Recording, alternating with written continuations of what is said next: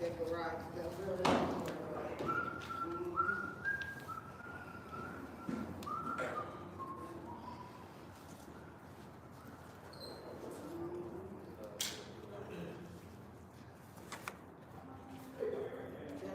That's the YouTube, right? So we can go that way, right?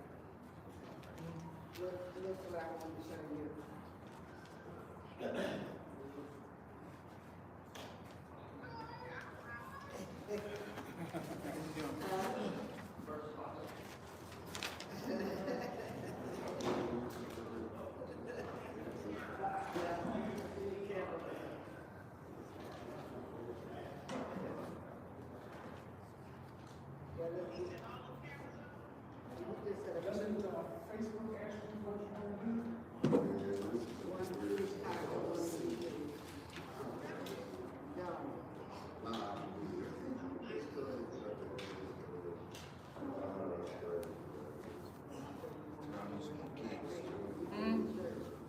I need some more kicks.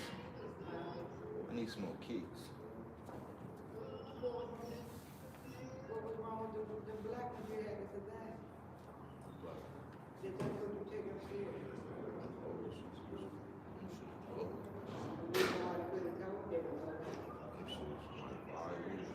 Huh? He said, stand up and give a screenshot.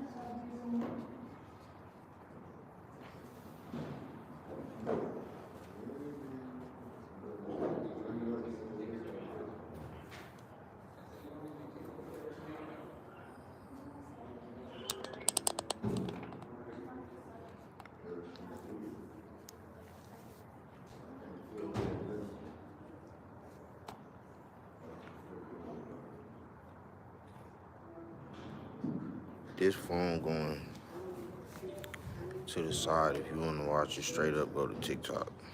I got 2 cameras. But let me know if y'all want me to fix the angle some more. You feel me? But I gotta keep this one to the side.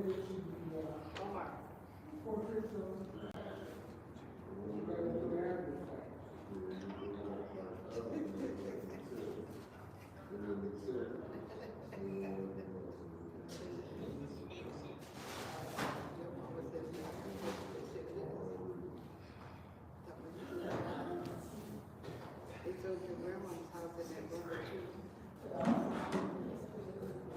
They told Granny Stewart's house in that number 2.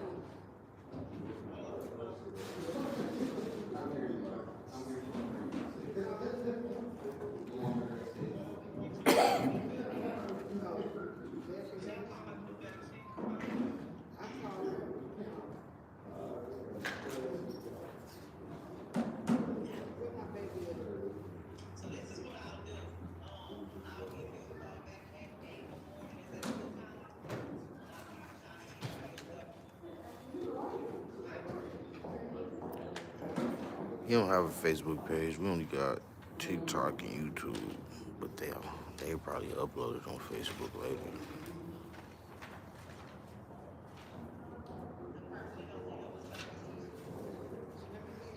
She was just mugging me too with the master man shoulders.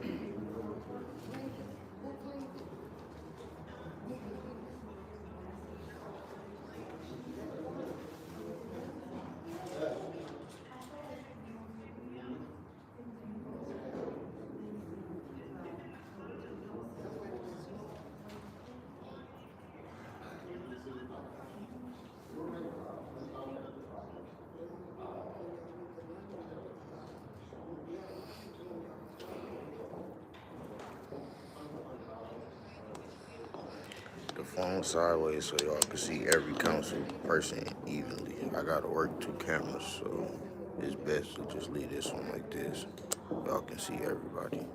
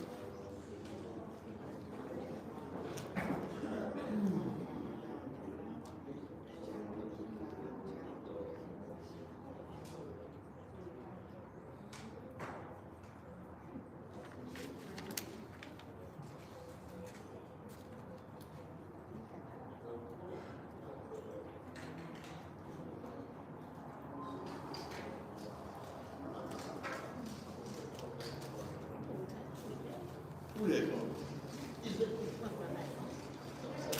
Oh, yeah. Who that? Dang.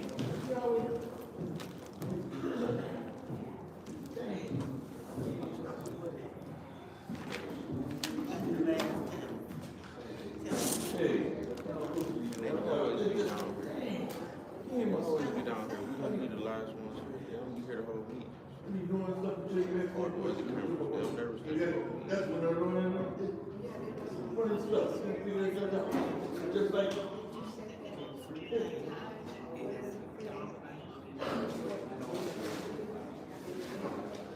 Said what week it is.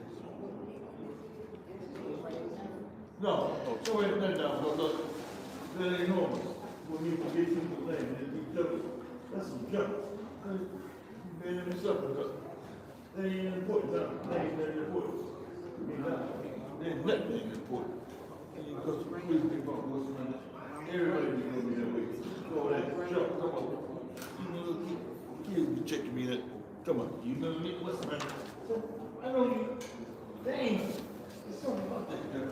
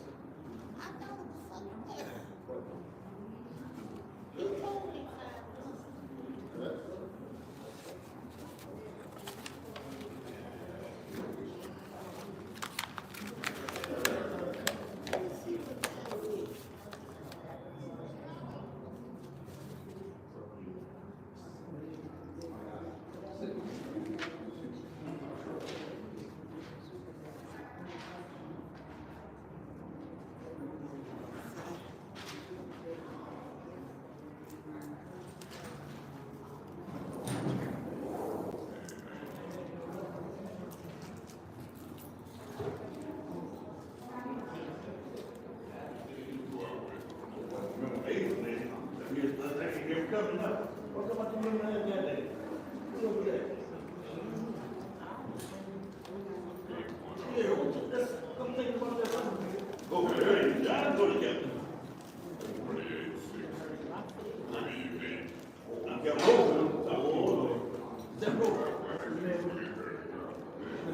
For 6 months, he ain't no show up. Show up. Bad man. Don't be scared now, lady. She's like every man little boy. Oh, I like this rope. Jim Beam. Hey.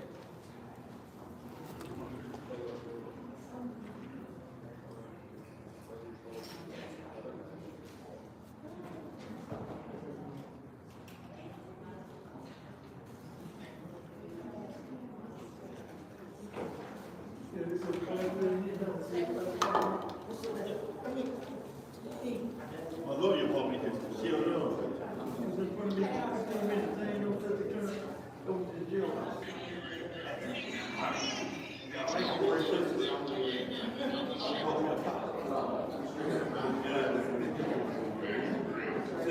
said they could hear when you put that on. They said they could hear him when you put that on. They can do that. They can hear him without that. They said they couldn't hear him.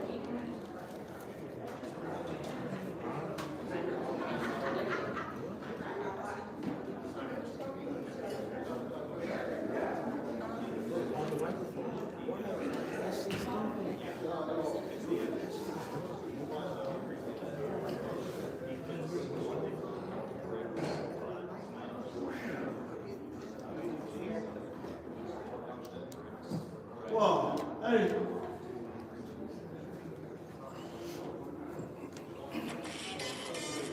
Kill Speedy over there on this stuff. I mean, that's my mom. Oh, you see the person you make the whole neighborhood. Some of my words gonna come out.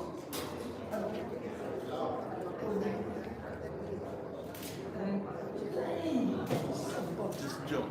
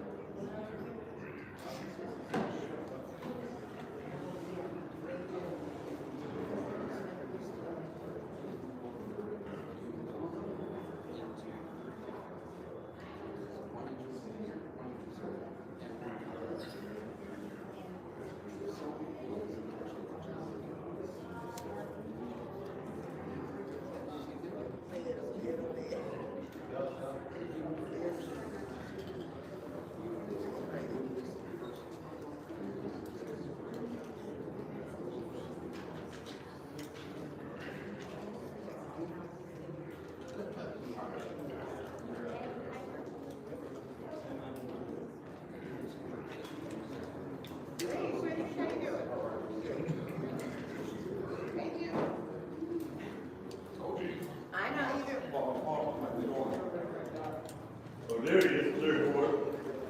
My council lady. My council. Well, my now, briefly, one who's studying about it. It's been together.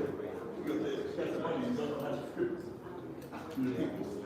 Right, hold on to myself. See that? Is she gonna talk to them already?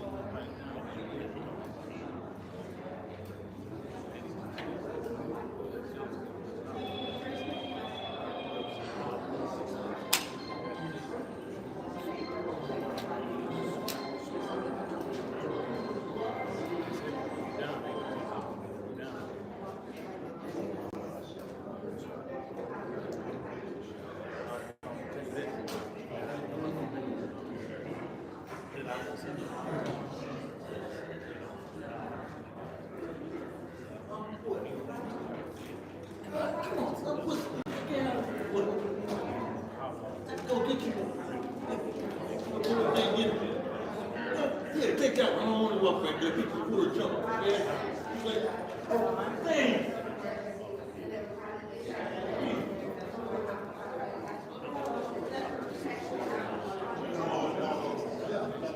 Somebody to respond. No, question is, in terms of somebody talk. No. I don't really look.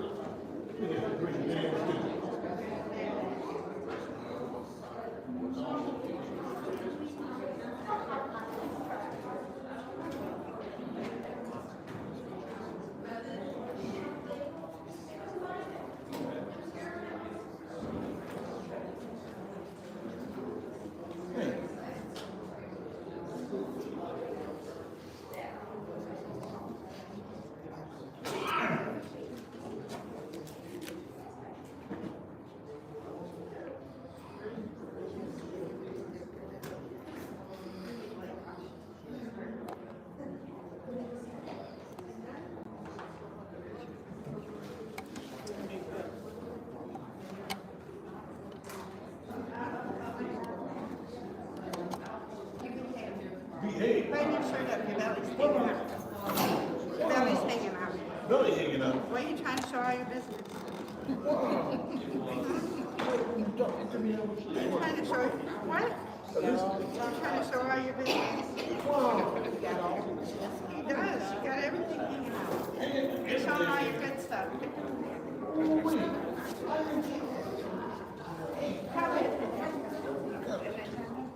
Probably that now. If you want one. No, I get it if you want. Yeah, I'll meet you halfway, how about that?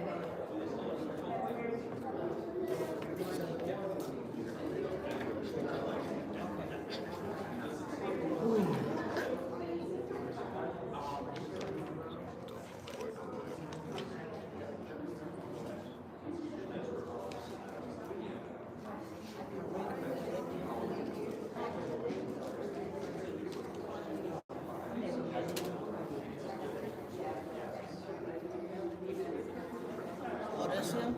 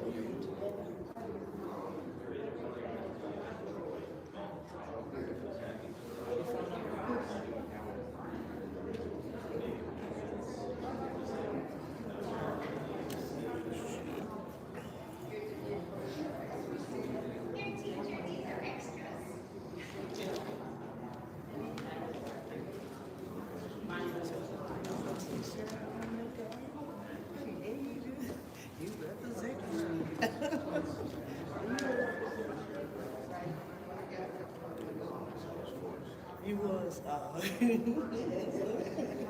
that sounded like your granny.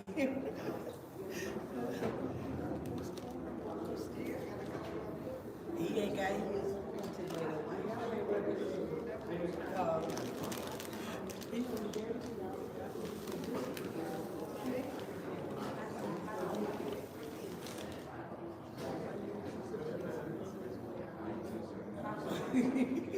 Bullshit, they don't know why.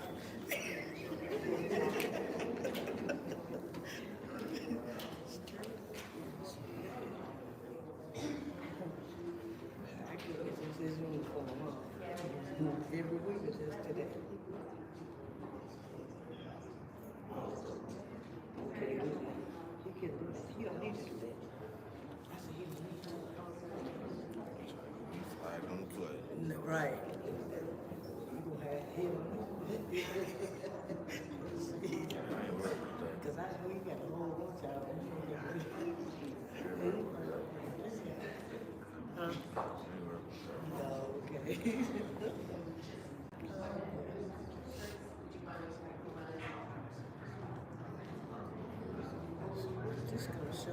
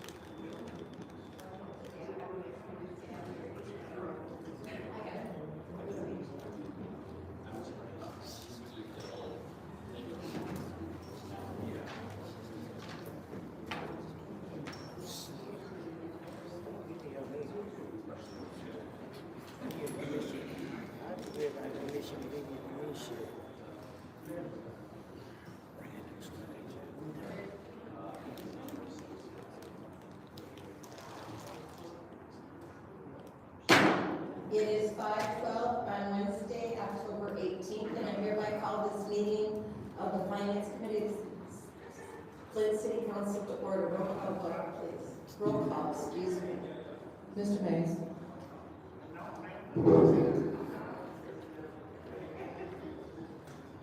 Ms. Lewis, Ms. Baldwin. Mr. Murphy. Present. Ms. Priestley. Present. Mr. McCartney. Present. Ms. Brown. Ms. Grant. Mr. Gager, Ms. Martin.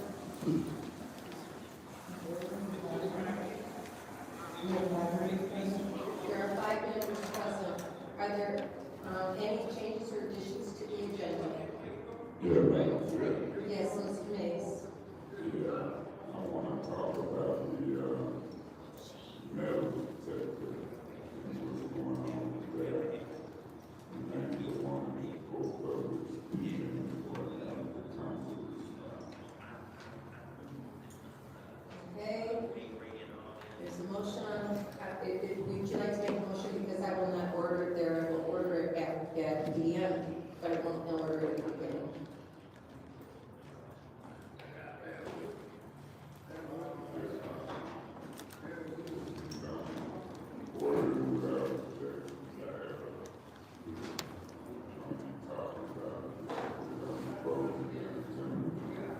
Okay, I will not order that without objection. I will order it I will order it under the special orders discussion items without objection, if that's your wish. Okay. Is there any other changes to the agenda? The administration would like resolution 230324 dropped. I will order so without objection. What is that? That is the Cedar Street Reservoir Pump Station rehabilitation that is to be paid with the Eagle grant, which we have not accepted yet. So we can't spend money without accepting the grant.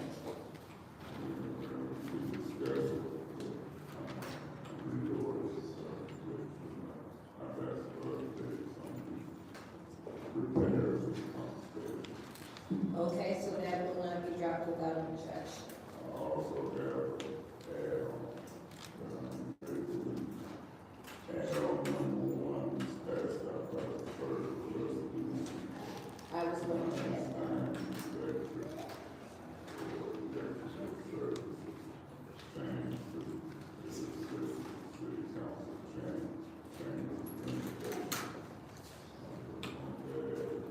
I was going to add that on without objection. So we can add, we'll add that without objection. The add-on resolution. That's add-on resolution number 1.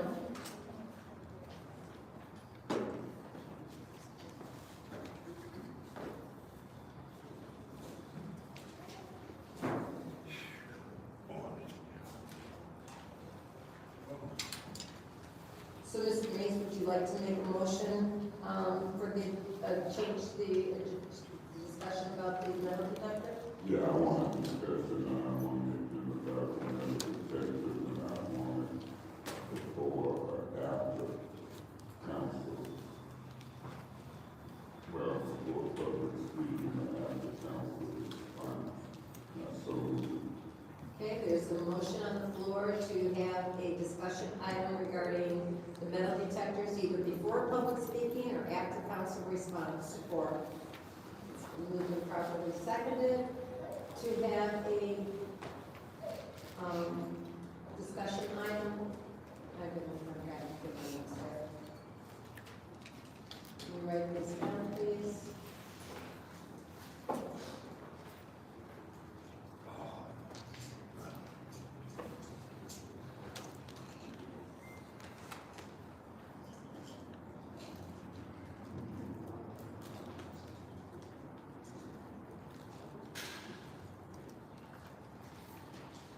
Seeing how we're going to discuss it now, we might as well go ahead. Is there any discussion on this motion?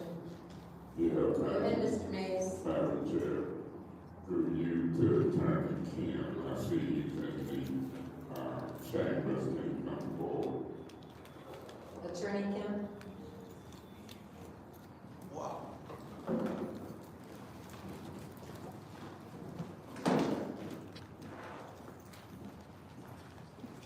Attorney Kim, would you involve in discussions on this metal detector outside the council chambers? What discussions? Any discussion, it's a metal detector out there, you are the chief legal officer, it's the mayor, anybody has discussions with you and your office about it. I've had discussions with many people about the metal detector. Beg your pardon? I've had discussions with many people about the metal detector. I'm talking about this one. I'm not talking about many metal detectors, I'm talking about this one. Yes, I've had discussions with many people about the metal detector.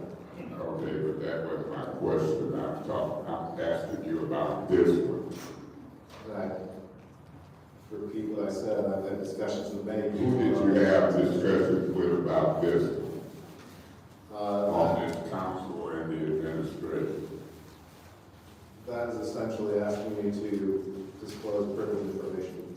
So Okay, I'm gonna ask you to disclose it under a subpoena and an investigative unit, since you wanna come up here and play patty cake. I'm not gonna play patty cake. I heard that. Order the police department. I heard So you talking real smart right now, I'm gonna see what I can get done. Through you, Madam Chair, to Ms. Burns, you had something. Yes, I did speak with Attorney Kim regarding the metal detector and the legality of it being placed. Can we enforce it, not enforce it? So I did have a conversation. It issued a legal opinion, because I received numerous calls about the metal detector. Did he issue a legal opinion to you? We had a verbal, I don't know, it would have been same from over at the county in regards to can we open carry and also carry concealed weapons, can we enforce it? Cause some folks got over there, but it's through you, Madam Chair, to the chief of police, can he come forward? Attorney Kim, we ain't got time for you to talk smart and avoid answers to questions. I'm gonna propose a resolution to remove you for cause. That's what's gonna happen with you. Without win, lose, or draw, there's a resolution out there to request your office to do the removal for cause. Because you've been issuing warrants politically, you playing games politically with this legislative branch, and I'm not down with that. Through you, Madam Chair, to the chief. All right. Chief Green, who did you have conversations with concerning this metal detector in the mayor's administration and or the council? The mayor's administration. Okay, and who Mayor Neely himself? I had discussions with Mayor Neely and also Bill Kemp. And I'm also aware of the warrant that was issued. You can correct me if I'm wrong about an incident in the city council chambers. You familiar with that? You got misdemeanor warrant? Yeah, misdemeanor warrant. For who? For who? Yes, I don't. Last name Taylor. Yes, Okay, and that warrant was issued by the city attorney's office, this city attorney. that's my understanding. Yes. That's my understanding how it works too. Being a member of office. doing that like that. Nah, we yelling at like that, bro. Nah, let me go. Nah, let me go. We yelling like that, bro. Oh, damn, no, you don't yell at my mom like that. My concern is this, Chief Green, I requested a issue of a warrant, and the state police requested an issue of a warrant when Murdoch assaulted me, same misdemeanor attack. This city attorney's office would issue a warrant. Do you remember those incidents? Any part of it? Part of it, yes. Okay, I do remember it well because I went to early after.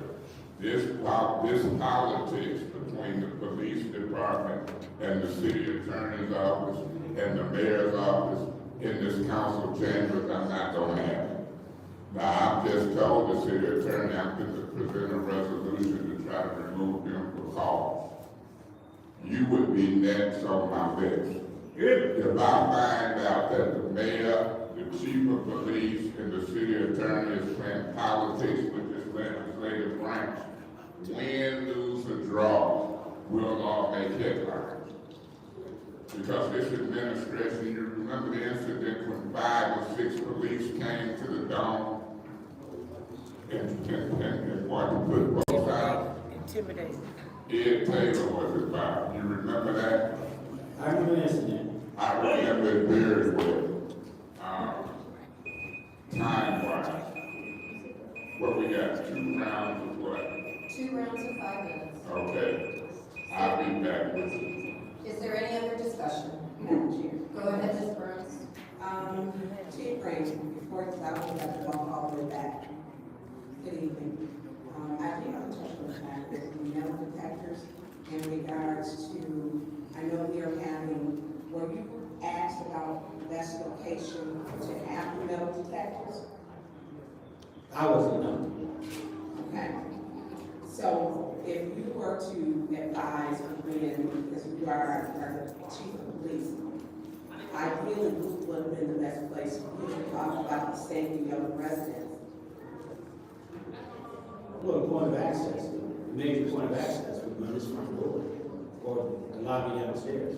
But there's different points of access downstairs. And I agree, and for me, it's not that we have a metal detector, it is the point of access, which we should be making sure, for me, all residents are safe. Every resident comes through the front door. Your office has been doing a great job, the police. They've done a great job making sure keeping people safe. So we take one incident, and that's not, there's 2 incidents. We have the first person, which was Jasmine Stanley. You were here, I know you weren't here in council chambers that night when she was hit by someone. And then we had one which was a photo which was taken with a cell phone where someone, she did not lose contact. She, according, there were witnesses. There was a witness who actually saw it. And I don't think she knows this, and this is really, I feel publicly want to make it difficult for your department. This person stated, which is why we have this metal detector, that Officer Metcalf was at the back, the person had to go to the bathroom, this other person was taking pictures, the pictures were being taken, they had of this person in this person's face, they asked this person to stop. That person didn't stop, they went to grab the phone. And that person hollered, we were up here for a session and you could hear it. And that person stated that she did speak at the podium, but that person was not hit. I don't think she knows there were 2 witnesses independent, and I know you don't know. You don't know that yet. But my concern is if we're using your police department, which I have had, I haven't counted how many calls today. I know you have better use of your officers than cell phone gigs. You just do. When we look at everything that is happening, you know, in here, people take pictures and cameras in here every single day. We have them over here. Paul got about 1,700,000 on this.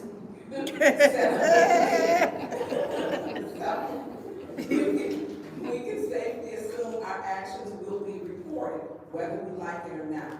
I don't think with over 140 homicides that a warrant issued for a from a person that did not have a weapon, a person that was not a serial killer, murderer, or anything, that we're taking, according to what I've heard, officers off the street because that incident, 6 to 10 officers were surrounded this person's home, according to their children.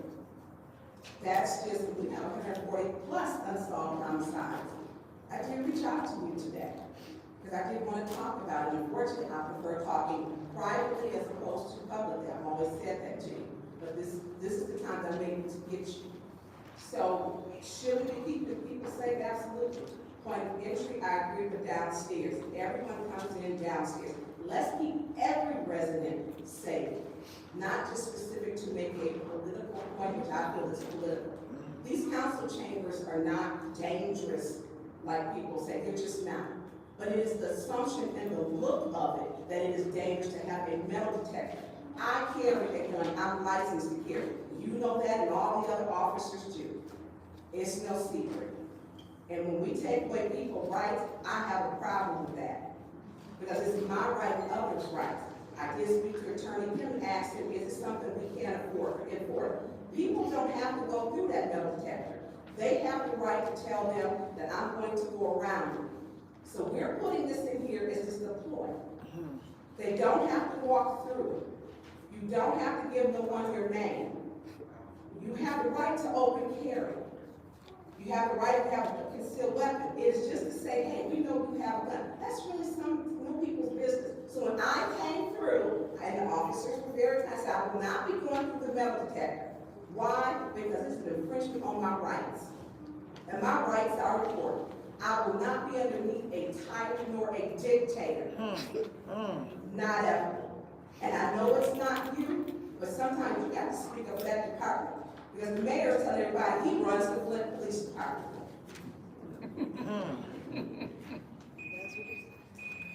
Thank you. Any other discussion? Any other discussion on this first round? Discussion in the second round. Madam Chair. Mr. Mays. Yeah, Madam Chair. I'm appalled at selective political prosecution. The Attorney Kim is issuing warrants and prosecuting these misdemeanors politically. He did it with me. Herkenroller, in my opinion, resigned. She's facing the penalty of perjury with his strategy. We done got the court record.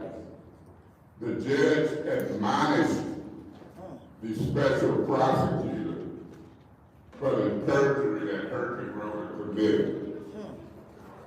People looking at her resign, and I'm looking at the pressure she's gonna have long enough for this perjury charge. And Attorney Kim was behind that. Had me arrested a full-fledged trial for getting out of my seat going to the bathroom. Now he done issued a warrant if it relates to all of this hoopla about this metal detector. Attorney Kim, in my opinion, has been abusing his authority as it relates to political prosecution for all he got is misdemeanors. And he picking and choosing which misdemeanor warrants he want to issue. I've turned in 2 or 3 complaints of threats to Officer Metcalf. One, folks telling me how they want to base me in the street. I told them I lived on Russell Street and I'm at 1101 South Saginaw Street. It's recorded. I had an attorney stand on public record and tell me he was going to crack me across my head. It's recorded. Y'all remember that? And Attorney Kim ain't issued a warrant yet. And then I had the Deputy Chief of Staff Murdoch assault me and put me in the hospital. They ain't issued a warrant yet. But when he swung at the white police officer, he was toast. Political selective prosecution. It rises to the level of cause. Yes. See, Attorney Kim's supposed to work for his council and the mayor's office. But he thinks the mayor is the only one that can appoint him, and he keep a $90,000, $100,000 job because he's kissing the mayor's butt. prosecutions and warrants. Well, I got another charter, I got language in the charter that says we can try to remove it for cause.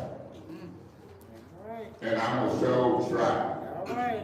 And then next on my list is gonna be the police chief, if in fact somebody don't get a handle on this prosecution.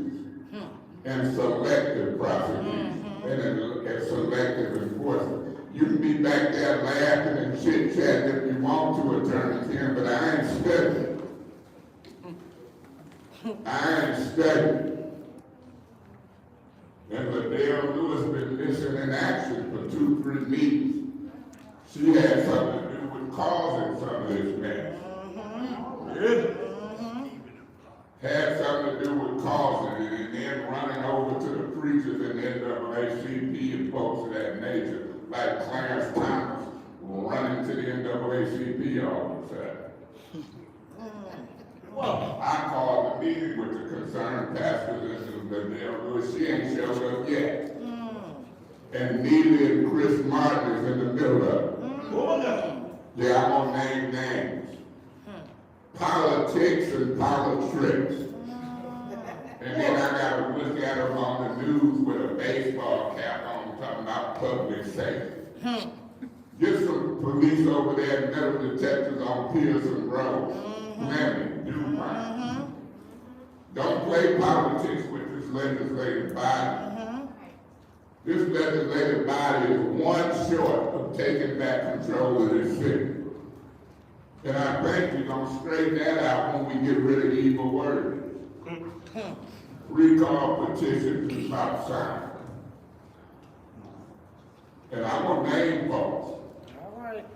When I bring these resolutions to remove these political prosecutions for cause, I don't care what some folks do, I don't name them. We don't get the 5 votes we need this month or 6 months from now. And the target is on you, Attorney Kim. Thank you, Mr. Mays. That is your time. Is there any other discussion? Go ahead, Ms. Attorney Kim. And before I get to this part, I know that because the staff does walk coming back. Here's one of my concerns, where it states, governing all states that open carry of a firearm is permissible in Michigan subject to certain exceptions, detailed NCL 750.234D, specifically 750.234D, regarding possession of a firearm of certain persons prohibited applicability, violating a misdemeanor penalty, except provided in subsection 2. A person shall not possess a firearm on the premise of the following: a depository or financial institution, a church or other house of religious worship, a court, a theater, a sports arena, a daycare center, a hospital. An established license under the Michigan Liquor Control Act, number 8 of the Public Asset of the Michigan Control Law. So when you, and this is from the law firm, so can you tell me, was there a legal opinion given before they put it up at council chambers? My office has not released a formal legal opinion on the metal detector or on the possession of firearms. In the manner that you're discussing, in terms of any formal written legal opinion, such as the ones that are sent to council and the other administration when requested. Okay, because I'm very serious about Second Amendment rights and violation. I know when we talk about safety at City Hall, it should be the entire City Hall, not just the 3rd floor to make it look like it's dangerous up in here. It's not dangerous. Some people might need to watch what they say. Some people need to put gas lighting this community. This community is continuously gaslit by individuals, and then we end up with a metal detector. Ain't that something? When people lie and say certain things happened and they didn't, we end up with a metal detector. I have a real problem with that because this is their place. And if we don't want to serve and we that scared, then resign. That's right. That's just personally how I feel. We have got some serious problems where now it looks like, and I know Chief brings back the job today, but people are calling the police department to stop them. It's not a good look. You have people who say that the city attorney is using his power, which would be good because everything falls underneath you. That you're using your power to go after the people. Since when do we issue warrants for someone taking a picture of somebody? And then someone saying, don't do that. And they're going back and forth. They have 140 homicides. It's 140. And they focusing And on we that. are picking and choosing this. This not many, I'm gonna say this. This has upset me on so many levels. When we have, I know Councilman Pfeiffer has gotten death threats. I would not serious. That is integrity. When someone is literally calling his home and threatening his family, and his children's infant pictures were put up. I have so many problems with all this and this, I'm scared to come in. Stop creating mess and stop gaslighting this community. Stop it. But when they use your office and you take an oath like we do, then it comes into question. Having someone's home surrounded by Flint police, if we had 10 police at this person's house, do we have 10 police on the street? We have police every day as shooting over at Regencies or now Midway. We have shootings in areas where we have these problems. Take 10 officers, 10, and this will decide to get one person. This person is so dangerous that we're going to send 10 people and get a warrant. Bypass Layton's office. The Tennessee prosecutor did not sign this. Wow. The prosecutor did not sign it. It was your office. You didn't follow the normal process, which was send it over to Chain of command. Prosecutor Layton and let him review it and decide. That is actually not the process. Oh, it's generally it is. It depends on the charges that are That solved. was Danielle Green. Thank you. Any other discussion? Any other discussion? Okay, go ahead, So, I'll be voting no to, move forward on, discussing this matter that we're discussing it now. I appreciate the metal detectors being installed for whatever reason, whether it's for weapons or anything else. I also appreciate the officers being here. I do believe we work in a hostile work environment, whether it's on council or members of the audience. Not agreeing with some of our votes, which they have a right to, because that's what the democracy looks like. So I embrace that. But on the other hand, as a council person who's been here going on 2 years, it concerns me the environment that we are working in, dealing with some of the emails, and then to listen to some of my colleagues. I just heard my colleague Pfeiffer last week, I think it was last week, when we talked about some of the threats that and some of my other colleagues who have received threats and emails.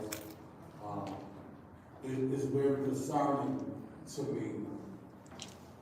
That's why I'm kind of hesitant to get close to some people, because I don't know if one of them that's call yourself, I done recently got some calls, they gonna meet me here or whatever, so I don't know. So we just have to be prepared at all times. And not that we want to have to go there, but we might have to go there one day, because somebody might try one of us. And I don't know about my colleagues, but I'm going to protect myself by all means necessary when it comes down to if someone tries to approach me in an inappropriate way that may cause come across where I feel like I need to, This is the third protect one. myself. So I appreciate whatever whoever decided, whether it was the mayor or some city council working behind closed doors with the attorney or whoever y'all decided. I appreciate the fact that you guys put the metal detector back there. I appreciate the fact that you guys come to city council to confuse. I know it's a gray area when it comes down to do people have a right to come in and run and get guns and weapons and all that different kind of stuff. So I won't get into that. But I appreciate the effort that you guys are doing to make it more safer. This is nice.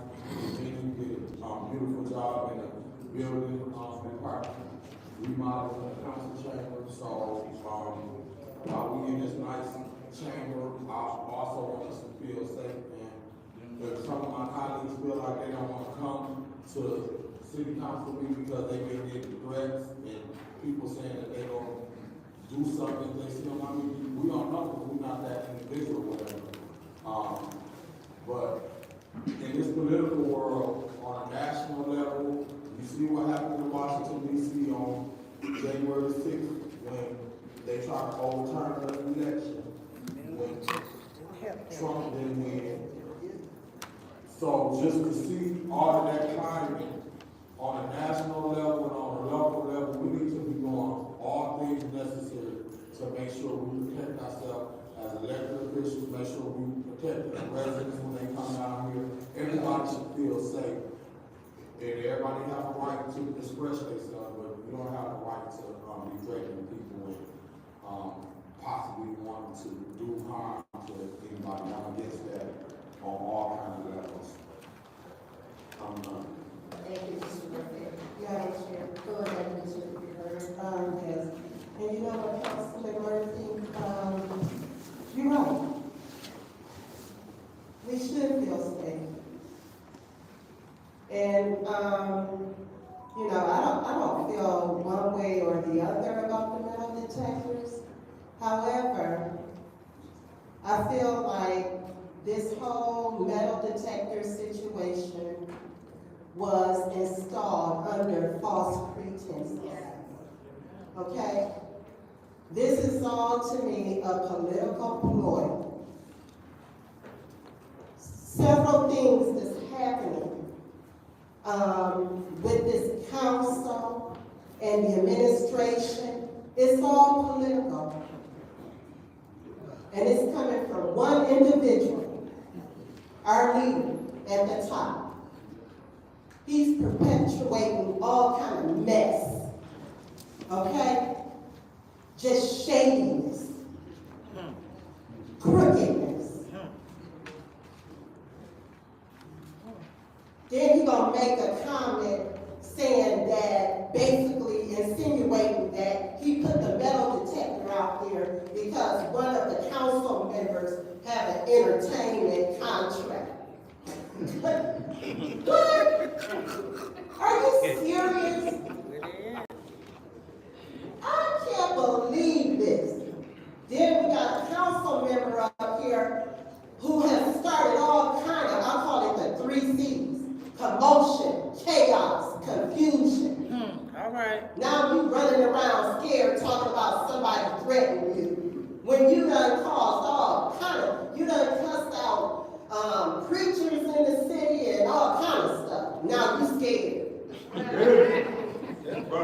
Are you serious? Make all of this make sense to me. And then we got the mayor running around here spending up money. We got a resolution here for the metal detector, spending up money that wasn't even approved by the council. Come on now. Just a total disrespect. I would like to make a motion, an amended motion, to have this discussion after council comments, after public speaking and after council comments. There's an amended motion to have this discussion item after council comments, council response, right? Yeah, council response. Is there support? Yeah.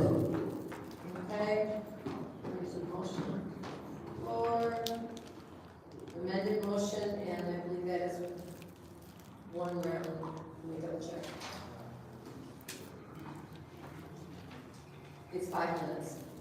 Go ahead. Who would like to, Mrs. Mays, would like to do the floor? Go ahead.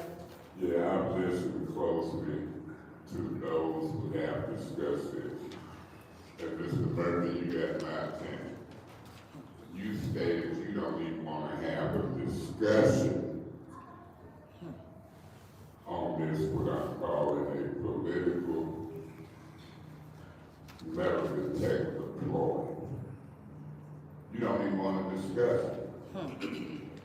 How can you learn if you don't discuss? How can the community learn? Mr. Murphy, I don't mind a metal detector myself, because I can't do it with a bunch of metal on me, it didn't go off. I had cell phones, all kinds of stuff, and I don't think it's fake, metal all right. didn't go off. You should want to discuss it why it didn't go off. Folks walking through with guns that ain't going on. And you don't want to vote to have a discussion, Mr. Murphy. You say on all kind of levels you don't appreciate threats.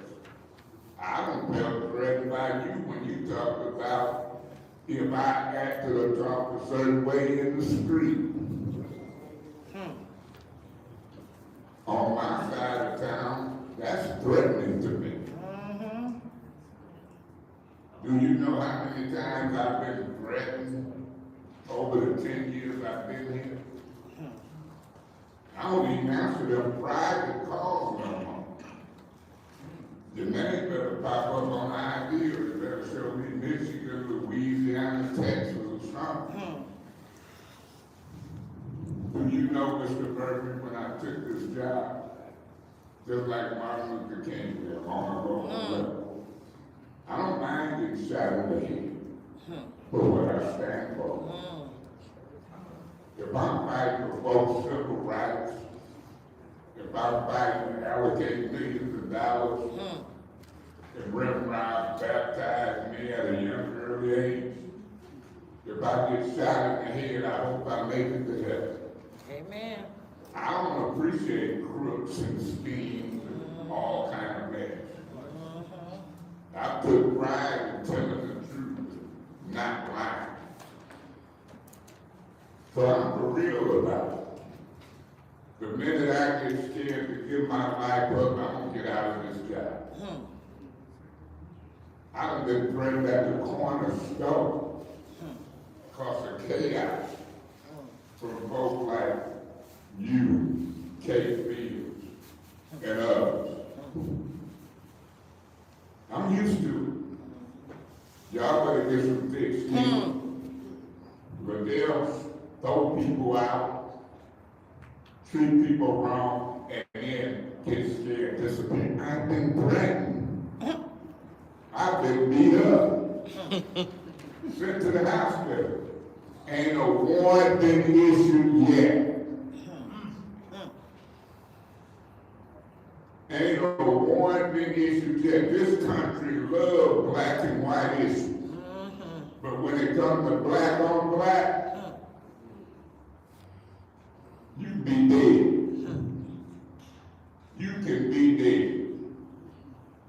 You got folks back there laughing and talking now. Look at it. He told me the other day, I ain't the deputy chief of staff, I'm the chief of staff now. The same one who brought 7 or 8 police when we was in the dome meeting on the opera funds, he had taken. Up here, we doing an interview with the metal detector with Channel 5. He in the hallway howling. And Neely's standing there condoning. What? A lot of the problems come from the administration and council meetings. Whittaker walked off, Attorney Kim issued warrants selectively. It's called selective political prosecution. Trying to shade the legislative body, Mr. Murphy, you don't even know they're doing it to you. Whoa! You don't even want to discuss it because you don't even know they're doing it to you. They trying to jam up the legislative body reputation, and you ain't smart enough to fight back. Yes, thank you very much. And just for the record, let me clear the record. What I said I was not going to do, and I'm not going to do it even on this amended motion. I said I will be voting no again. So I want you to make sure that you hear what I said. I won't be voting yes. I'll be voting no on this motion to discuss this because we're discussing this now. We did 2 rounds of 5 minutes, and then we just did an amended motion, so that's 15 minutes per council that we have to discuss this issue dealing with the metal detectors or whatever you want to discuss.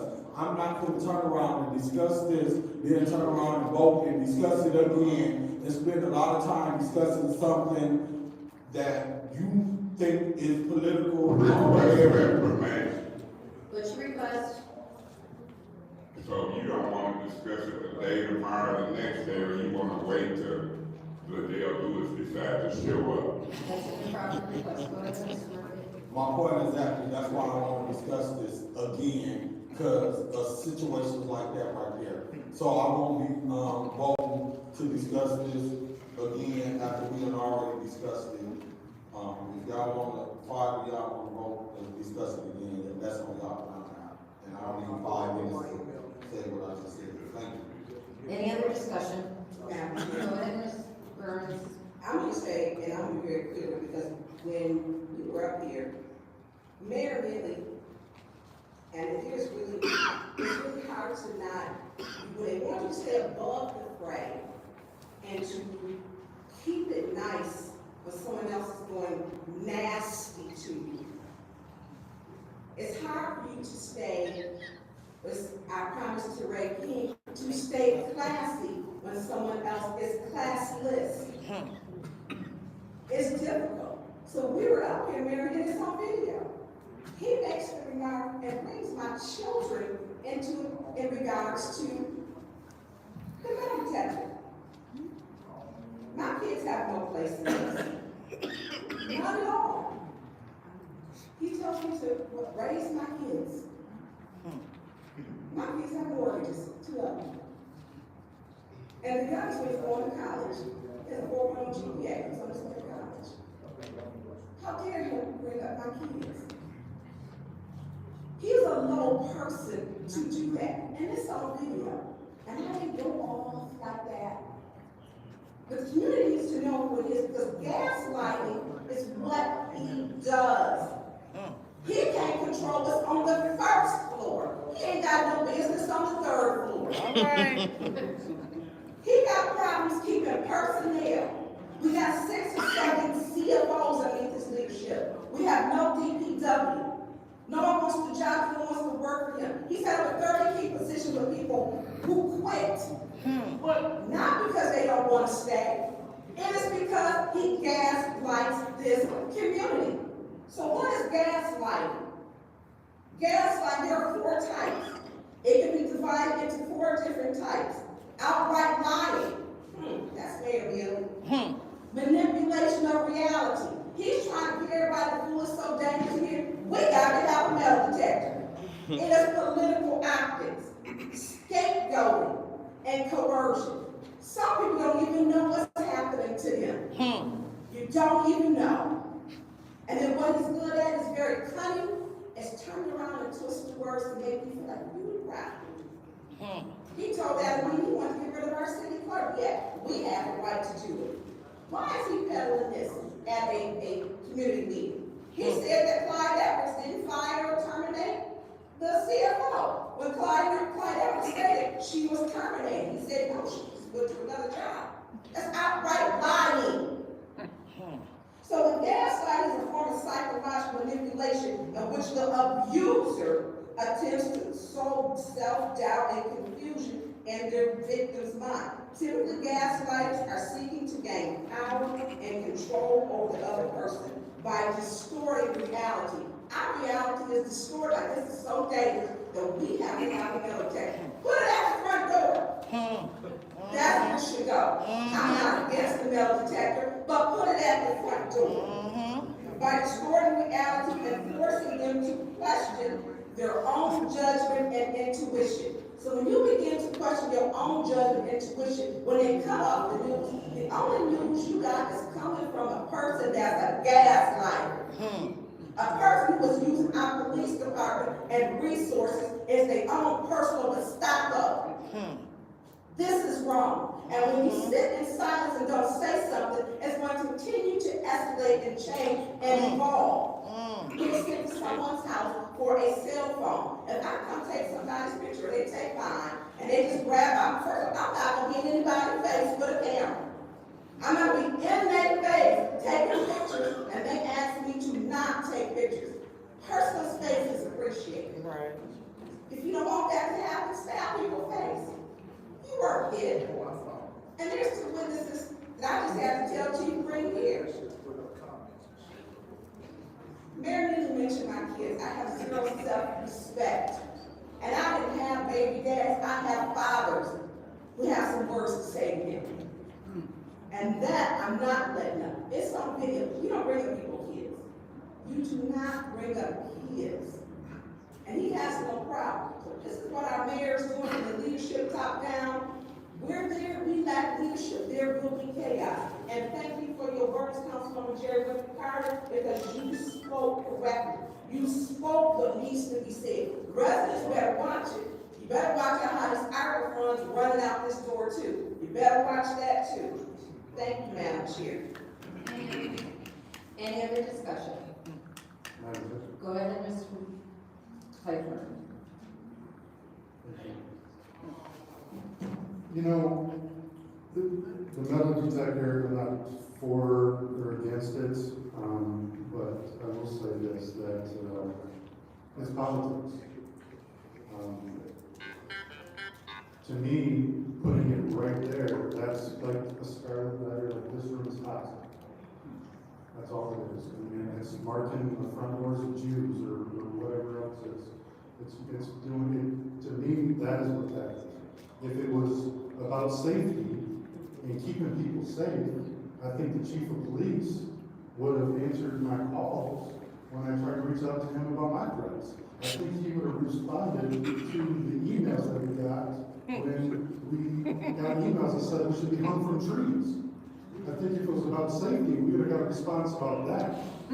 To me, that is a political movement, and it's to draw attention that this room is chaos. It's not about safety. If it was about safety, the chief of police would not have avoided my call, they would have talked, and anything else on my threats. But I'm not running. I'm here, I haven't missed a meeting. I had to leave early at the last meeting. But I'm constantly getting threats, and I'm not avoiding these meetings like the plague.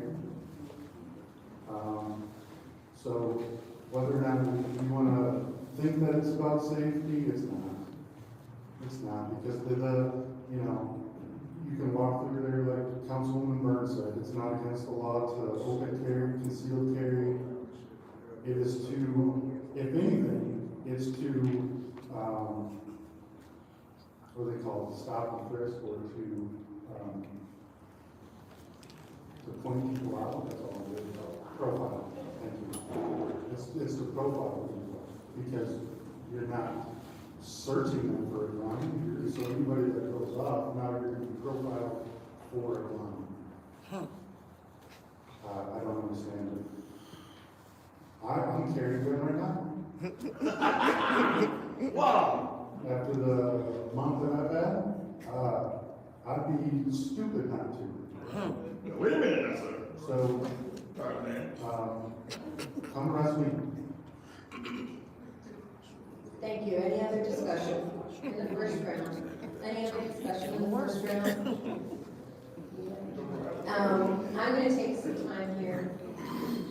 In regards to the metal detector, I'm rather ambivalent towards it. This has become a toxic environment, and it becomes very raucous inside here.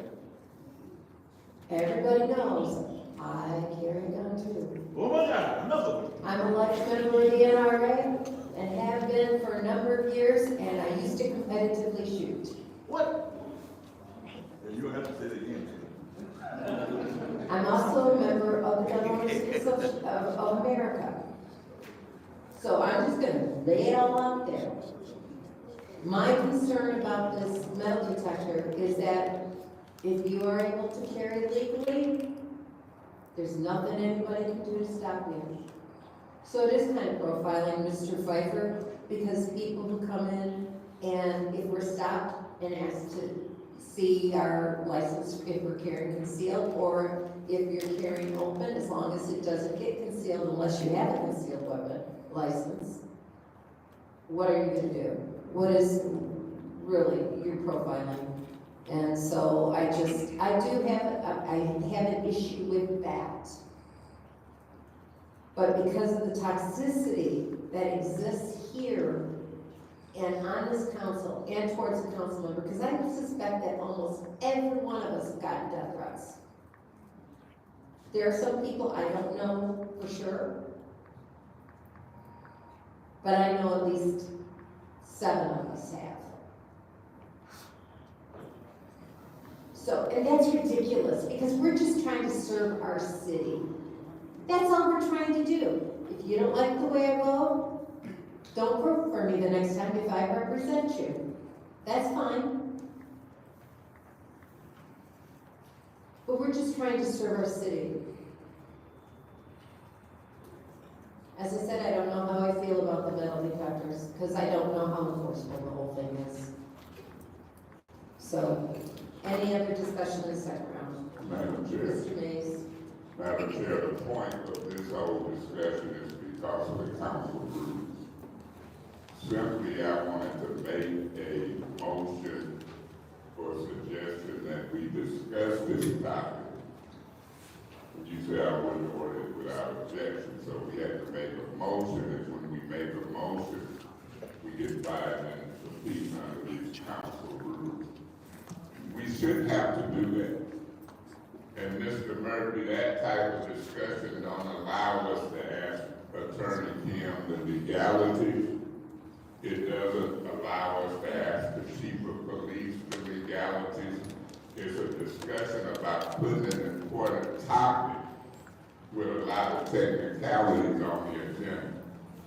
So I beg to differ with you when you say I won't vote to have a discussion because we didn't discuss it. No, that was a way of jumping through hoops of responding to what I'm seeing on ABC 12. The ABC 12 was here, and Channel 5 was here, was it yesterday or day before when I was contacted by Channel 5. ABC 12 was here to get responses from Mr. Lee. And I've been doing interviews for close to 10 years and never seen the mess I seen the other day. I said, turn the cameras around. You had police, you had Ed Taylor, you had Neely, and they was acting a fool as I was trying to interview with Channel 5. But when I looked at Channel 12, I told the young man when he was leaving out, they ain't gonna show that. ABC 12 gonna edit that. Then you go to WNEM, and they tell you the argument broke loose. Same day, same camera. See, Neely used to work at Channel 12. Oh, that's it. And back in the day, when we seen people getting favorable coverage, we used to do and get signs and go pick it in front of Channel 12 to make sure that NBC and Mid-Michigan Now and MI covered. And it's getting to that point. I'm not gonna let Channel 12 talk about this is home. The narrative of media in this council. That's not what they say.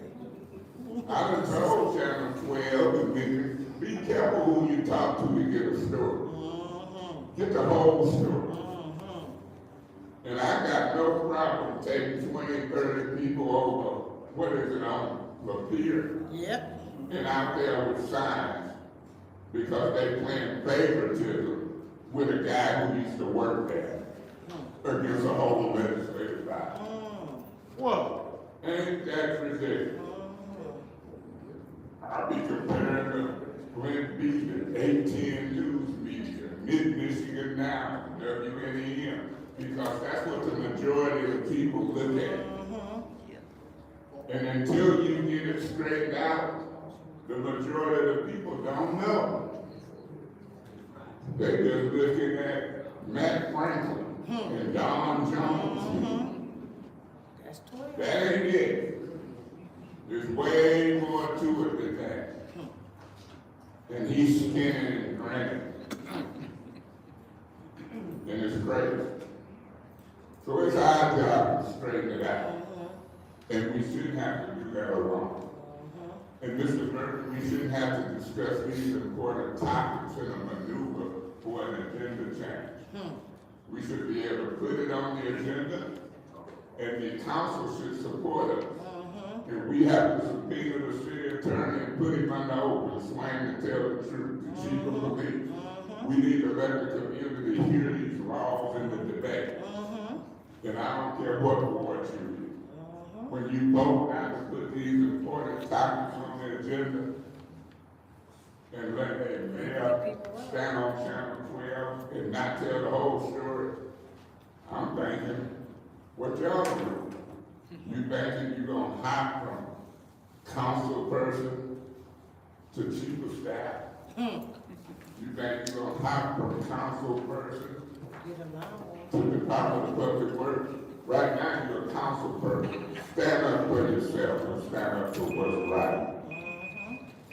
Thank you. Any other discussions? Yes. Go ahead. Thank you. Once again, I won't be supporting, this discussion, because we are discussing it now, and we don't need to add it on the agenda to discuss it again after we done already spent this much time discussing it now, and we ain't even got really into the agenda that's in, resolution.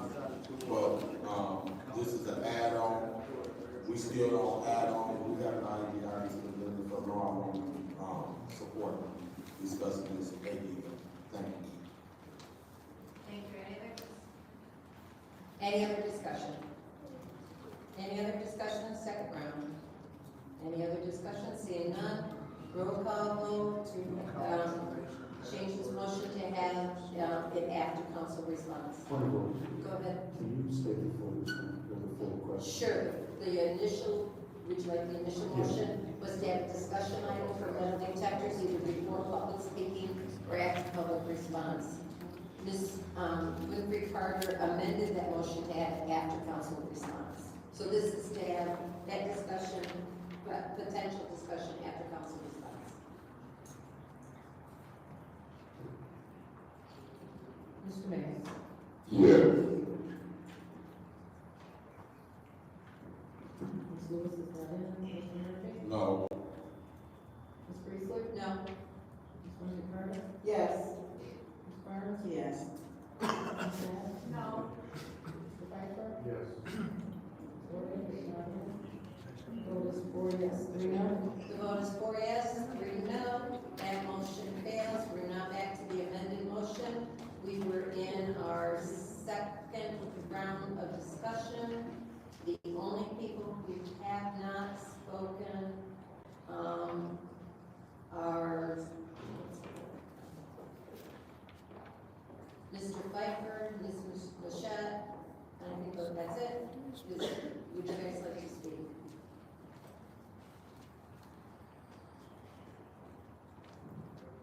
Sorry, can you state this motion? This motion is to have the discussion item either before public speaking or after public response. Seeing no movement, this is the vote for the original motion. Then, clerk. Ms. Lewis is not in. Mr. Murphy? No. Ms. Priestley? No. Ms. Winfrey Carter? Yes. Ms. Barnes? Yes. Ms. Shad?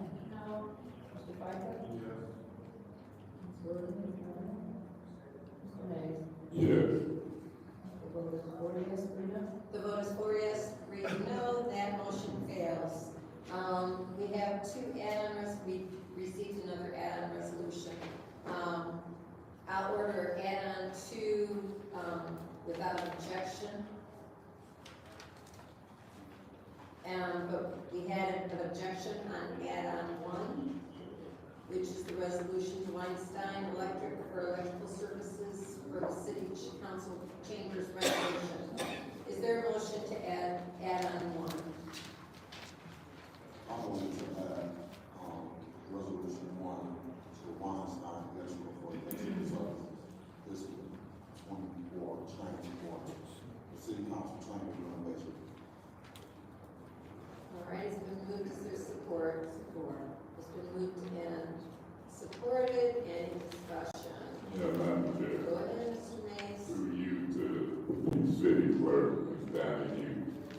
This is a resolution for some electrical services as it relates to this council chamber renovation, what is it, $111,000 for 70,000. No, it's 37,000. There's 37,000. 37,000 that amount. And what is it for? All the AV equipment that has been installed in the chambers. Is it gonna have anything to do with the capability of us carrying back, our meeting? Yes. Okay, $37,000 would tighten that up. Yes, that'll pay for everything that's been done so far in the You chamber. know, I'm gonna emphasize and say real loud that, you know, in my opinion, Gina, when they put me out wrongfully, they voted to fix up the council chamber. And I didn't have a lot to do with the details, but if they can vote to fix up their house, they sure can vote to fix up these other folks' house. Yeah. I had a person call me today. He was the group that bought 190 houses from foreclosure. Through you, and I can wait till later, but you know, that's not your man. Yes, it is when you talk about spending our money. Yeah. Fix up this house or other house. Mr. Mays, this resolution is to add it to the agenda. Please stay I know what on it topic. is. See, there she I know go. what it is, but if you don't discuss it now, you might not ever get a chance the way you murdered him with Shadwell. I'm here. I know what it is. I know what the other one was, but I just didn't know how you, Machad, and Murphy was gonna vote. Go ahead. So believe me, I'm 10 years deep in this business. And I know, I'll wait till Murphy quit talking to you, go ahead, because I don't think you want to work people at the Madam same time. Clerk, Madam Clerk, the time has stopped.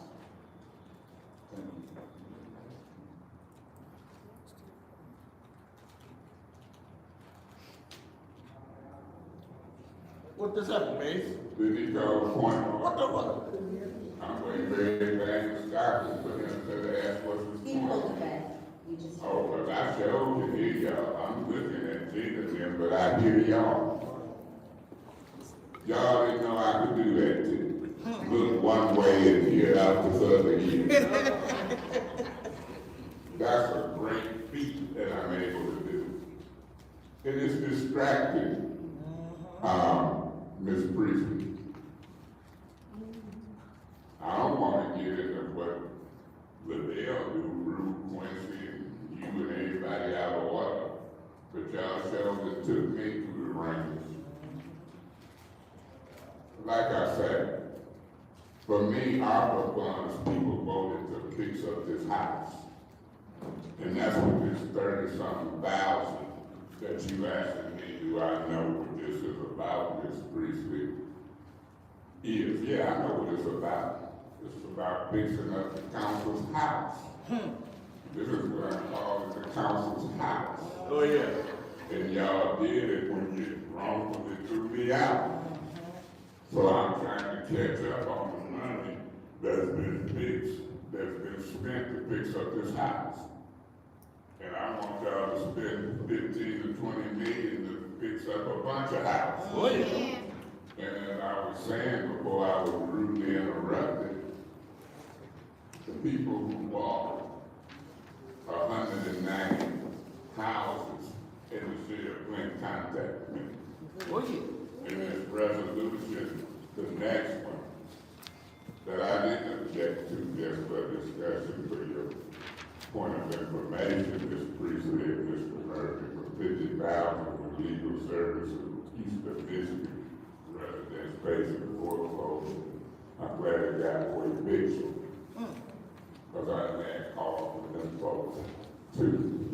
And I want to make a quick referral, Mr. Pfeiffer, through you, Madam Chair, to the city attorney, and through to Clyde Edwards.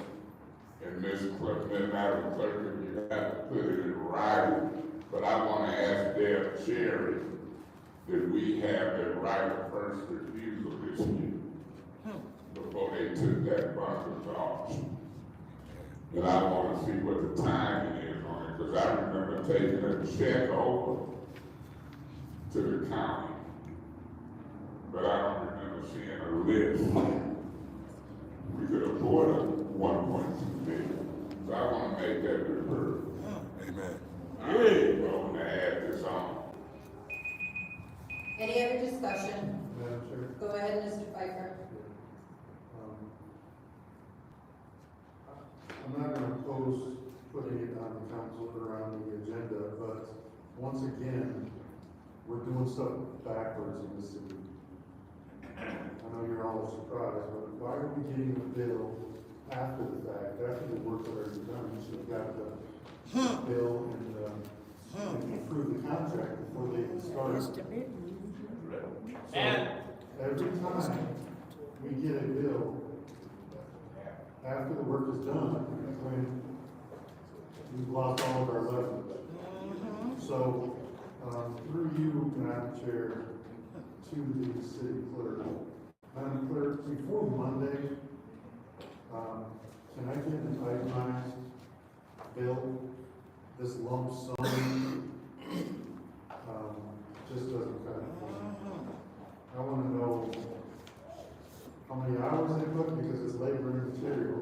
How many hours they put, and how much they're charging us for each one of these items. So I'll get an itemized bill, and, I don't know if I'll support it on Monday, because I've said on the record before, I think there's other things that,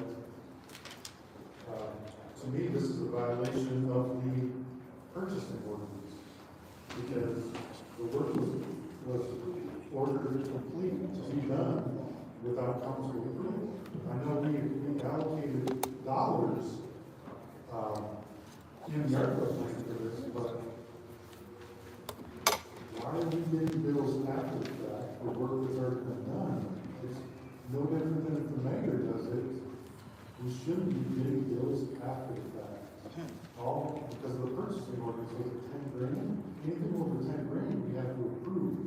And if this is $37,000 after the work has already been done, it's a violation of purchasing ordinance. So, just because it was done for our council chambers doesn't mean we still don't have to follow the rules. Point of information, Mr. Pfeiffer, the bills are attached to the back and they do add up to the amount of bills. Yeah, they do add up to that, but. Yeah. I just wanted to. No, I know, but how much are they charging us for a USB cable? Is it 19,000? Like, I wanna know, Okay. I wanna know what, obviously, the totals are on there, but how did they come up with all of this? How much was labor, how much are we paying for the TVs? I wanna know the details. But I also wanna get down to the fact of why even. Spend the money before We write the ordinances, and we write the purchasing ordinance.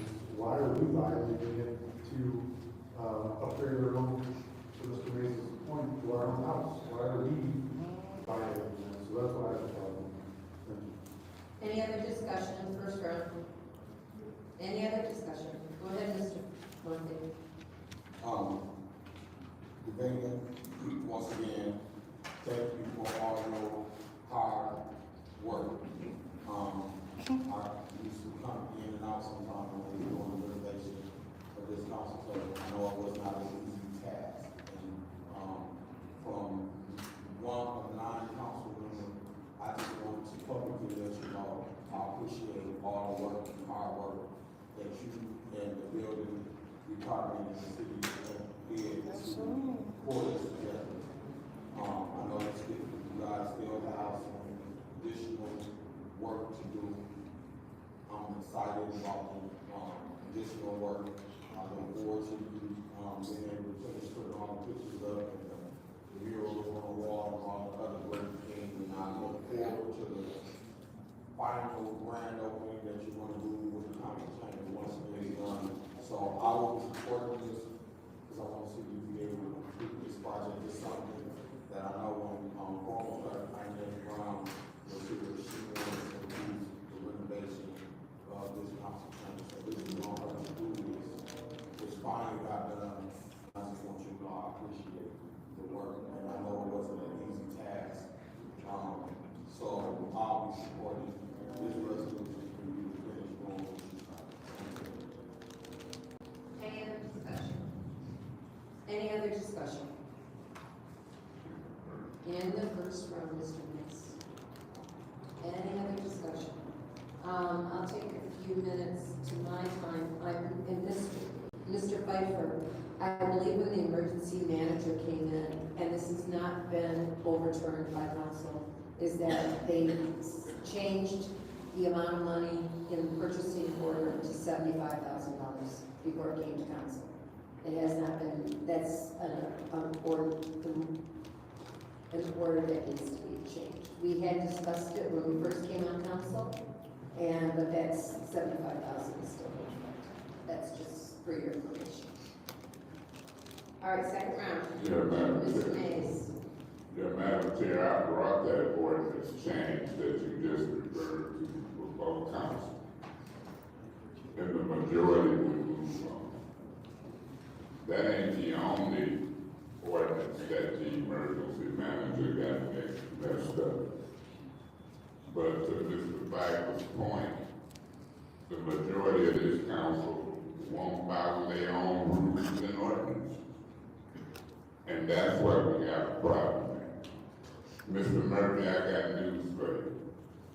I also appreciate Ms. Donahue helping coordinate some of this in council chambers, but I got news for you.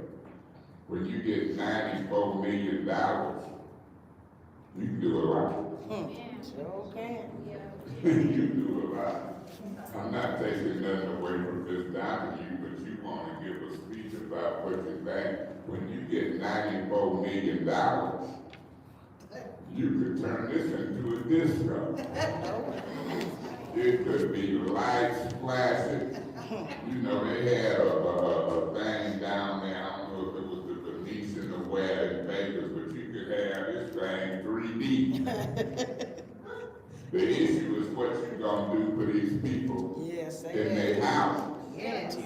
I'm getting 5-6 calls a week. When if y'all gonna vote on them roofs and vinyl sides, kitchens and cabinets? I got business people waiting in the wings. Mo P, 2 million. Tall building downtown. That's not uptown, that's Mo P. It's not important. I got people ready to buy corner stores. 900,000 or generate 1.3 million for them a year. Black folk. So I take my hat off, but tip my hat to Ms. Donahue too, but guess what? You sure can do a lot with $94 million. And I wish this council who violates the law, both contrary to ordinance and rules and law. And I can name them. They have been both lockstep. Jimmy, you don't believe it?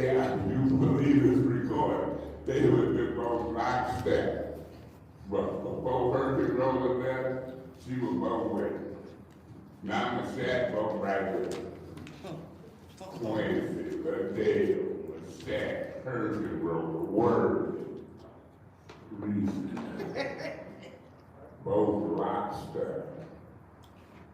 Mr. Piper, you learned something. Cause Adele would trick you. She'll trick me. She'll cause confusion with you.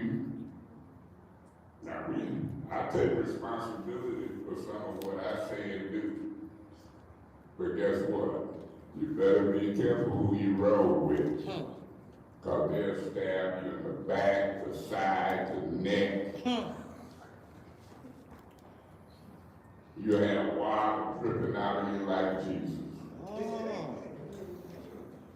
This is a dirty group.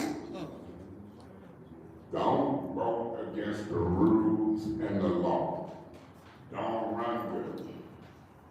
Try your best. The best advice I got was counsel people with me and after I'm gone. Try your best to vote right. Amen. Try your best to independently read and vote. Yes. Don't get in no clique.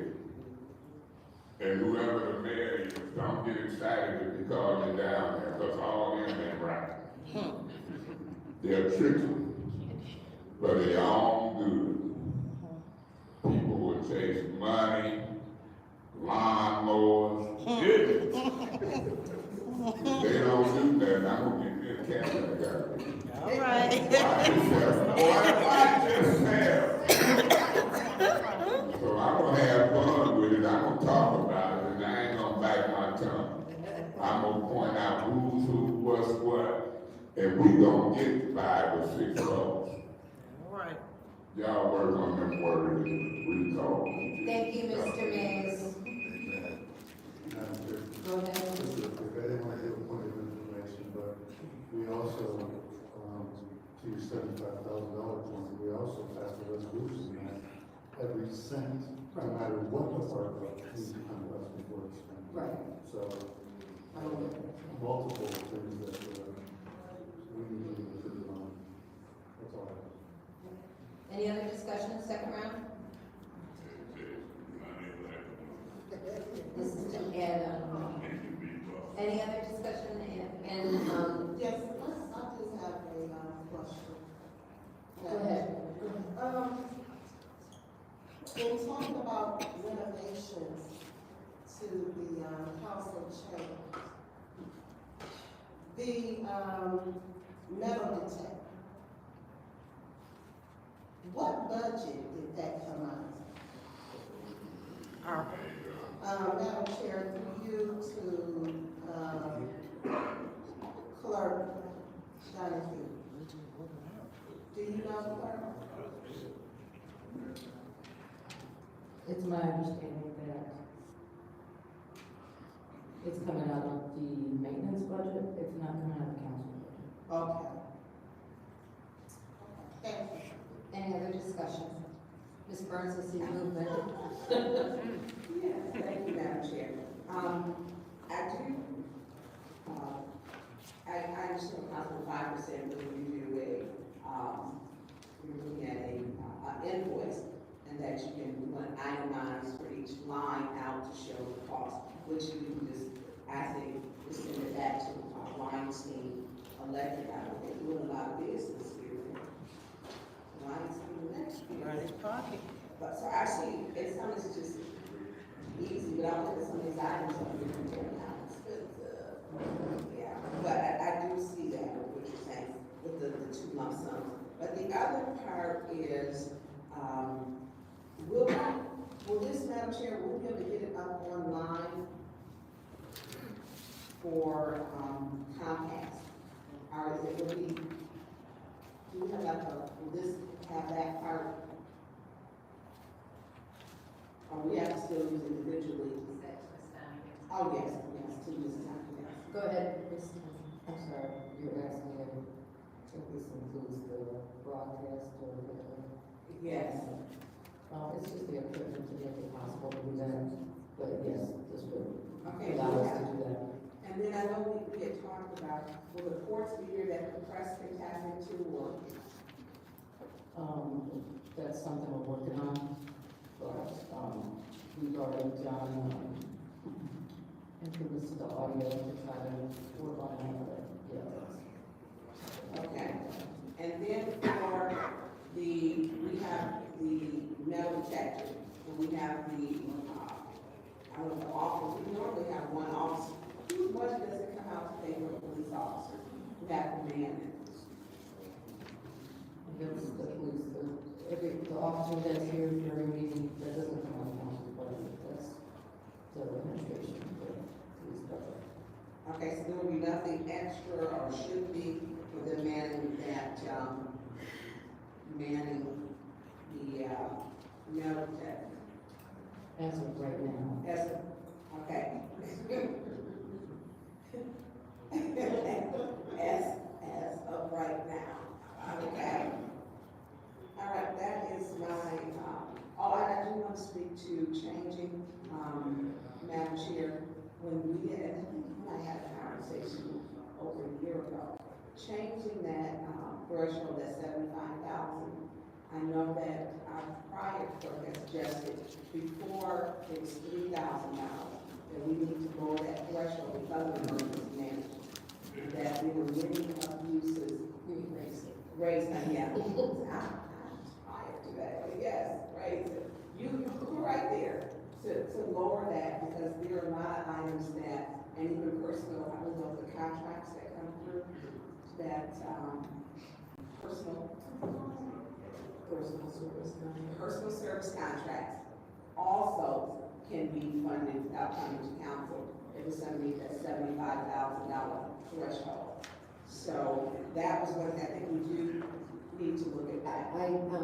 Ms. Burns, in response to your comment, I had spoken with, Mr. Whitkin in regards to that. And, I think we might need to change it to 50,000 and not more than that, because otherwise we could be very much inundated with resolutions, and we are stymied already in what we are getting done. And we had that conversation, that was one of the concerns, which was he felt it would be too many, but he's gone. And I think if maybe we do, when they do maybe bundle them, so that we can see, because there's a lot of things that are gonna slip through that we don't know. Oh, the check register was being put on. They taking it, it's off for now, isn't it? Don't know. Yeah, 'cause I know it was off, I know Mr. Moore is still new, so I have been very kind to not have him come and ask questions, and he's got to fill himself out.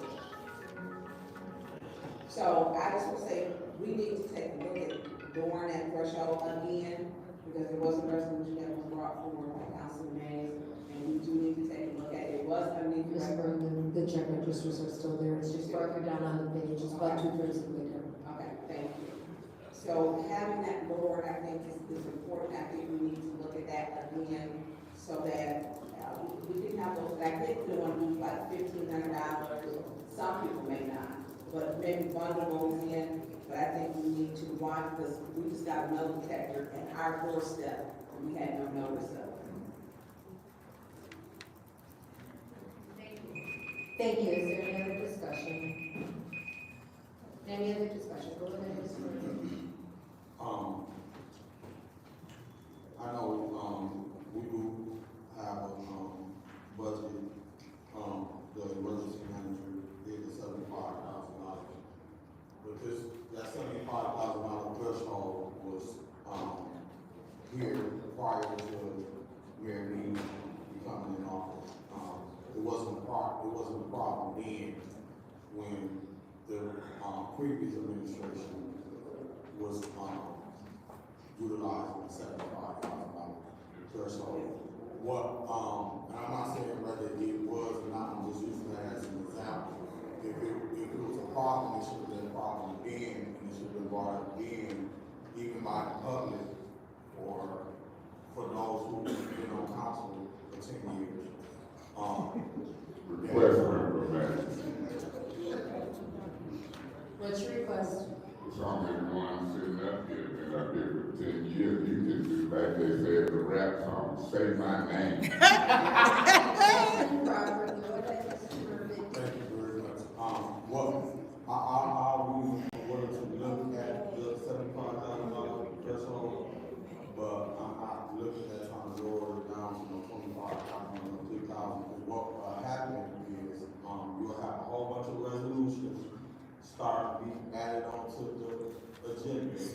So we move it down to 3,000, so that means every finance, $3,000 or more will be on the agenda. So you'll get 5 minutes per agenda, per resolution. So that's gonna add more time onto us already discussing, and I'm not fit to be in here all, but 5 o'clock in the morning, discussing, financial issues of $3,000 or more. So it won't, I need 50,000 or 65 or 60 or something like that, but I'm not going on to no $3,000 and have a whole bunch of agenda items on the resolution talking about finance.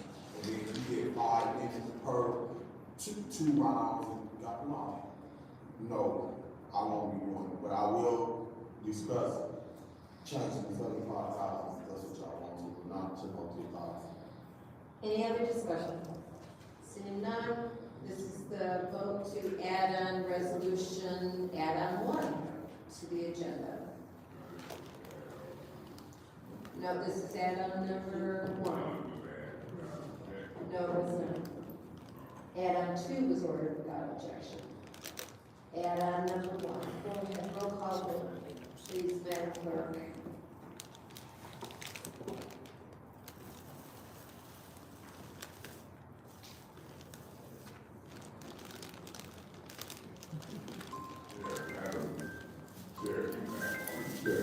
First, I think I'm right about what I'm saying, add on one, that is without objection. No, you objected to it. And then add on two, and go ahead.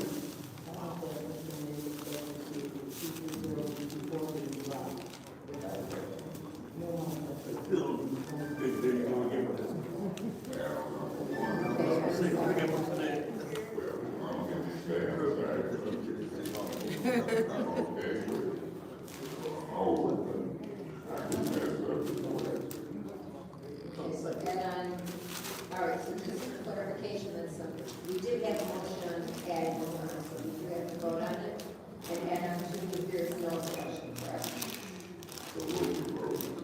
What? We voting on add-on number 1, because that, there is a motion on the floor for add-on 1. Like nerd. And what's happening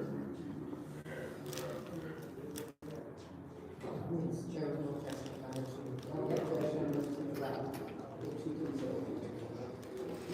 And I thought you had said you objected to add-on 1, so I thought that's what I said, so. Yeah. All right, roll call vote, please, to add-on 1. Mr. Murphy? Yes. Ms. Priestley? Yes? Ms. Murphy Carter? Yes. Ms. Burns? Yes. Ms. Jack? Yes. Mr. Piper? Yes. Ms. Worthing is absent. Mr. Mays? Yes. Ms. Lewis is absent. There is 7 yes, 0 no.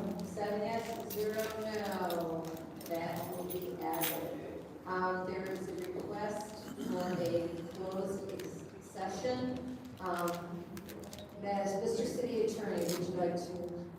That's correct, Madam Chair, the law department is asking to pay no executive Point of order. Can you speak? Yeah, could you, yeah. Turn it on, make sure your green light is on. I apologize. Thank you, Madam Chair. Tom Sparrow, as the law department is asking the committee to go into executive session for the purpose of discussing a settlement strategy in connection with 4 pending cases. You do need 6 votes to go into executive session.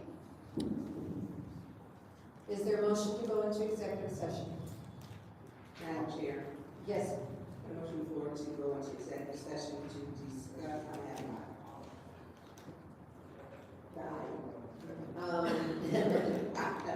The 4 cases. The 4 cases, yes. Okay. Is there support? Support. It's been moved and properly seconded to go into closed session. I believe we had discussion on this. Madam Chair. Go ahead, Mr. Mays. Yeah, Madam Chair, I'm gonna do an amended motion to put this closed session after council response. I'm gonna try to table it to after council response. I wanna hear public speaking in council before we go in the back and shut the door and have folk out here for podium protection. And I'm doing it now because I don't change the out here for both different cases. But I'm tripping out the legal department in the first place. As I say, I'm fixing to present a resolution again to withdraw under section 4-603B. Trying to get rid of the city attorney. I'm not gonna go in close session, I'm not gonna go in it. I don't think most justice legal opinion in some ways now. And so I'm not gonna condone the issue of doing certain things, giving advice, talking slick.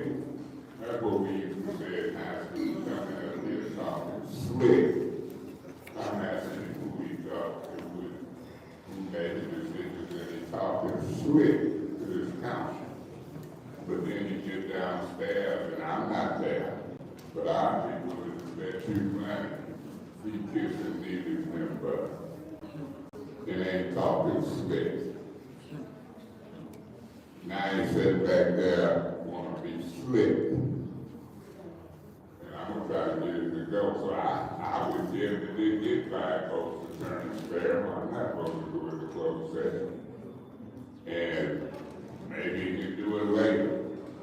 But when attorneys talk slick and give both the legal opinion, have truth, I ain't studying. This time for a new city attorney. And we might get there. Might not be in the month of October. But watch us get there. I've seen department heads and council people come and go. You know how you go to the party and they say you gotta work the room or stay. I'm working the room. Folks got to come and folks got to go. And when people see that, this city will be more respectful. And I don't care if they're on the council or in this administration. If I'm the type person that who is scared to say who needs to come and who needs to go, ain't no use for me to be here no more. People want me to point stuff out. Now I'm sitting here past the trail field, I'm starting to get concerned with myself. I'm the president of the Flint chapter of the National Action Network. It ain't used it yet. Wow. Because I'm being very careful on what I pick and choose. I don't like it when the NAACP quiet. I don't like it when the concerned pastors get half information.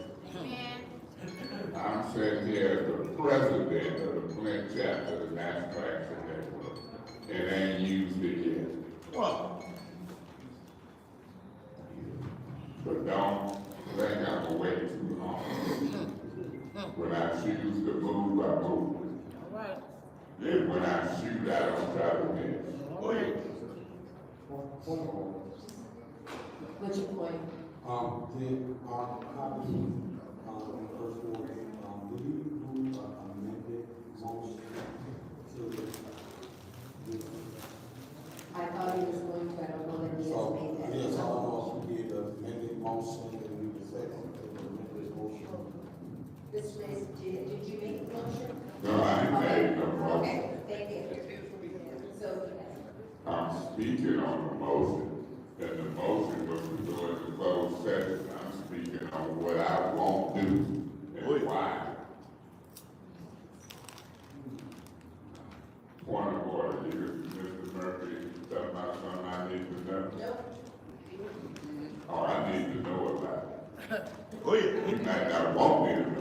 I need to know.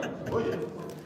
All right, I won't be voting to go into closed session at this time. I said I was gonna make a motion to table it to have the council respond. That's what you're That's talking to. what I was, And that wasn't made and seconded. recognized. So I so moved. So you're making a motion to go To in go after. in after public speaking, that people talk.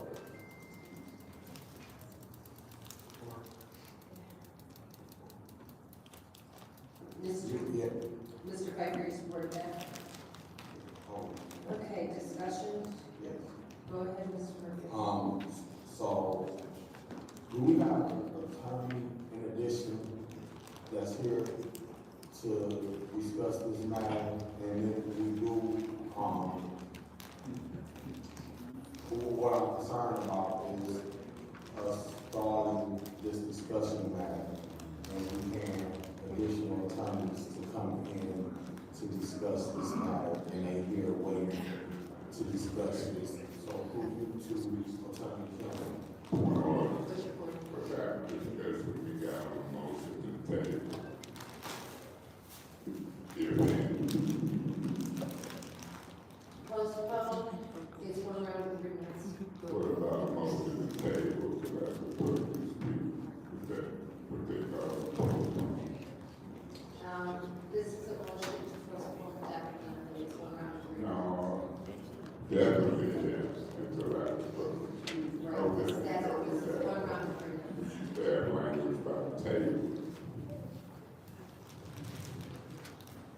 This is a motion to postpone definitely, which is one round of agreements. But you don't see no table language. To table, there's table, it's not debatable. That's what I was getting at. But, you didn't ask for it to be tabled, you asked for it to be postponed until after a certain time. So that is postponed indefinitely. That's the motion that's been, that you made. Table, I'm not gonna argue with it. Let's proceed with the one round. I'm just knowing, see, I didn't even have to look at that table to know it wasn't no discussion. I didn't want to hear you. Go ahead, Mr. Go ahead, Mr.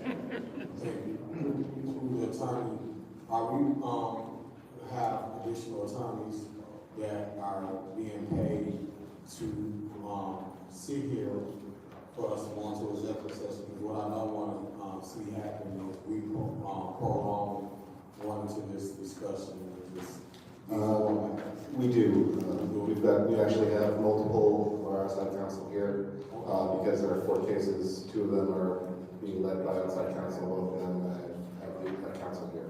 Okay, thank you. So, seeing that we have additional attorneys here, that is on the books, I will refer to going to executive session. Now, so I will be supporting, moving this to after, because I want to go into executive session in order for us to be able to, get those attorneys on the way, because the longer this, sit and wait here, it's really, I'll have to vote on this, but I will vote on to executive session in order to be able to get this out of the way. Madam Chair. Go ahead, Mr. Prince. Yeah, Madam Chair. I'm a little different than Quincy Murphy. You know, Quincy Murphy don't want to lower the threshold from 75,000 that the mayor can spend with no question. He want to go to 50. I want to take it to 3,000 like it was under the old mayor. So he's a little different than me. Now all of a sudden he don't want to spend money because 3 or 4 attorneys got to wait until the public speaks. Or, you know, maybe I just really want to try to pull this off and be made or cater to Attorney Kim. I don't care what he say. It ain't gonna hurt them attorneys to sit here and listen to the citizens of the city when they speak. Amen. That's right. And I tell you what, if I had more than 1 vote, it takes 6 to do what Mr. Murphy wants to do. I ain't gonna vote for it. 1, 2,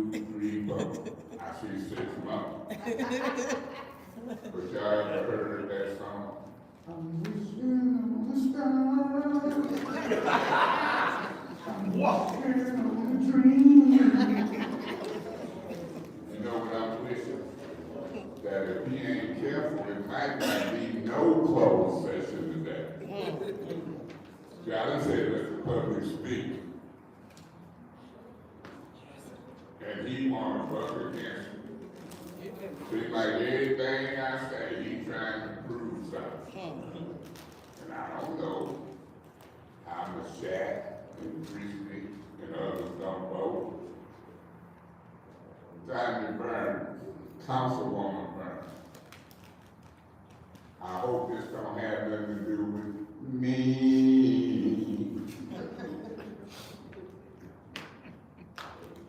Cause I done made my motion and I'm standing back.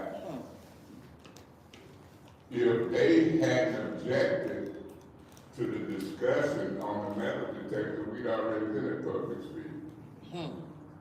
But the way they got it set up, requesting changes for agenda, Mr. Murphy was part of these goofy rules. Now, what I'm gonna do, call Attorney Kim back up and say, out of the 3 attorneys that's here for these cases, how much are they making per hour? How much would we lose if we let the public speak? Man, look. If they vote this down and the public don't get to speak first, if we going in a closed session, you guess what I'm gonna say when they get ready to vote to go into closed session? I'm gonna beg a couple of people not to do it. Any other discussion? Go ahead, Ms. Burns. I will be supporting this, because I do want to public to sit here, and I know we're going over 4. I know this council really gets into the questions in there. And so I want the public to further wait. We can come back and handle our business. I mean, the public speaking gets 3 minutes, and we can go through that. The public is not going to put first, but if they're here, we have the opportunity to put them first. And so I'm voting to keep the public first, start with attorneys. They've been through this before. I want to make sure we have residents who are concerned about our department. And residents have concerns about it, they're going to get their roofs fixed. So I hope there will be some understanding for that. But I will be putting the residents first this time. Because that to me is something that's important. We are now using that clock there. We're at 6:55. And these residents, our session started at 5 o'clock. So the residents have already waited 2 hours. They've been doing it by numbers. There are more residents here than there are attorneys here. So I am putting the residents first. Thank you, Madam Chair. Thank you. Any other discussion? Go ahead, Mr. Pfeiffer. Ms. Burns, I don't appreciate you when you looked at me and said a lot of people ask questions. I've seen that. And they thought it was bad. I've seen that. Put me on blast.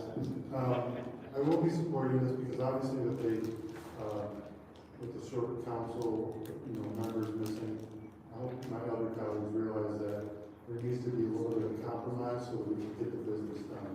So I will be supporting this, and of course, hearing from the public, they're our boss. So the attorneys are not our boss. Let's listen to our bosses, what they have to say, and then we can move forward from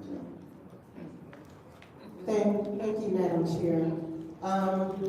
I'll be voting yes for this motion. I will always put the residents first. I want to hear from the residents. They put me in this seat right here.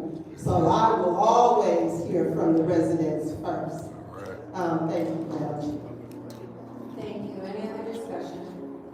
I'm going to take a few minutes and just say that it's obvious the votes are not there to, I'll go ahead and vote yes for this, but I want the council members to know that it's the delay for the last 2 hours already cost us $1,000. Whoa, y'all spending the money anyhow. Any other discussion? It cost them $1,000 already. They spending the money. Madam Clerk, this is vote to go into closed session after council response. Ms. Priestley? Yes. Carter? Yes. Ms. Burns? Yes. Ms. Shad? No. Mr. Piper? Mr. Mays? Yes. Mr. Murphy? Yes. Vote is 6 yes, 1 no. The vote is 6 yes, 1 no. We will go into executive session after council response. That's true, I was just thinking about that myself. All right, so this is the vote to go into closed session. After council response, we'll vote to go into closed session. Now it's time for public speaking. Members of the public shall have no more than 3 minutes to address the city council on any subject. Only one speaking opportunity per speaker. Yes, Mr. Mitchell. Yeah, my name is Mr. Mitchell. To speak on this situation about gaslighting situation and about the councilman scared to go home and got to get 10 policemen to watch over his house about those cell phone situation to keep from doing the business of the people of Flint. Just like Cedar Street. The water, they broke the pipes over there to keep the doctors from getting a third ward from getting more lawnmowers and stuff like that. Look at him over there. The third, we're talking about my councilman Murphy. I'm living third ward. Because you want to know about that gas light, see what the other council lady got rid of her because she didn't want to mention that gas light stuff. When I first moved into third ward, I was invited to an old project meeting, and then they asked me, what's your situation? I said, my wife is missing, and they said, you gotta go to Al-Anon. Al-Anon is over on Delaware Street. I went over on Delaware Street, so I moved over there, and then I was the police, 8 policemen, and they just got a watch, came up and talked about us, a black dude in here, and he coming, walking through our neighborhood about 3 o'clock at night. And they told me, put guns on me and told me, hey sir, come out of that house and you got anything in your pocket? I want you to get him out real slow. But the brown cop come over, the Mexican cop, Julio, he stopped them white cops and told them, get out the way. Mitchell, get him out my town hall. He put me in the town hall and dropped me off back way across the river. But that's what this chief of police was talking about, maids calling up out and beat up maids and stuff and all that. And people like, look at him. And the lawyer, just like in the Middle East, they always got to go over and get the hostages out the way for them to get on with the German. Get the German dudes ready to take orders, to come over there and mess up this one. But the president dared him not to. In all other countries, like China, looking for all that. Trump, the same thing. It happened to Flint before. It happened over in the Middle East and all that. Trump, starting with you, Miss Priestley talking that stuff with your little nephew over there. Fighting, told me all about that junkie war. Where you at? Oh, wait, and all that. Anyway, you need America. And what do you think? And you don't see how we deal with our mayor. Talking about we got other councils running Flint on the outside. This was Korean lawyer talking that junkie yard. Look at that. I tell you what now. I think I just want to remind the audience that I do cut you off at 3 o'clock, At 3 minutes, there is no opportunity to wrap up, so can you see the clock? Can you see the clock there this time? It's working? Okay, so keep an eye on your time. Thank you. Go ahead. So my name is Melissa Stremski. I live in the 6th Ward. I brought my issue to Ms. Tanya Burns. My son was jumped by 3 older, 2 older boys and a girl. He was severely hurt. He also had a fractured collarbone. And I went and made a police report. I still have not heard from the police. I have not heard from a detective. I have not heard from nothing. And I'd like to know what, if he's still here, if he could please do something about this these boys keep going after my child. And I'm telling you, I will be that mother that if I gotta grab something to hit them, I will. I have no issues of protecting my child that way. But I shouldn't have to. I should be able to rely on the police to do their job. So I don't know what they're doing, but they need to get it together in order, please do what you got to. Because the crime rate and everything else that's going on in our city is terrible. And when Neely's sitting there talking about crime's down, where's crime down at? I would like him to show me where the crime is down, instead of talking about misinformation, okay? So, that's all I gotta say for right now. I do have another thing that happened with the Flint police with my child. I got also, again, everything on camera. You gotta love those ring cameras, right? Yeah, I got it from beginning to end. They also violated my child's rights. He's only 13, just so you know. He was handcuffed, not read his rights, fingerprinted. Lawsuit. And I still have not seen a court hearing date, as they say. So I'm not quite sure, again, what Flint police are doing. I mean, let's not just worry about downtown, please. Let's worry about outside of downtown. Thank you.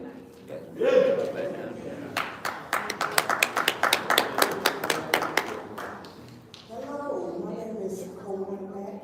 I stay in the Senate Court, and I'm reading this about wanting to extend priority waste 2 years past the time. And I remember the mayor getting on the news talking about recycling bins when we need money for our houses that are falling apart. And that's what we need to deal with, not keep tabling, not keep going into a back behind closed door session, and not changing what the application requirements was for the ARPA funds. Now it's like, call those agencies. We came down here and filled out the application about what you needed to do to your home. Now they're saying siding is cosmetic, blah, blah, blah. We already been mistreated because of the water poisoning. We don't want to be mistreated by our own council. That's all I have to say.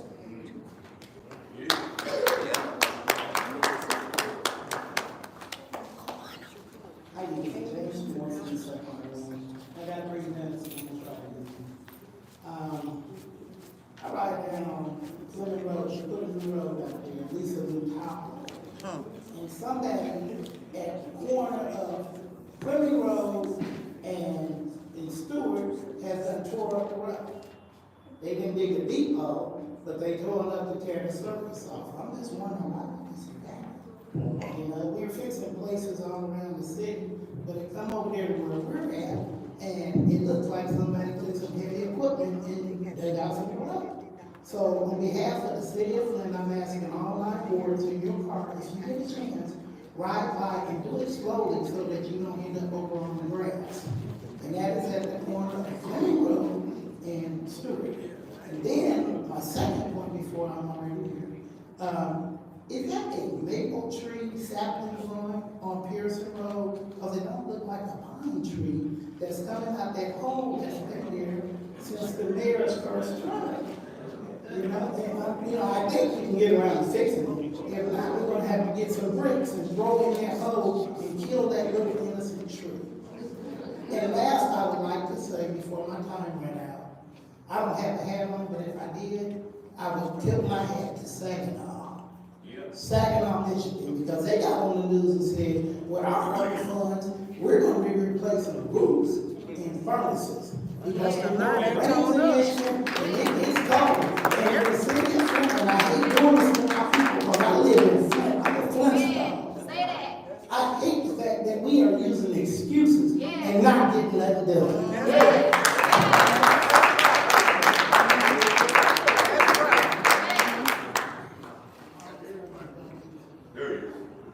Wow! Holy! Ladies and gentlemen, my name is Trevor Berryhill. I live at 2205 7th Street. Reaction from RL here is exactly what I was looking for. I really don't think that your metal detector stops guns. Weird. I really don't think too many people were concerned before about firearms in this room. This is my first time carrying here. I usually carry concealed. Ladies and gentlemen, that was a stupid move. Have a good night.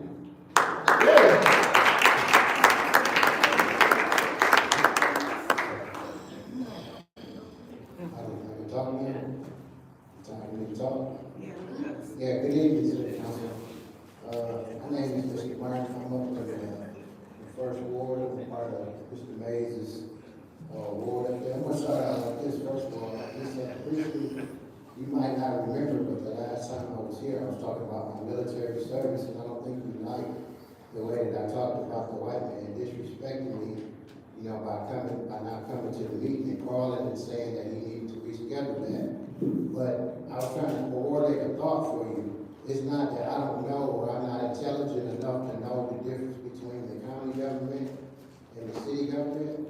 I didn't get a chance to tell you that because I think you got thrown off by the way I said the white man disrespected me. And from looking at him, I don't think he ever really served in anybody's military. So I just had to throw that out there at you first. And then I wanted to know, like I've read some information about the ARPA funds and all that, you know, being for the city residents. And I called like maybe 4 agencies about that.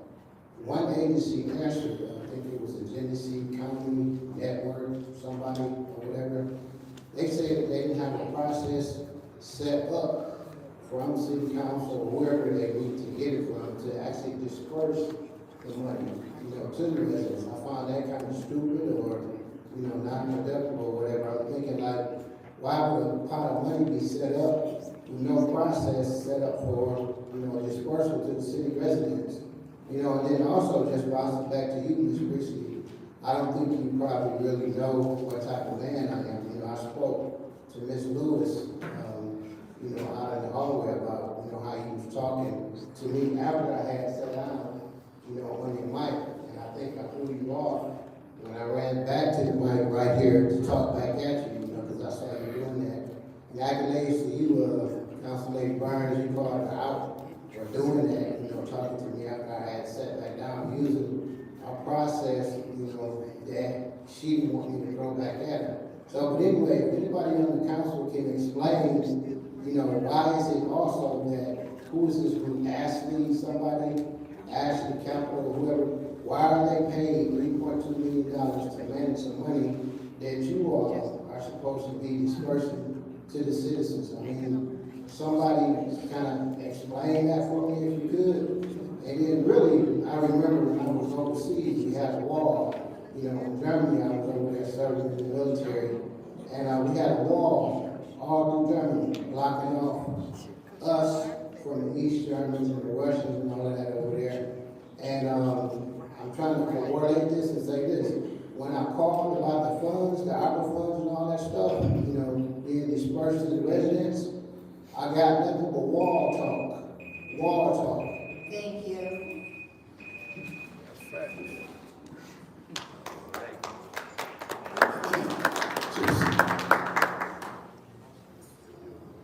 To the council, my name is Reverend Freelon Thrall Kell Jr., and I preside at 214 East Pulaski, 485, and now I'm in the 3rd Ward. I've been coming down several times addressing you all. Someone made a statement some years ago that the chickens have come home to roost. Okay.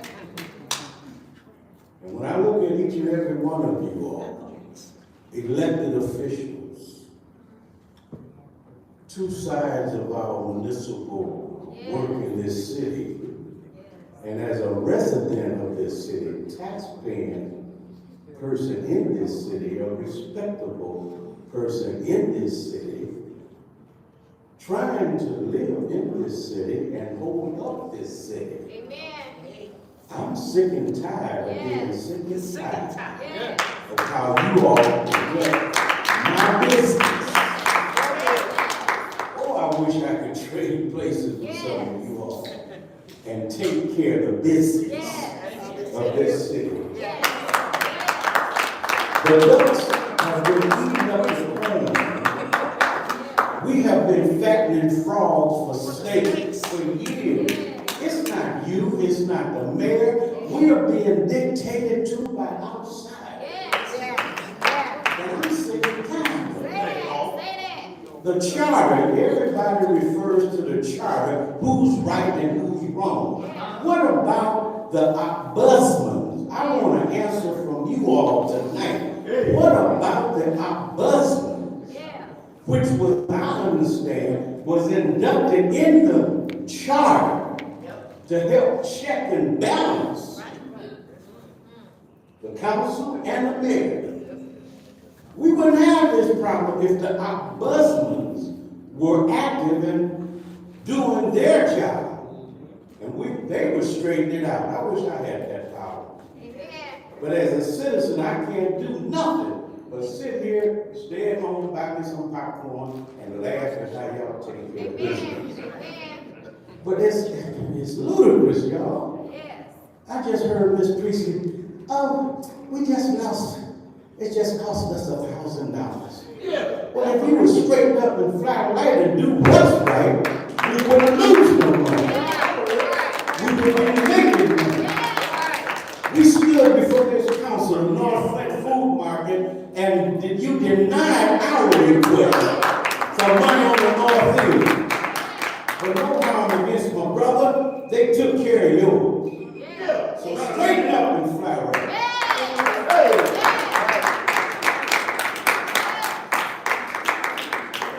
You're right, 228 West Patterson is where I reside. I was here last week about my roof. And while I was sitting here, my daughter's bedroom ceiling caved in from the rain. I just want to know how y'all able to vote on taking care of this room for $50,000 or $75,000 or whatever y'all say it costs before y'all able to get the residents taken care of. Our ceilings are falling in, and y'all sitting in here in lack of luxury, and somebody that did the job and y'all ain't paid them for yet. They bill y'all after. Y'all don't get to decide. When you get work done, you get an estimate. You get to decide who you want to do the work at a lower price, normally. But y'all just gotta go with whatever now. That's money that's coming out of our farm, I'm sure. But we are letting our roofs cave in because we need some help. Y'all had to fill out paperwork. Paperwork we filled out. Now I'm here. It ain't no money. Where the money at? I'm glad y'all decided to listen to the citizens and allow us to speak before y'all went back and put us on hold. And I ask y'all to not keep putting us on hold with the ARPA fund. Amen.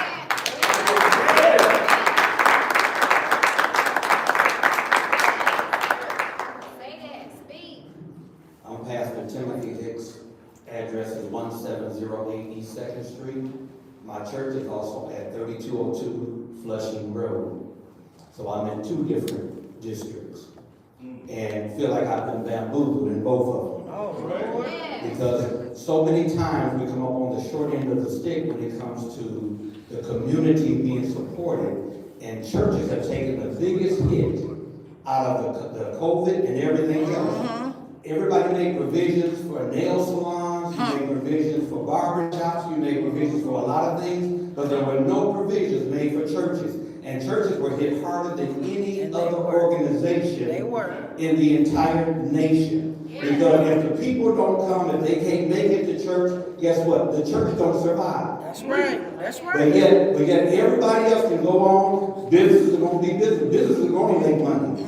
Businesses are going to survive because people have something that they need. Yes, that's and right. so therefore they're going to. But churches, if people don't make it to the church, if they don't send a tithe, if they don't send an offering in, then the churches can't make it. But guess what? The bills keep coming in. And so therefore, we wonder why we got so many buildings closing down, so many churches closing down, so many pastors leaving and going south. Yes, because people are not supporting. The same way it is with all the different grants. Yeah, we applied for grants just like everybody else did. But you know what they turned out and gave us? They gave us loans. A church can't, if I need a loan, then why do I need another bill on top of the bill? I know they say We need to know that there's something, some avenues out here that say, hey, we care about you as well. Amen.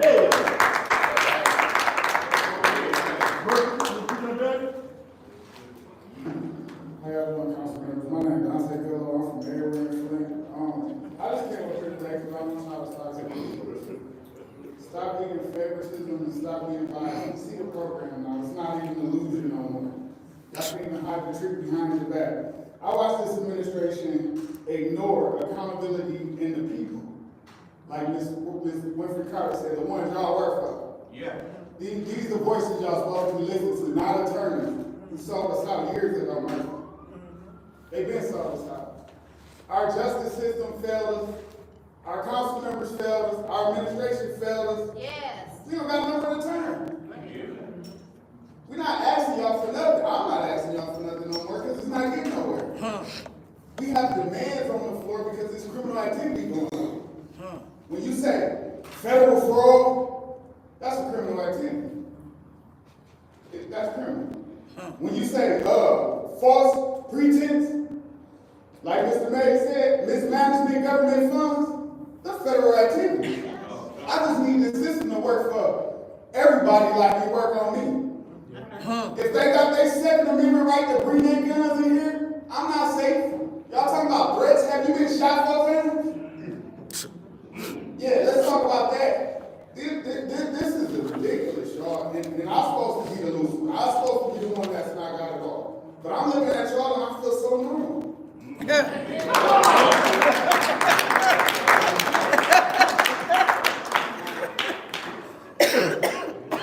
Hey, how y'all doing today?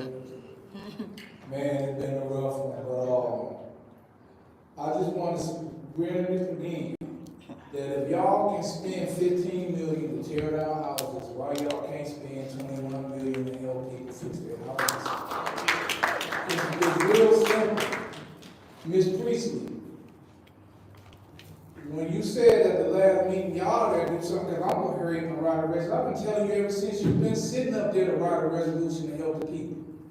Yes. And you got 4 of your friends that's gonna vote with you if you write it up the right way. So why don't y'all write something up and just help them do what the people say? Hey. Just, you know, and then another thing, the main problem I have, y'all got what, 2 minutes to address everybody that came up here in some public spoke, and then y'all have 10 minutes to argue a point of order. That's kind of balance. Yeah. Y'all should have at least 10 minutes to address the public. Amen. Y'all have 2 minutes to address the public and 10 minutes to argue, and y'all shouldn't be arguing because Mr. Mays be Jermaine most of the time. Sometimes I had to do a little figuring, but he's smart enough to know how to go in between the lines, so I'm going to trust his judgment that he do be Jermaine. But I'm going to give you a perfect instance while we here and got this security camera and all of this, what happened. Eric Mays asked Mrs. Lewis, did she not hear Eric Mays' point of information when he went to Mr. Pfeiffer and said, did he mean to say elephant in the room? You wanted to give him a warning for that. And it was so germane because she was throwing a hissy fit. She was throwing a fit and she had that was the most popular point of information I ever heard. And you wanted to give him a warning for that. Yes. So, all the people been coming up here saying the same thing. Don't be like your person that resigned and say just because we don't see eye to eye. It's not for y'all to see eye to eye with us. Amen. It's for y'all to have ears and us to have mouths. And then y'all do action. Simple as that. Yes. All y'all have power to write resolutions and help the people. Just do it. Right. Just do it. Thank you.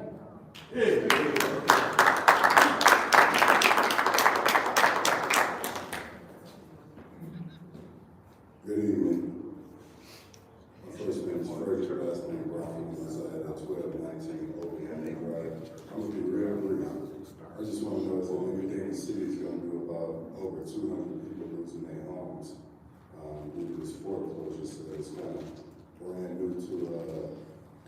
everybody. From what I was heard, it's never solved, and so this year, a lot of people got a lot of questions that we ain't got no answers. Coming out here today to speak up for everybody on the whole, and then myself, I have a unique situation that I would like to explain to somebody at some time, at some point. But right now, I'm just asking to see what is it that you guys can do to help over 200 people. If it's something that can be done, could you please help us? So.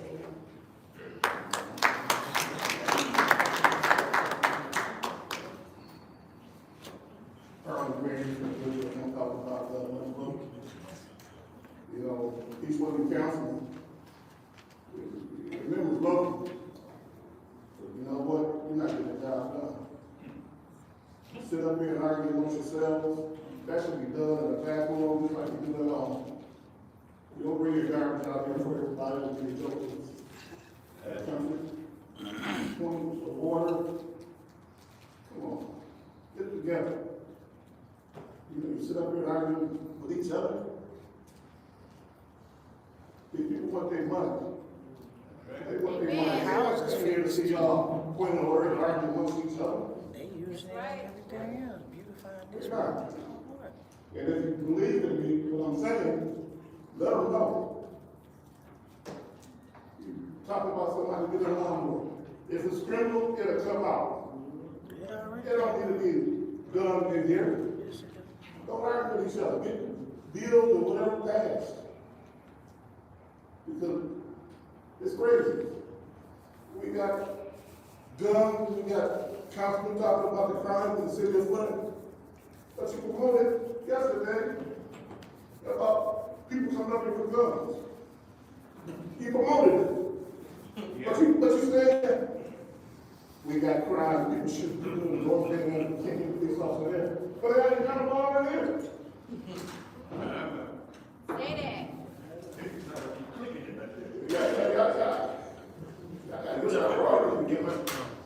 Each one of you out there, y'all good councilmen. Argue amongst yourself. I think we should have our youth do the right thing, and y'all sit up here holding the seat, the elected official, and get it done. Amen. Yes. I don't know if it's recently, you might hear things, but damn it, take care of stuff in the back room before you come out here and air your dirty mouth. Yeah, get it together. Briefly.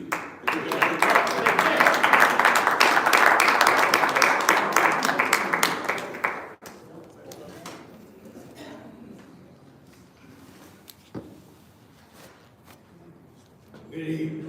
My name is Bishop Stephen B. Now, I cried like a baby when I seen my mother, Martin Luther King. Yeah. When he got assassinated. Now, I cried over why did this happen? Because it was unjust, just like John F. Kennedy and Robert Kennedy. From the old school, my history, this past April the 10th, when I was hospitalized, I died 3 times on the operating table. God saved me. Right. He put me to the down and he rocked me. He said, my son, you got work to do. I said, Father, whatever it takes. And I'm like, well, I got to do it. He said, yes, you will do it, son. If you love me, you'll do my will. I said, yes, sir. You got the highest military, bigger than man's military, bigger than Putin over there in Russia. Russia's supposed to have the biggest military there is. But besides, what's happening here in the ghetto, in Flint town, Chicago, Detroit, New York, all these ghettos, there's a drug war that's left for the poor people, killing up each other. It's crazy, you know, we're bunkers, and we're killing up each other. It's time for it to cease. God don't like it. If you get a chance, pick your holy word up tonight, where you go to sleep. And read Psalm 94. And the verse goes, O thy God, O thy God, O thy God, vengeance belongs. All power is up there. Up there. So we have to always remember what we do to others, come back on, whether it's good or bad. And also, Malcolm X, Mandela, they days. Now, that was cruel. They knocked Mandela up. They keep his mouth shut. I ain't saying no name, but I know who was responsible for that. Hey, man, you don't have nothing to worry about. Don't fear. God got this. I don't have nothing to fear. We know who behind it. Anyway, I love y'all, and y'all have a blessed night.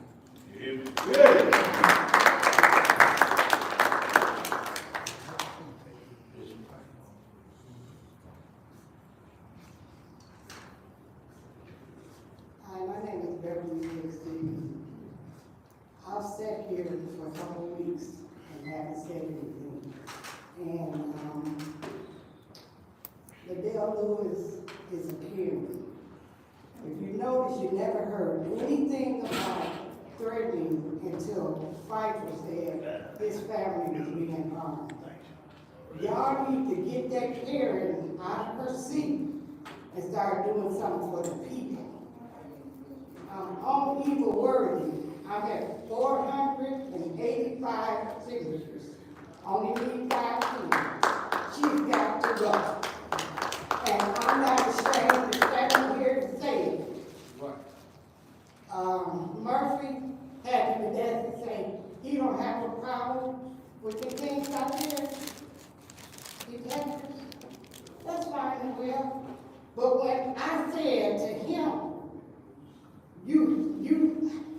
I'm low class to him. And I said to him, he liked them little boys.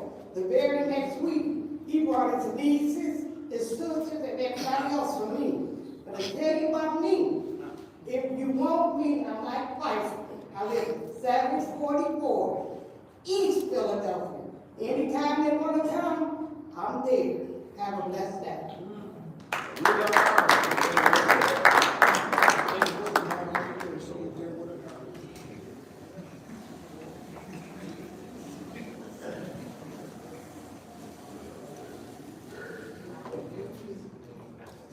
My name is A.C. Emerson. I reside in the city of Flint, respectively in the second ward, and I see that the second ward representative is not here again. So we're without representation. I just want to say that the power does rest in the people.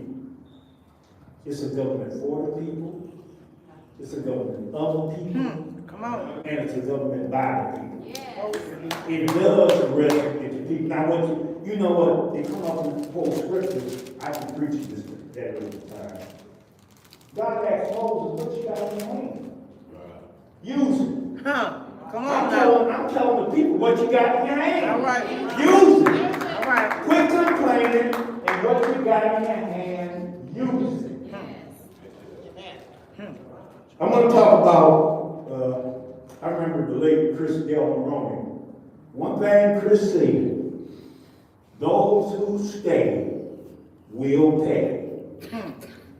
And the small little residents, 80,000, are paying for this big dream of politicians that we cannot afford. I want to say vote against the priority waste contract. I don't care if the union wants it. Guess what? Those who stay will pay. Vote against it. Anything that got opera on unless it's for the people. Putting roofs on houses, windows, furnaces. If it ain't for us, guess what? Don't vote for it. I heard somebody say go in the back room. Democracy is not in the back room. Democracy is right here before the people. You know, years ago they used to go in the back room, smoke cigarettes and spit cigars and make deals. We ain't cut no deals in the back room. What they doing? Whatever you all got to say it before the people. And Mr. Shack, I want to remind you, you got to be careful how you vote.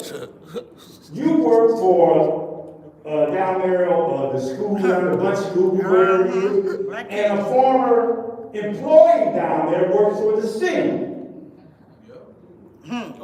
Don't get conflicted. Don't get conflicted because the people are watching. Don't get conflicted now when you vote. Don't try to be slick or as slimy as a snake or slick as a snake because the people are watching. You came in the 7th Ward and they just loved you. Now they're ready to get rid of you. Thank you.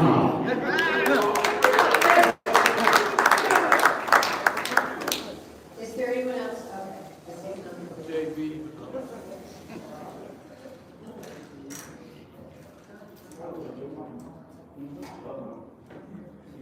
John Lewis, from 17. I got one question. Same question I've been asked ever since I come down here. How many people have been paid off the water, your opinion, besides the lawyers? Nobody. And let me put it that way. Can y'all give us an update on the water? Maybe that's the word I should. Every time I've been down, it's been the same question. And one y'all have answered me. So give us an answer tonight. All right.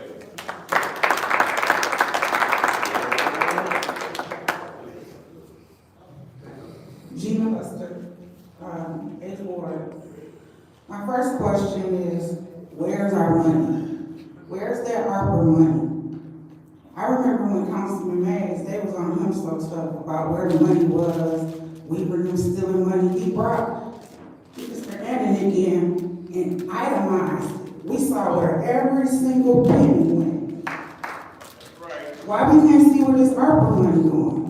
What's up with these secret meetings and if you ain't on this sorority or you ain't on this fraternity, you get nothing. This makes no sense.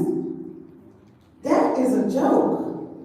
I just went outside and came back in. Ain't nobody standing there manning that thing. That's a joke. It don't work anyways. I went outside on purpose. Went to my car. I grabbed cigarettes, not a gun, but some people go grab guns out of their cars. We know. But bottom line is, where's the money? We want to see an itemized list. Thank you to the 3 people who want to give the public, the 3 council people who want to give the public a chance to speak and not keep making us wait. Who made their boss wait to talk? Wow. Some of the decisions y'all do, they right, y'all forgot who the boss. They forgot they work for us. I'm so thankful that my 8th Ward councilman is seeing the light. Because he's been blinded. It runs deep. It's called being a narcissist. This administration reminds me of a narcissist society. They never wrong, and we the people never right. And we don't supposed to deserve nothing or ask for anything. If we do, it's a problem, and it get personal. You get blocked by city council people because you just want to know, can I get a room? Can I get some railings on my porch? And Mr. Piper, quick question. Can you give us an update in the 8th Ward? I've been over there 6 months. My daughter's a new driver. We done got side swiped those cones on Atherton and Van Slyke. I think I see a whole bunch of energy companies there. But I don't know what they're doing, but that, not only is it an eyesore, it's very, very dangerous. Thank you.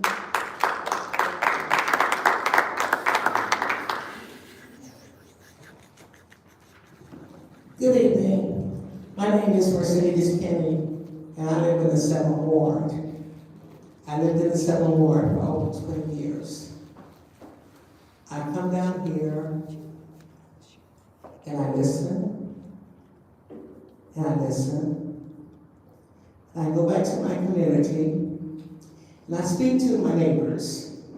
about things that I believe that are not right, that things that I see that we should do something about. I want to use the word apartheid.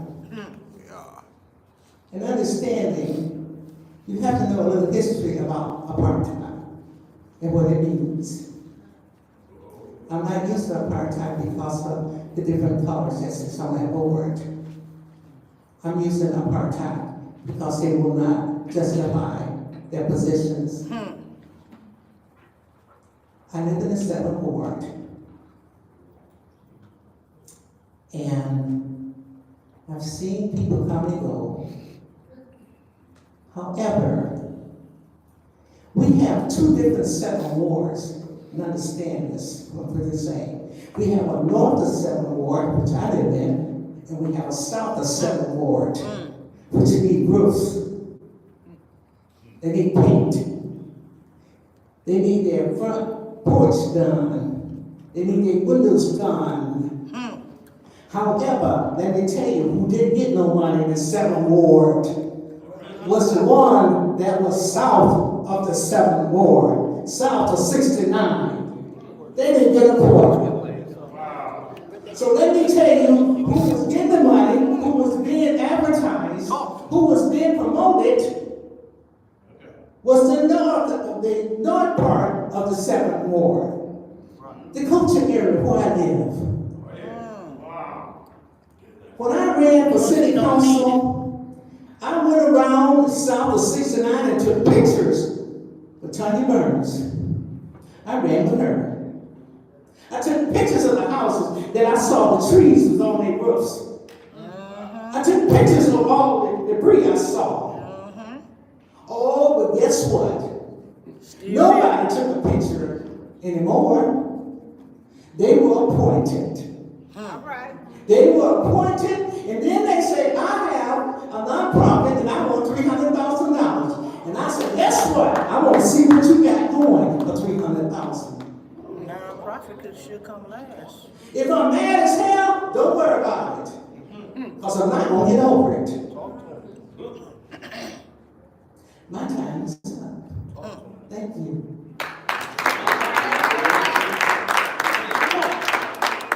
Is there anyone else? Is there anyone else? Seeing no movement, it's time for council response. Yeah, right. Mr. Mays, go ahead.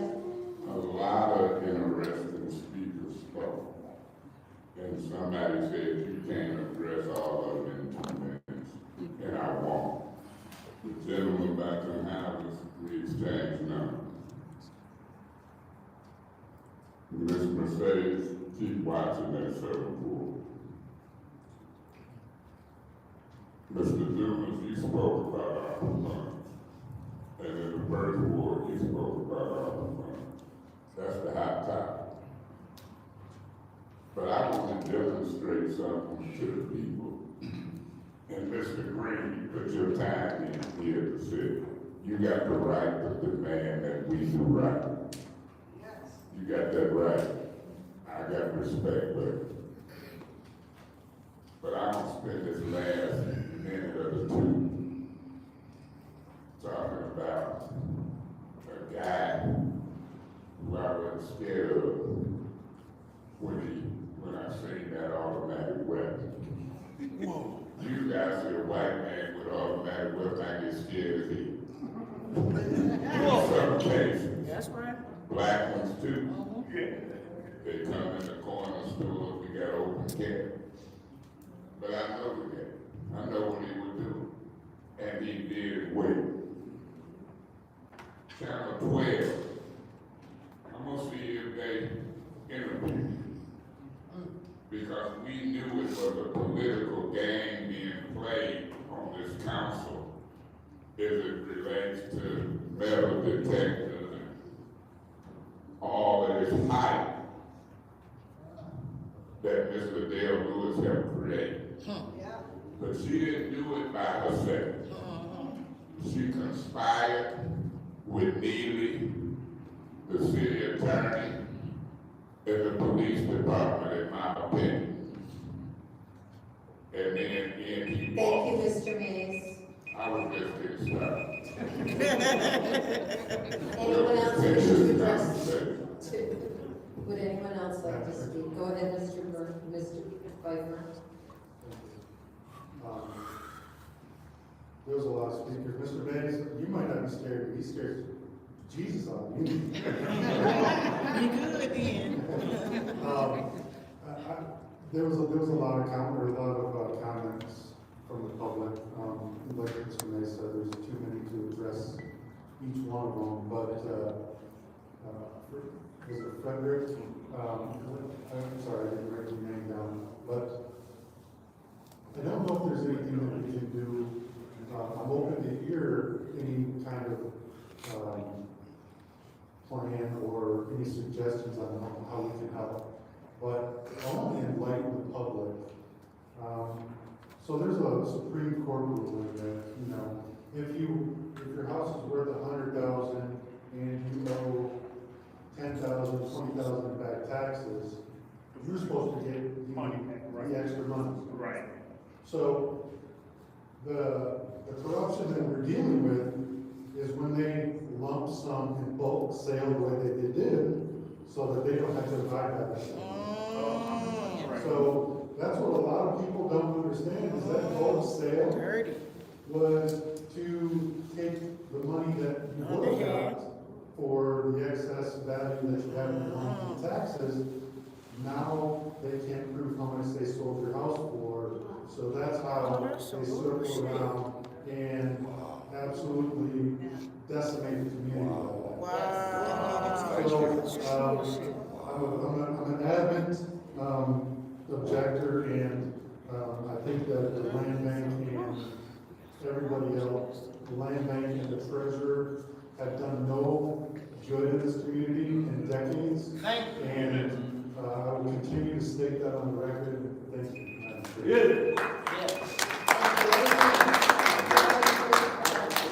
Thank you, Madam Chair. First, I would like to thank all of the public speakers. Thank you for being engaged in the process. Thank you for your insight, your comments, your concerns. They are well taken. I've listened to each and every one of you. And I do want to say, the ARPA funds, dwindling down. It's been a struggle, and I stand with the residents. You guys deserve your money. The ARPA funds, they were sent here to take care of the needs of the residents. And they using them for everything else. And to even put just $5 million for home improvements, that's a slap in the face. It's a slap in the face. And I stand with the residents. We need to increase that amount. Now, I don't know what's going on with Habitat of Humanities. Madam Chair, through you to Davina. Davina, can we send a referral? I want to know the status of what's going on with that, because I'm sure we did already vote on Habitat, right? And we need to know the status. Because if they're telling residents that they're out of money. That's exactly what they're telling us. That's a problem. Exactly That's what a they problem. So I would like to find out, and to the young man who came before us to speak about the houses, I've been researching that. I've even spoke to one of the county commissioners that sit on the land bank board. So. Thank you. Any other discussion? Go ahead, Ms. Burns. Thank you. Thank you all the residents. Our time is quick. I want to speak to Melissa. If what happened to your son, if we got action on someone who did not have a weapon, no injuries, and lightning speed, if your son's collarbone being broken, we should have lightning speed, with that as opposed to someone taking a picture and no weapon. It's how they're prioritizing. That's the problem. I will be calling, Chief Green again to talk about this, to see what's being done. Also, that tree on Pearson Road that everyone talks about, that's in the middle, believe it or not, I did actually inquire. It is a gate that from, it's called, is it Flint Park Lake, used to be called Dallas Lake. They have to constantly go into that because all the debris that comes through there, and so they're supposed to be getting a gate to access it, but there's so much debris that comes through. So I have inquired about that. So I spoke with our engineering department, and they explained that to me. That they have to briefly go in and clean it out so it doesn't, so sewers over across the street of Pearson Road don't flood. So they have to, it's like a clean out basin to clear everything out. Ombudsman, Pastor Burrell, I don't know if he left. They are looking to hire, they're working with the HR department. Their meetings are online, so they're in the process of going over the application so they can go over the application to hire someone. And they are working with HR. And that's about my 2 minutes. I can't get into anything else. Thank you, Madam Chair. Thank you. Go ahead, Mr. Murphy. Thank you to all the speakers. There was a lot of you guys that spoke some good information. To Pastor Timothy Hicks, it was good to see you. That was my pastor. He was the one baptized me probably 20 years ago. I'm like, wow. It's been a long time when I first got into going to church and stuff. So it's good to see Pastor Hicks with Christian over on Christian Road. What I did do is I put a referral into the administration to see what we can do, because like you said, there are a lot of churches out there that didn't really get no kind of support when it came down to supporting them with the water crisis. They had to shut down too, so I'm putting a referral in to see what we can do on that. Just to update the residents that was going on in the 3rd Ward, just October 17th, we had a meeting at the Flint Public Library, the Flint Housing Commission. So just to let y'all know that they got awarded the designation a choice neighborhood from Stewart to Carpenter Road to DuPont to Branch Road. So they're doing a planning where they're planning their meeting. Their next meeting is November the 9th at 4 o'clock p.m. at River Park Apartments. So for those that want to get involved, come out. They had a good meeting at the Flint Public Library. They get input from the community. Plan to either build some houses or renovate River Park Apartments. We don't know. It's up to the residents. So I was encouraging you guys to get involved with that. Catholic Charities on Stewart and Saginaw, they trying to build some veteran houses, $3.5 million project over there. So I just kind of want to update the community on some of the things that's going on in the 3rd Ward, because I don't really have that opportunity to express what's going on. It's a lot of moving parts. And being a city councilman over there in the 3rd Ward, there's a lot of great things going on. As things come up, I'll continue to bring up and update you guys on what's going on in the 3rd Ward. Any other? Seeing none, I'm going to close public council response. I'll entertain a motion to go into closed session. It's been moved. Is there support? All right, it's been moved, partially seconded to go to closed session. Is there any discussion? Seeing none, roll call vote.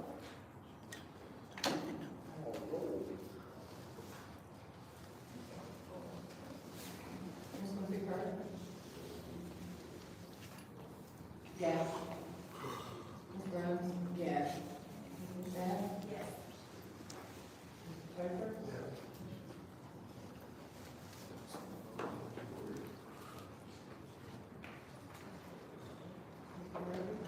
Yes. Yes. The vote is 6 yes. I got one question. How come y'all ain't talking about the water? We are now going into closed session. So nobody can address the water. Thank you.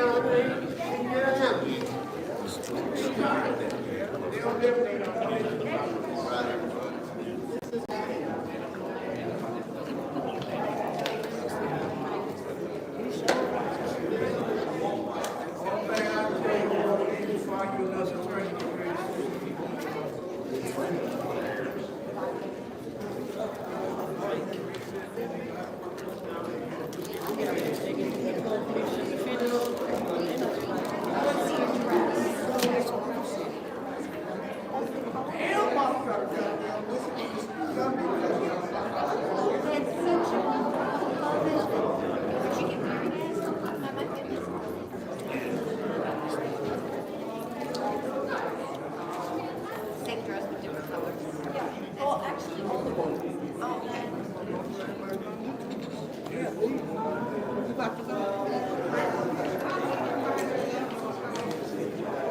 We didn't know. Oh, when Katie told me you got married, I said, I don't want it.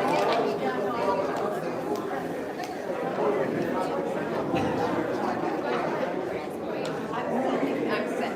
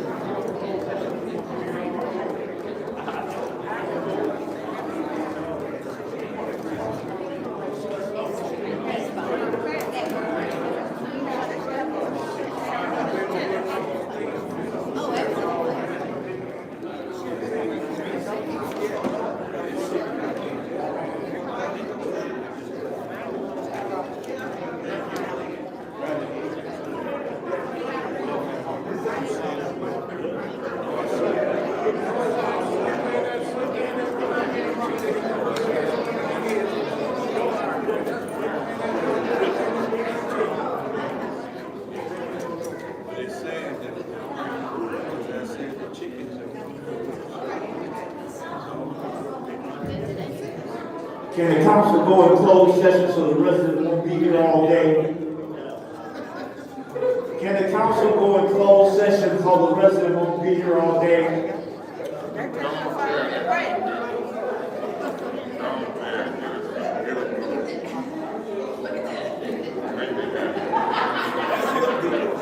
They go to closed session, and they stop.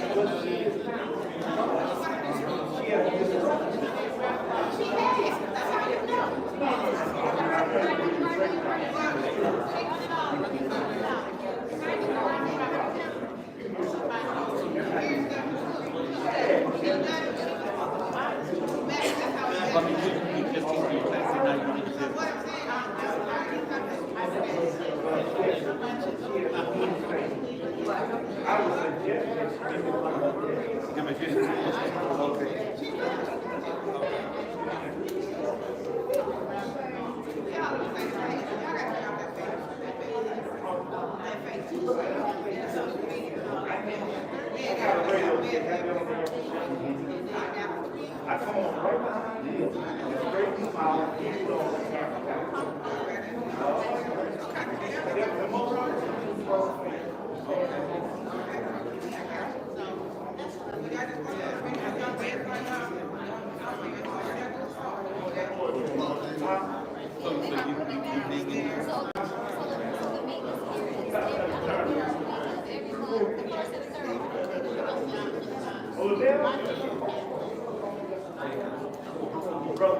Brother died.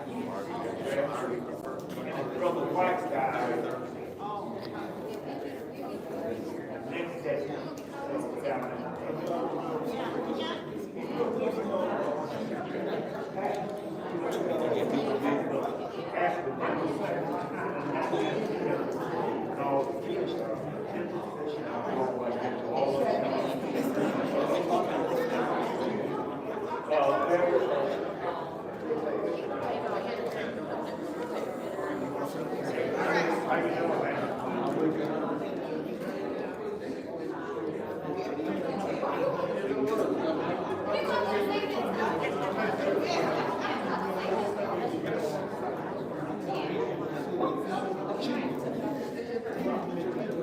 how can two walk together except they be received? You can't run, I know about it. You can't walk together except you be received. I agree with you. All right, let's talk about let's talk about that.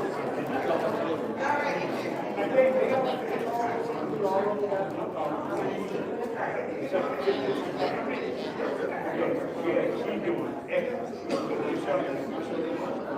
Yeah, she's doing excellent.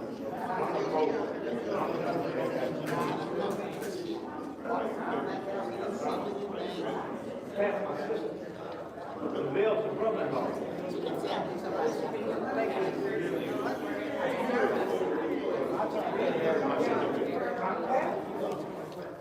She's doing good. She's helping you good, you know, practice. And she still has the same practice. And so,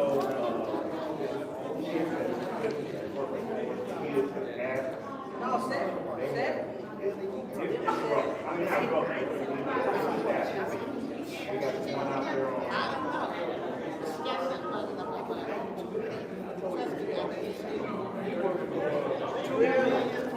At the office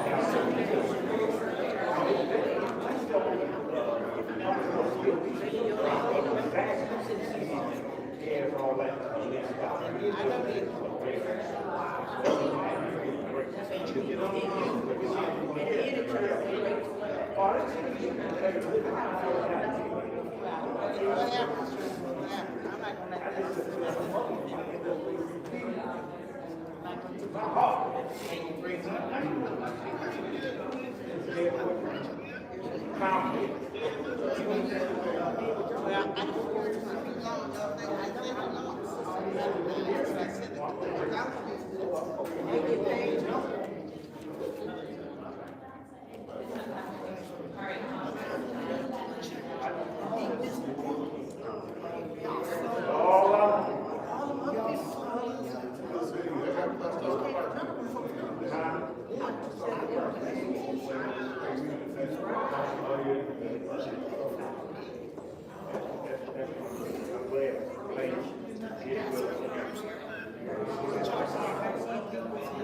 Greg? All right, let me go over there. Excuse me,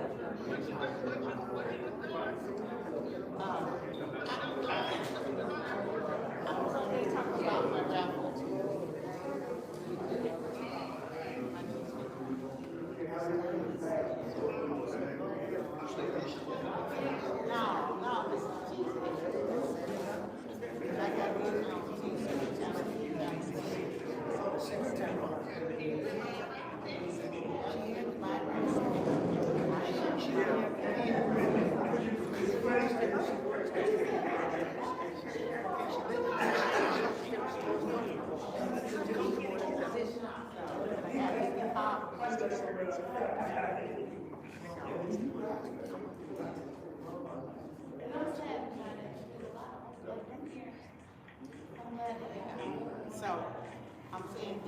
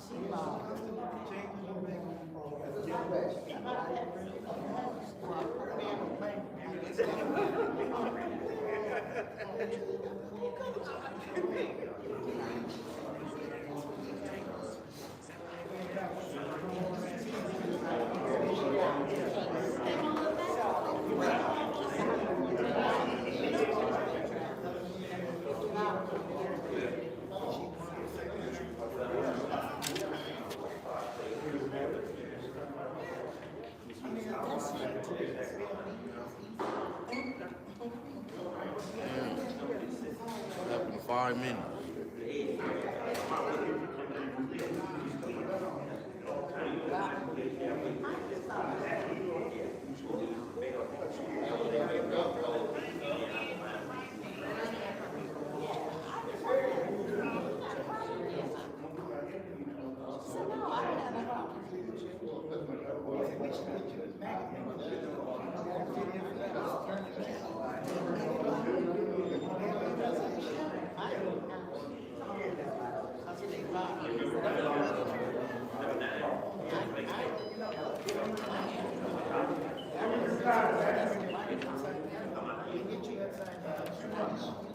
All right.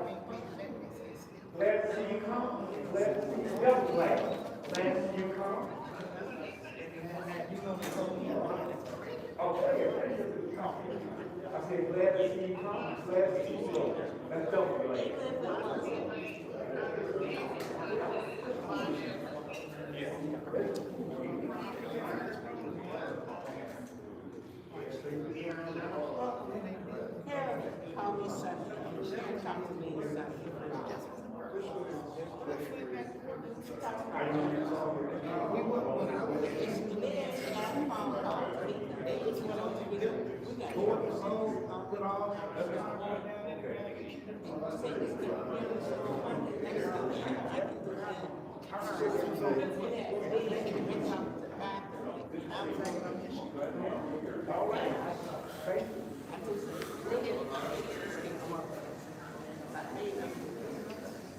But they did thank you.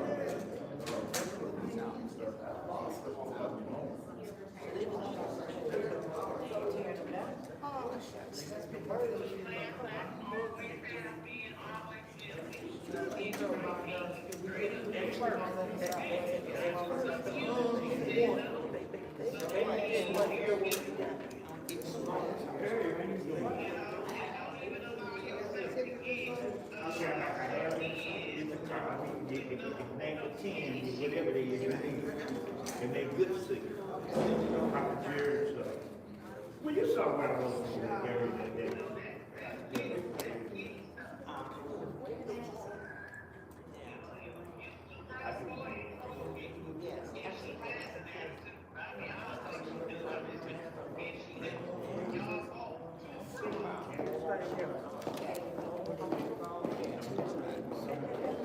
But I'm just saying, that was an opportunity. That was an opportunity. So,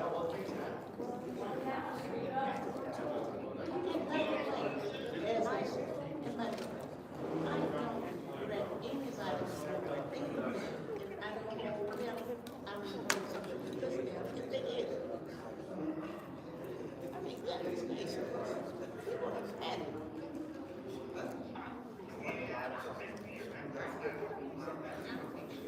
Well, I don't know.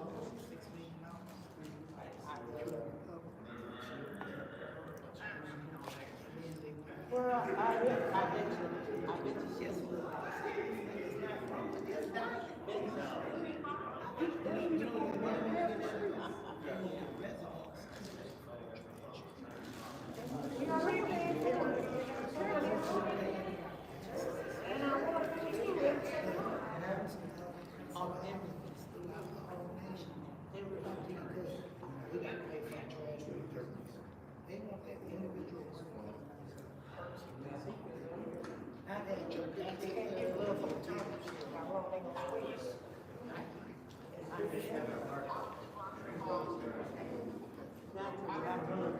So I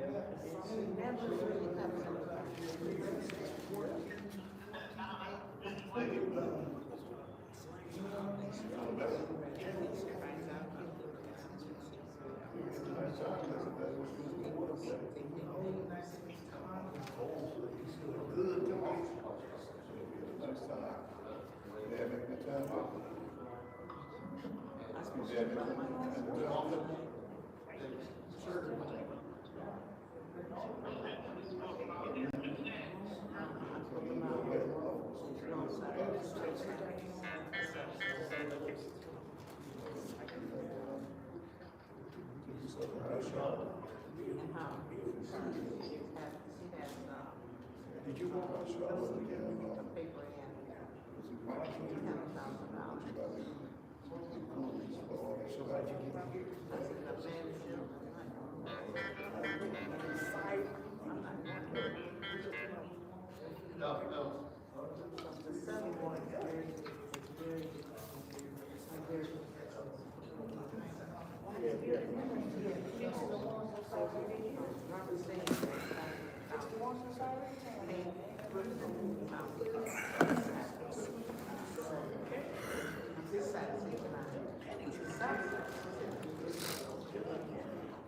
I thought they said 5 minutes. What do you say? Come on now. You just said that. They gonna have us waiting all day. Yeah, you just said that they gonna have us waiting all day.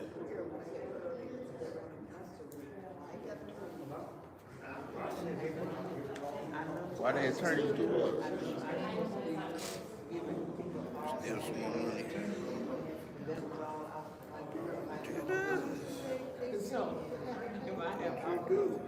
Huh?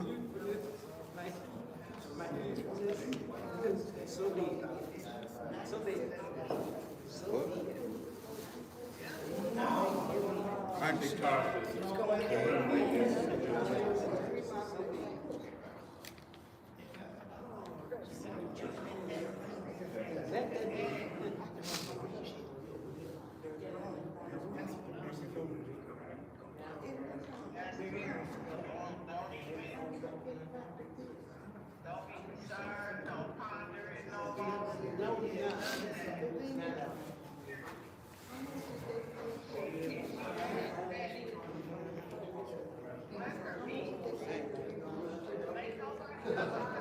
Ain't nobody.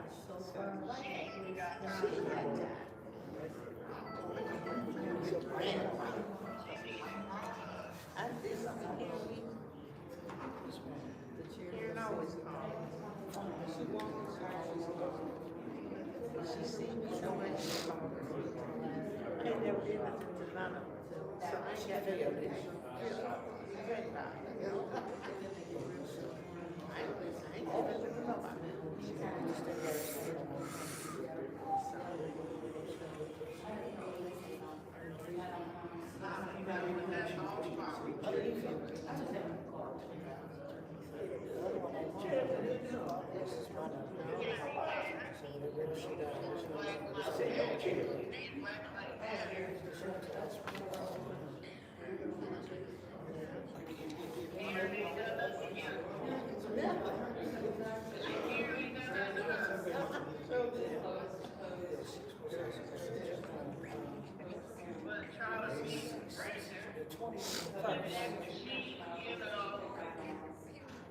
Talked about her so bad. She's trying to act like she did, but she did.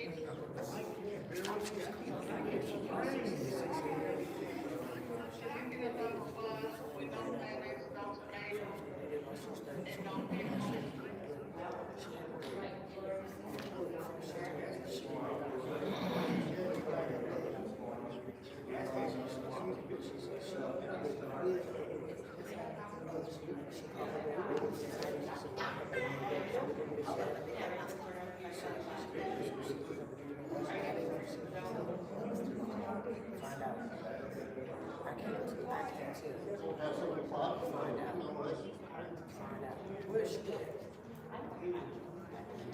No.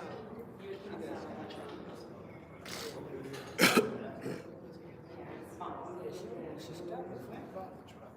She didn't call me. She didn't tell me she didn't call me. She called me to the church. To the and you in the church. To the hospital. Yeah, she didn't know. She said it wasn't connected anymore. She didn't buy that word. She said I wasn't cuss out there.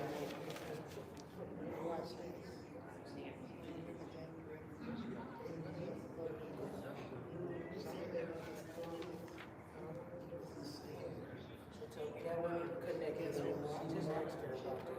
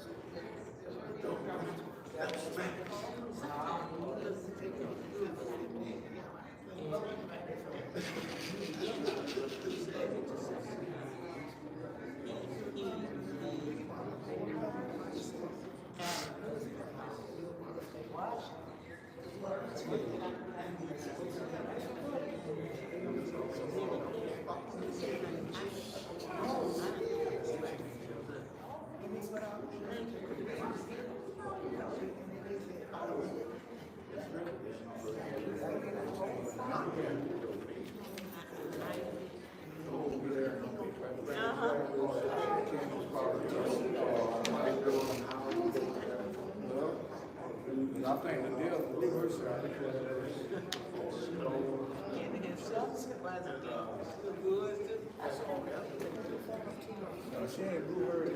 We don't want to see she go up to she gonna get a blue about it. Yeah.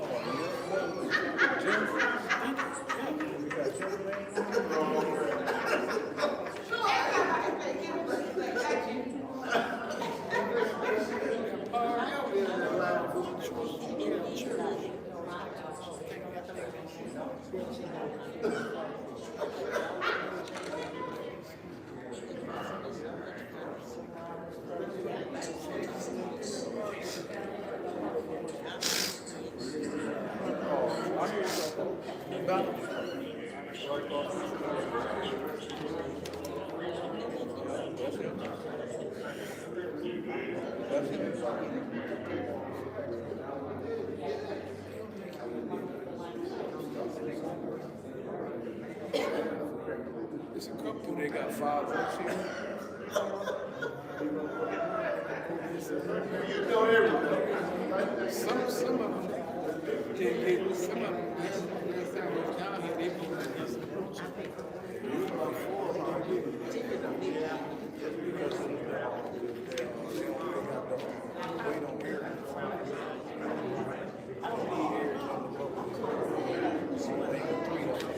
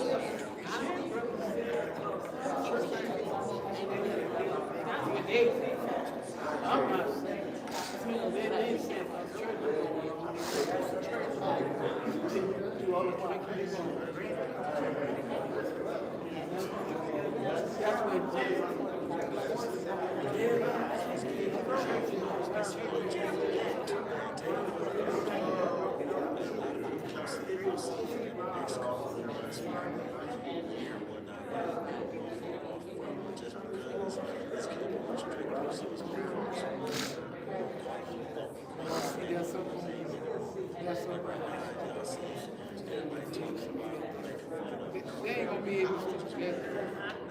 It's been going on since I was a kid.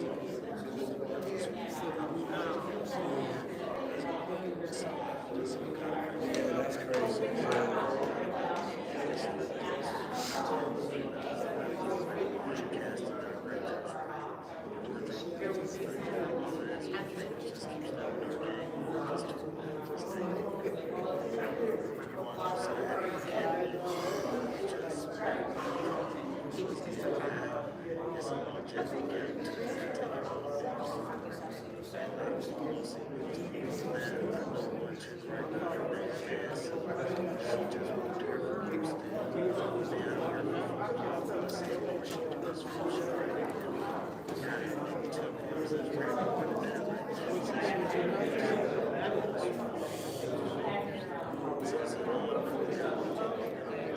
Man, I've been doing it all, man. Hell no. I did put my front door window. I started cutting trees, man. I've been doing it both of them. My other house, in the backyard. Every day I'm gonna cut down 10 trees to my house in the backyard. Now I cut my yard. I ain't cut my yard for about 5 years.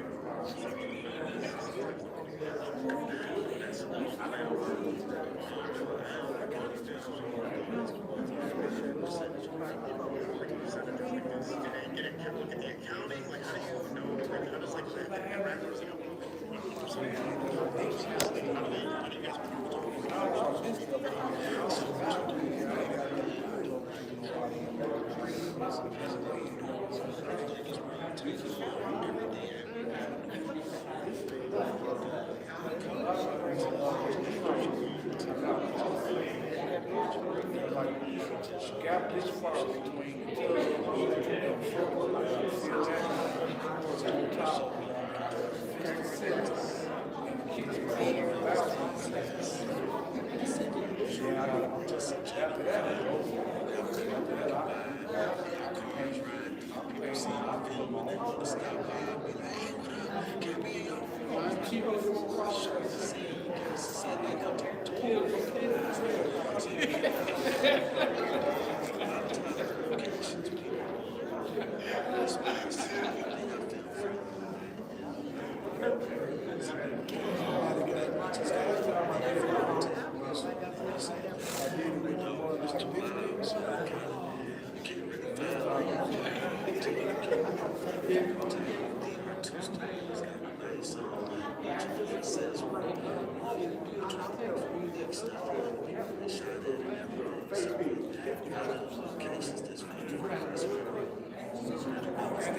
In our kitchen, I got this. You talking about the ceramic?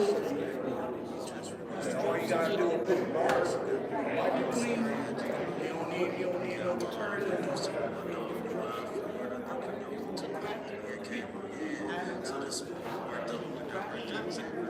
I end up getting two extra bottles. But I also put down.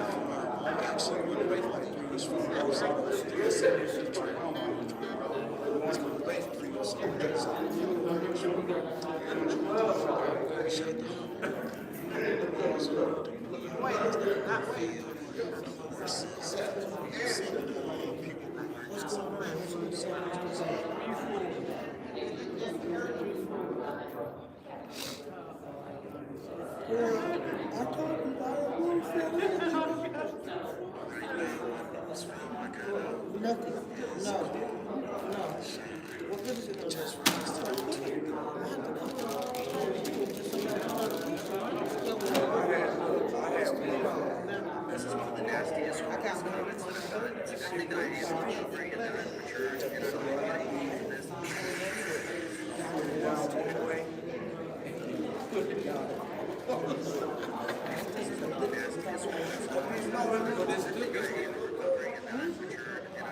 For me, I was so devastated to hear the news about your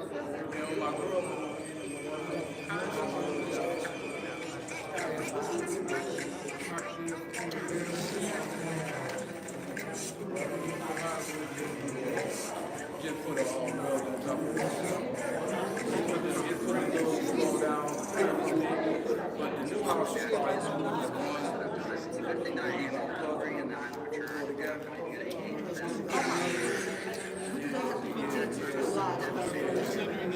Go to TikTok, go to Eric Mays.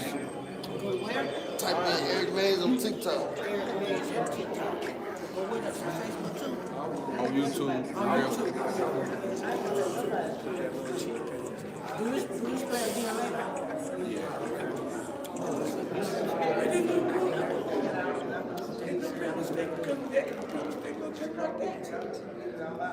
Oh, yeah.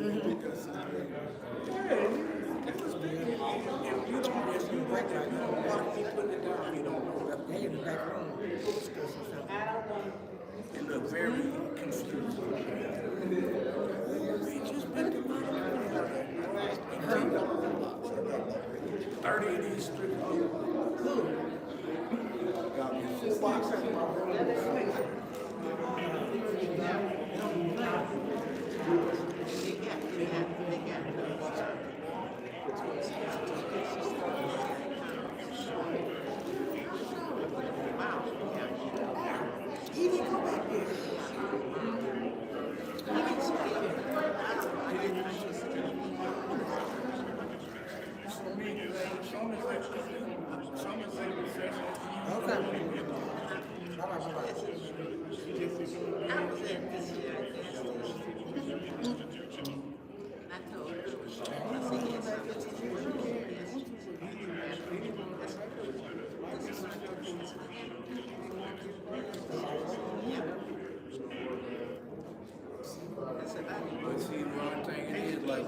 come out there meetings, they all guilty. No matter how they vote or what they say. They all do what? They all like when they come out there meetings, like whatever you say is for order.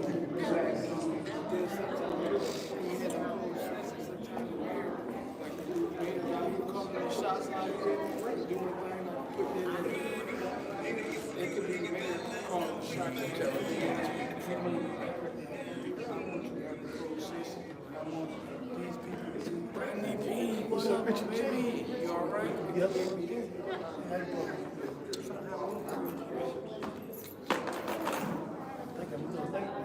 You ain't never late for a city council. He a lot late. What you mean he ain't late? He is late. You ain't never late for a city council. 5 o'clock. Yeah, but Time is it? I just left for. He ain't never late, man. He didn't get a chance to speak, so he late. Speak? How you know? Good. Was you gonna speak, man? But see, I couldn't be two places at the same time. Yes, you can. Let me give you this. I was down in person trying to get That's what's about. It's money.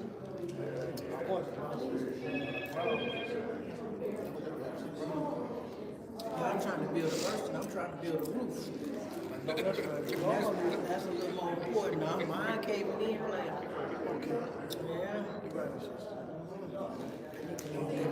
Money. See, I was with my cousin, they were Everybody going through 90s.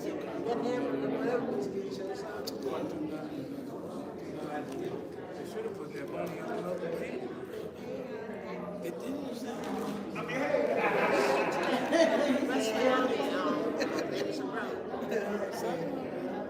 It's nice. Tracy and I went yesterday. It's really nice.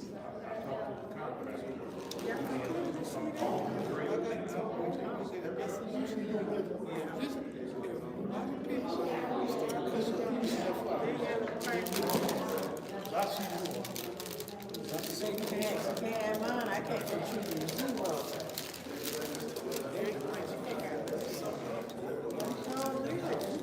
They don't want to hear it though. They don't want to hear that we got to say.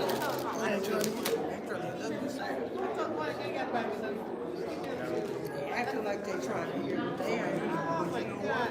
This church do a lot for the community. Those $50,000 grants are for starters. You gotta. It's like if they don't get the money, they're not going to One thing. He already do a lot for I should know that have money in that file. See, $50,000 for a home doggone prayer. They just lower that. They don't need that 30, 10 and every time. I have 50, they need to disperse that money better.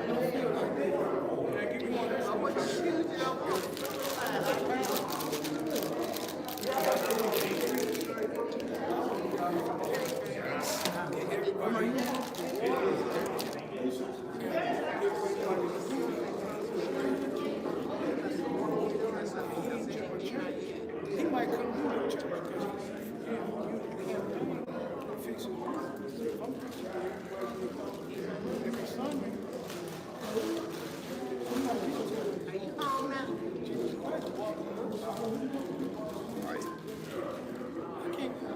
Go in your house.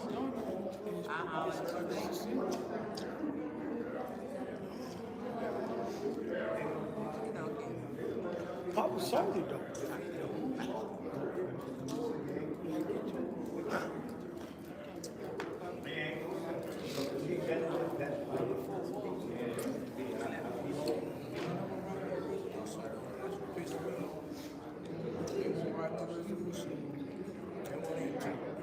You're gonna test the shit out of people, ain't you? You're gonna write some resolution. I'm gonna do what? I said, you're gonna test the shit out of them. You're gonna write some resolution. I already know. You know what? That is, it's the saddest thing because they have all the power. All the power. Being afraid to use it.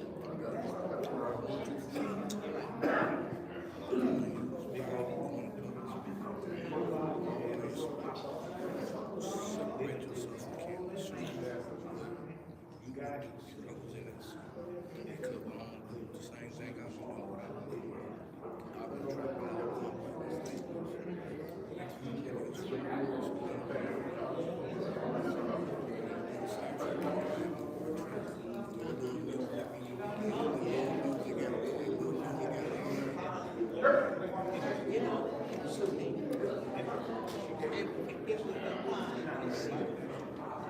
his head in that position. They still come on the rest of this.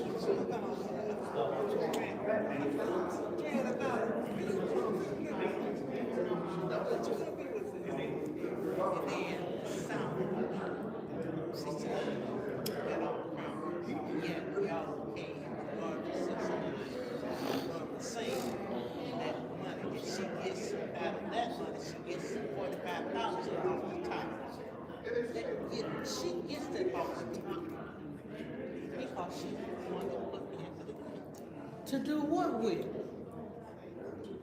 I beg you, I wish I knew. I wish I knew. She gets $45,000. And then you get a secretary to get the thing that's over there by Hill Road, off the Hill Road, up there. Something, yeah, one of these. There go Tarzan, come Tarzan, watch it. And then you gonna say, I want $50,000 for my organization. What you gonna do? Let me see your organization. No, she said last week, cause they got a CO, whatever, CO 501C, they can apply for it too. Just bullshit too. I'm a 501c3. Been one since 2007. You can apply for it too then. I'm saying that's the bullshit they said last week. What they said about Not a damn thing. what they said about Home repairs. Nothing. Same thing they said about everything. Nothing. They holding them to their money. Today the discussion was this room here, $34,000 to do this, to decorate this room. Today. I see that we got new elevators. Yeah. They paying 34 for this? But that's probably was something that was needed. But this what? This shit was old as hell. Oh, wait, it wasn't falling in like our roofs caving in. The only thing good about this is they can rent these chairs out. It wasn't caving in, they fine. Our damn roofs caving in. These chairs, the only thing good about this room, they can rent these chairs. Put a couple tables in here. It'll never be this many people in here, so they didn't have to order this many goddamn chairs. I heard 500,000. Oh, not the chairs. I was talking about the whole. She said 175,000. And guess how many roofs they could have did? But see, they got this. They got that base. Yeah. Yeah. Because he would have stopped this. He would have brought it up. He made him look bad. He can't stop nothing. They got the They had the votes. He just put it out there. They had the votes. That's what threw me out when they were talking about they can't move the city. Who you singing serenade? You see him, turn him on, man, he's serenading. He's serenading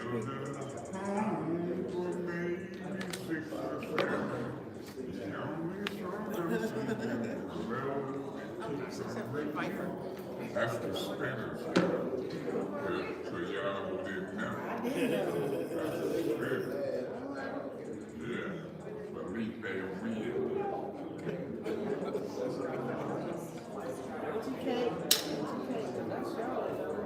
You didn't know that was spinners? I didn't sound like. I just never heard that song. Tell the truth. No. You didn't have to tell the whole. You said tell the truth. We just swear you in. You could have said kinda. He gonna be the lie just a little bit, huh? He said lie just a little bit. I put that orchestra behind me, she might change it too. Funny guy, man. Funny guy.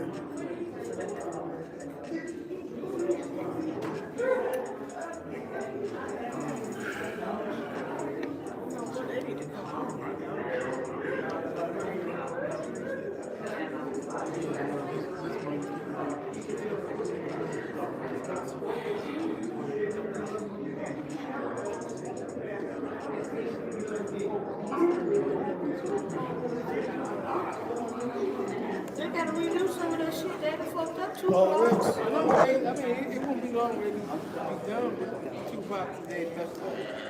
Oh, that they redoing you mean? I was about to say, because they got a ways to They go. spent a lot of money to do 2 blocks too.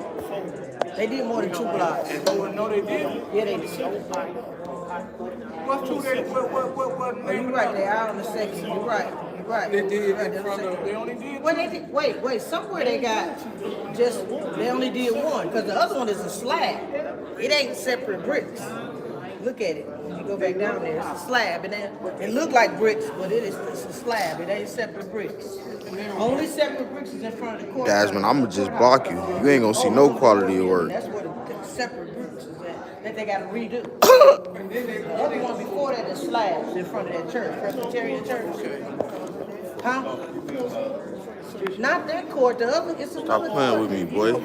The Presbyterian church is right there. That's what slabs is at. The next block right there is the courthouse. The old Why? Go pay for Paul I. That's where they Pussy. separate bricks at. And then around the corner, they working on that again. Around the corner, after about a California theater, they had Go ahead, gang. Why you still on my live then? Talking about you going to their live. And I'm finna put him in timeout. Shut up, boy.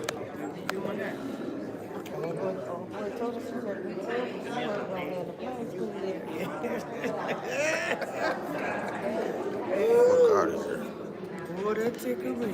Stop talking, boy.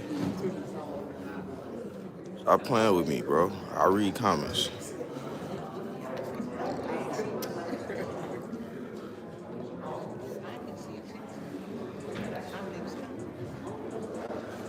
I don't even be on this camera for real. I be on the TikTok camera, so I don't really watch and come back. But when I do come back, I be seeing what you be saying. Chill out, little bro.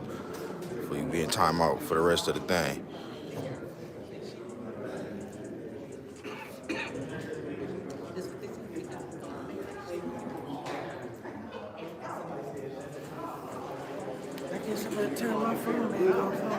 I had to put the phone on the charger in the first place. That's why I sat y'all down. I was putting both of the phones on charger while he got to running out his mouth. He ain't missing nothing, no way, because they on break. He was just running at his mouth like females. Put him in timeout like one. I'm telling you from experience, it takes a lot of signatures to get him. If more people don't get on board, that's going to be an impossible job in 90 days. Yeah. Yeah. I believe it. I truly believe it. We got the mouth. Yeah. We got the mouth. Right. We don't got the action.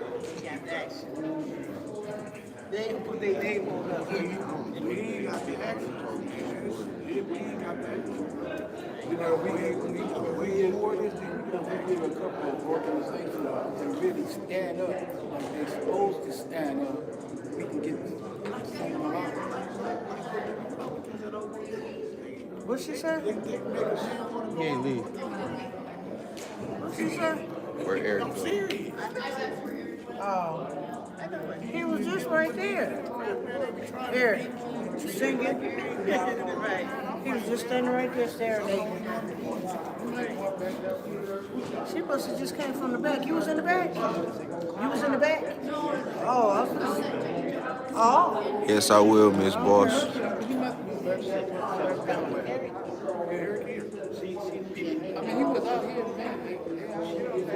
Young lady, are you working?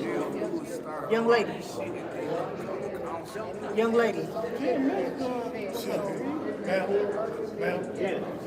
Are you working?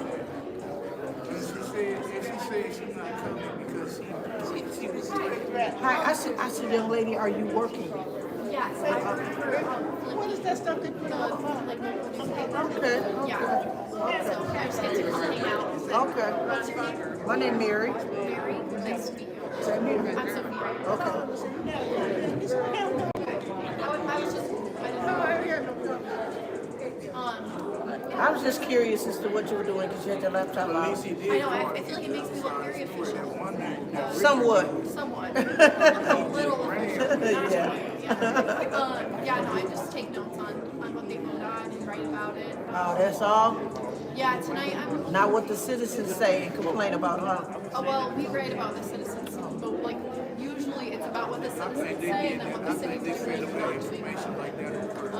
So we've written about our book a lot. But tonight we're writing about the trash contract, whether or not they decide to accept it. Yeah. A lot of people are against it. Yeah, we ain't worried about that. We worry about our houses caving in. Oh, yeah. Porches and roofs and that kind of stuff. Windows. Yeah. Okay. So you have to stay until it's all done. I didn't see you last week. Were you here last week? I actually got married like a month ago. Congratulations. So I was on my honeymoon. Okay. So I was on my honeymoon. And I was back. But before that, I was here. I started in February. So Okay, you have to be for the entire duration of the meeting until the meeting ends each time? Okay. It's exciting. Never I hope you get paid overtime. No? Oh, you do? Okay, good. No? Okay. Well, congratulations on your newly wed or whatever it is. I have to start later. Nuptials, I should see. Huh? You should look at everything you should have seen here and call that point out. Took the after. Oh, come back here. Okay. I did a little more. Okay. All right, come on. Same here. Thank you. Thank you. Sorry, I just pushed it back. Hey.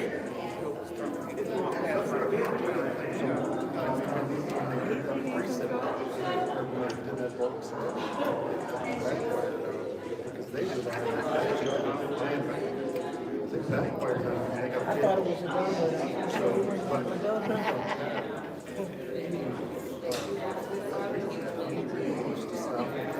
I don't know what good he was doing civil rights. They were like, yeah, they were going to that Nobody bids on it. We get the first grant refusal after there's no bid. So you get this.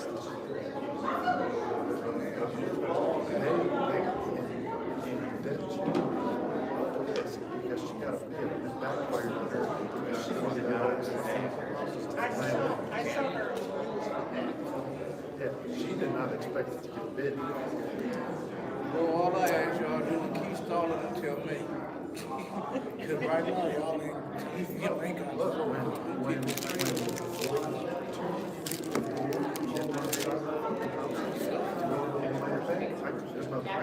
That's what I'm saying.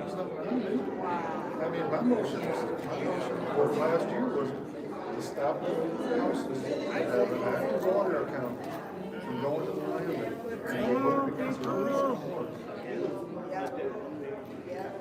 And we're gonna bring that up too.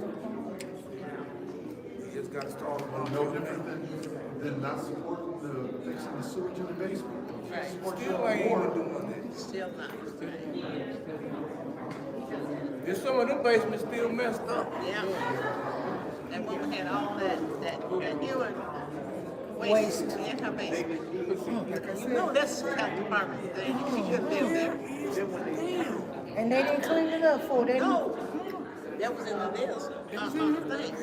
Where is she at? She been gone for a while, I heard. She live in Baltimore. That's where she lives. That's where she lives.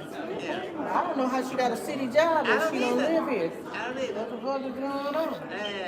You don't remember that? Your mayor appointed her like she appointed this man. They set a record for literature. Her and Chrissy set a record for literature.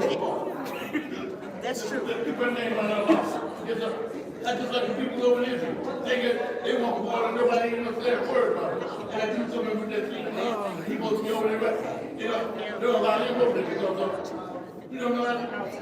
How long ago the break they got to get? I mean, the way they messed it up, and that's what I heard. What they waiting on to start the contract?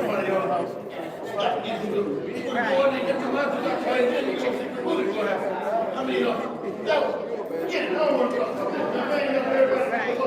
So they get the money back. This stuff, first time in the thing. This stuff, when we went to that, Trump was in.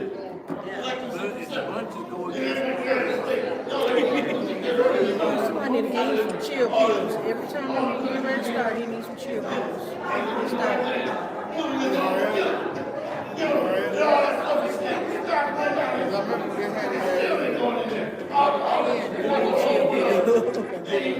That's what he huh? No, he go off never land. Nothing important, nothing about here, nothing. He just talked for 3 minutes. Jibber jabber.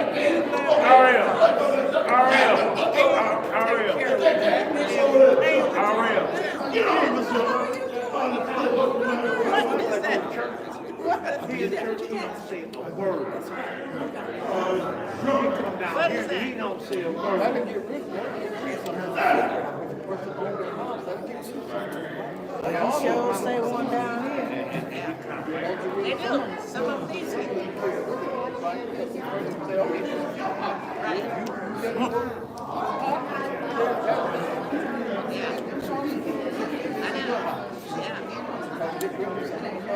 That's what the Bible say gonna happen. Wars and rumors of wars. Nothing we can do about it. And Lois Holt owned that house. That's an historical house, because I lived there. I grew up coming up with 2 women. They were teachers. Somebody burnt the place. Burnt the front of that place, right there, across from Whittier. That red house, across from Whittier. They burned it. Really?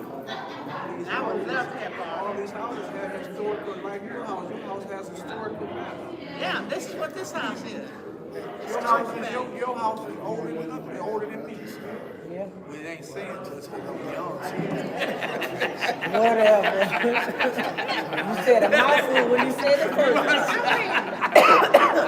Yeah, with gray hairs in his beard, talking about he's young. Oh, I'm painting them. No, you didn't. No, you didn't. Fontaine, you the oldest in the brother.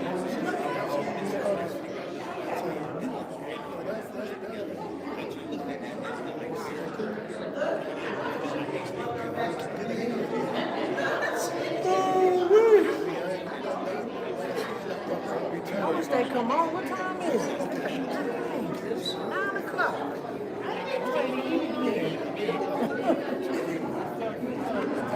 Fast supper time.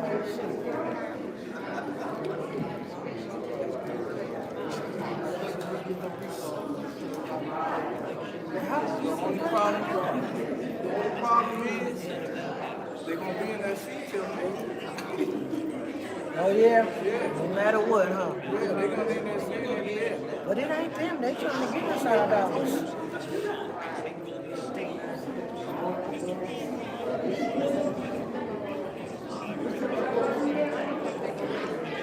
Ain't that old fire?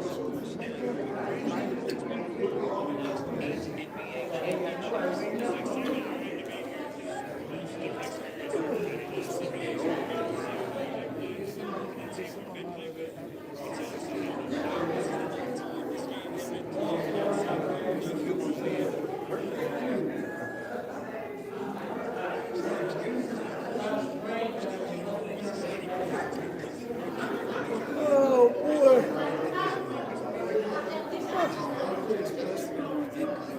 Come on.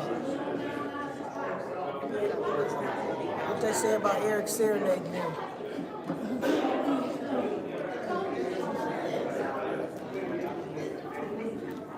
Gang, stop coming on here before I block you.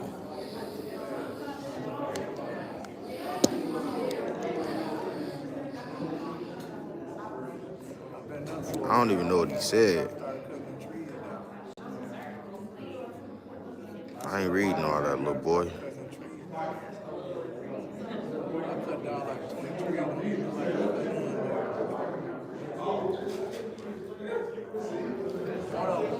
You here for Unc. I work for Unc, little bro. That's the whole thing about it. That's really my Unc.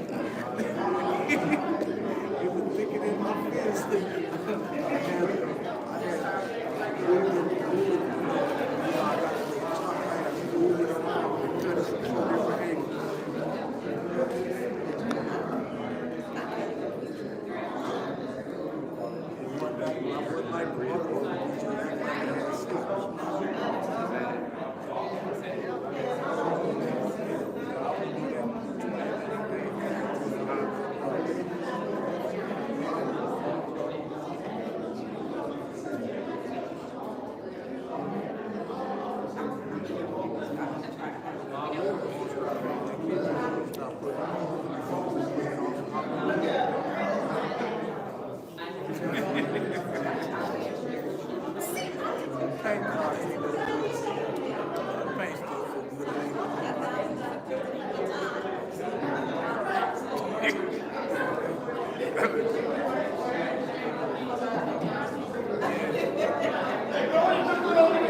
Let's see if you got something to say after that 30-minute timeout.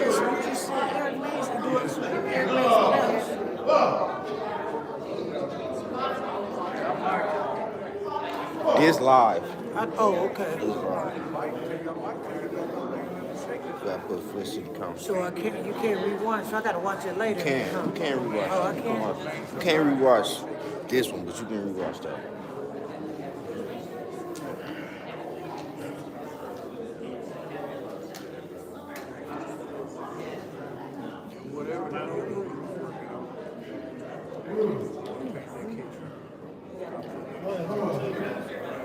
I can't help it, I'm sorry. I've been up since 5:30 this morning. Thank you.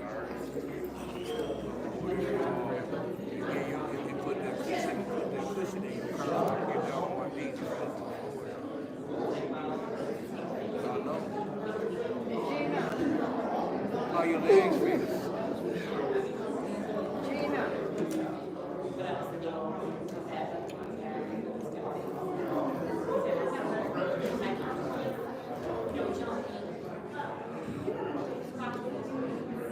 I'm giving it. I'm giving it a week. See what happens. See if somebody calls me.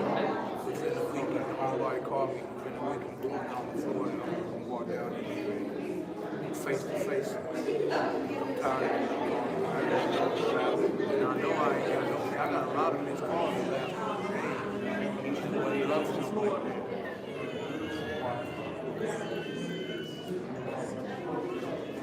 Yeah, I gotta be down there. Yeah, that's why I said I'm gonna go. I'm sorry.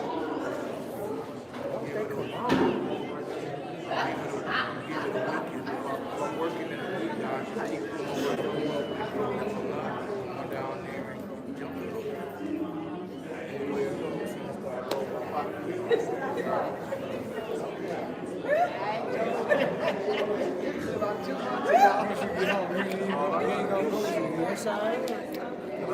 You're right, I'm gonna eat first. You talking about me, you younger than yourself.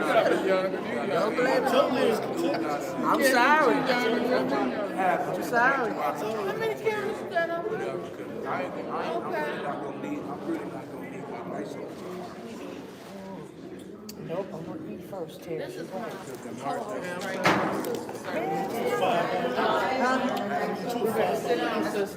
No, I don't do that. I don't do that. You don't want to do it. And the election is in May, and everything don't heat up till March. So in March, they're gonna be saying negative shit. And I'm gonna use that shit too much. Maybe I'm already paying tax. I already got my party made up.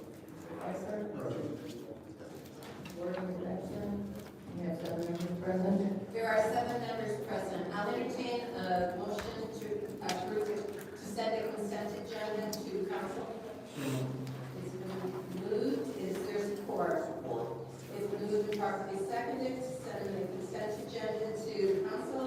Is there any separation? Yes, Mr. Mays. Yeah, I want to separate 230, 239, change order number 1, contract deal, priority wage. I'm also going to separate 230,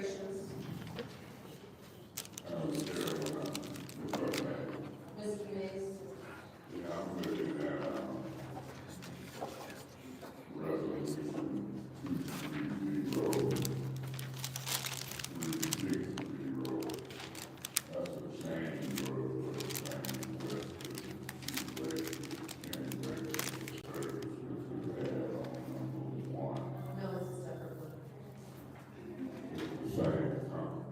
Yes, it is.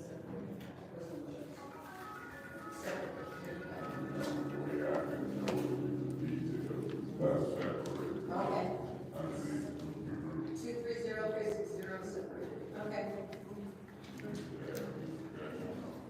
Any other separations? Hearing none, so the consent agenda consists of 230361 and 230363. Madam Clerk, roll call.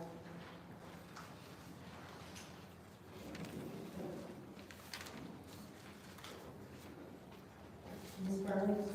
Yes. Ms. Michelle? Yes. Mr. Piper? Mr. Bailey? Yes. Ms. Upson? Mr. Murphy? Yes. Yes. Ms. Murphy? Yes.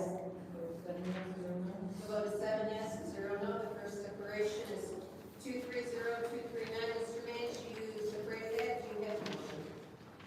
No, I'm gonna pass on the motion. There's the motion. I will entertain the motion. I'll move, resolution 230239 to council. Is there support? Support. It's been properly seconded to move to council. Madam Chair. Go ahead, Mr. Mays. Madam Chair, through you to Mr. Edwards and to the finance director as well. And I'm gonna need the city attorney to be on guard. The city attorney, your name is Tom Sparrow. Mr. Sparrow. I need you to kind of listen to be on guard. Mr. Edwards, I raised an issue a while back. Now, I might be wrong, and you can correct me. Good morning, Cindy. Heather, you and the gentleman that's approaching, y'all welcome as well. I just don't know who's who, but I know Joy Bob and Mr. Edwards, you can facilitate who I need to talk to just about a week now. But my concern is that you mixing two subject matters together in one resolution. I raised that issue. You got the grants for the recycling mixed in with an extension. And I might want to vote yes on the grant and no on the extension. And so between now and Monday, I'm gonna try to have this resolution separated. Do you understand my concern? Through the chair to Mr. Mays. Mr. Mays, the council already took and disposed of a portion of it that deals with grants. This is merely all of this particular resolution is addressing the contract and the Let me contract. tell you what I see. I'm holding in front of me, and you welcome to come up here, and you pull up the share. You come and look at it, but I'm looking clearly at a resolution 230239, and you can see where I highlighted, the two grants in there with the extension. If you want to show Heather and the finance director, they can look at it. Attorney Sparrow, there's language in the charter that tells me about one subject matter at a time. You can kind of find what you think. Yeah, you can. Just don't get away with my paperwork. So I'm trying to get that correct, because I'm not gonna vote on the two. When I read the details, as long as we've got something in place for 2024, that's what the grant is requiring. Okay, well, she says, no, tell me that I'm not reading something from, I got it right here, the recycling partnership. If I may, Mr. Mays. You may, but I can't do this in a minute and 43 seconds. I'll do it. As I I'm always, impressed, I'm gonna figure out how to get you on time.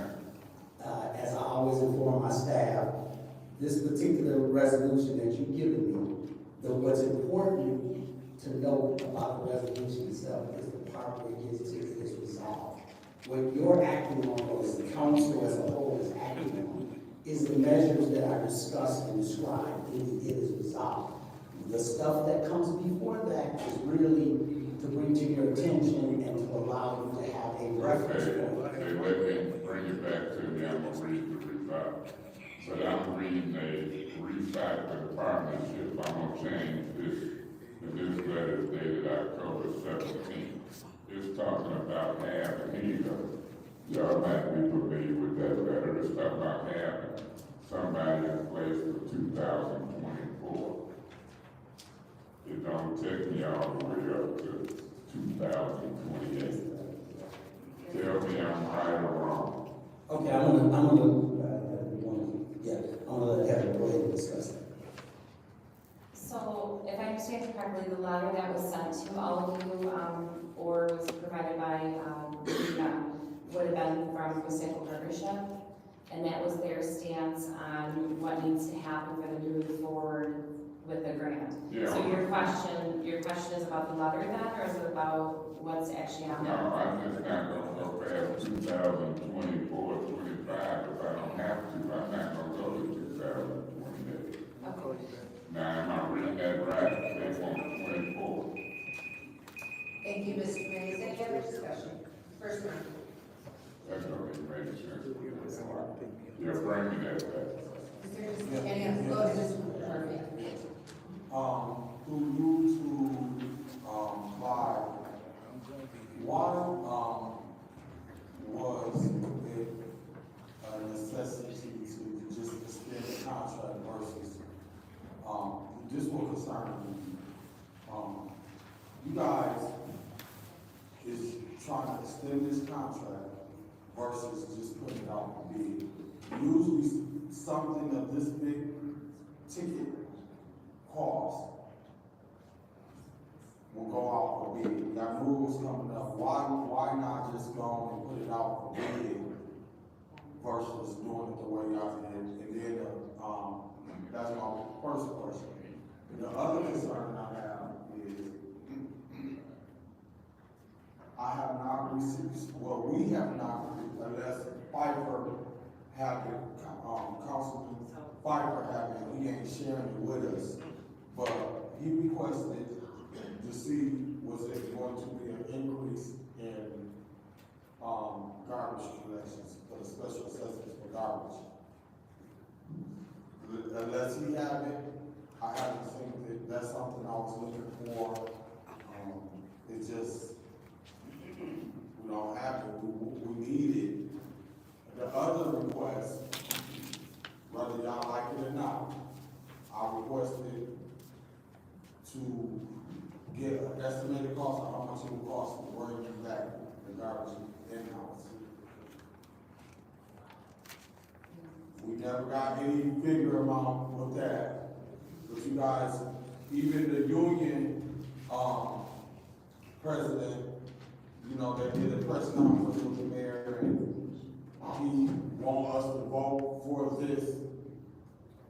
So just like the union president want us to vote for this, we want the request that we asked to be honored so that we can make the best decision when it comes down to knowing how much taxes are we going to be asking the residents. Because, okay, y'all giving us some free cars on one end through a grant that we gotta accept, but we also gotta accept this contract for 2 more years. 5, 6 years, or however long you guys want, without putting it out for bid. And usually, things like this, of this magnitude, we just think that when Priority and Republican was going headed up with each other, when Karen Weaver was the mayor, about who was gonna get the bid. So now, it done changed from that to now you guys just wanna do an extension, all we need to do an extension and don't even put it out for bid. Make it make sense.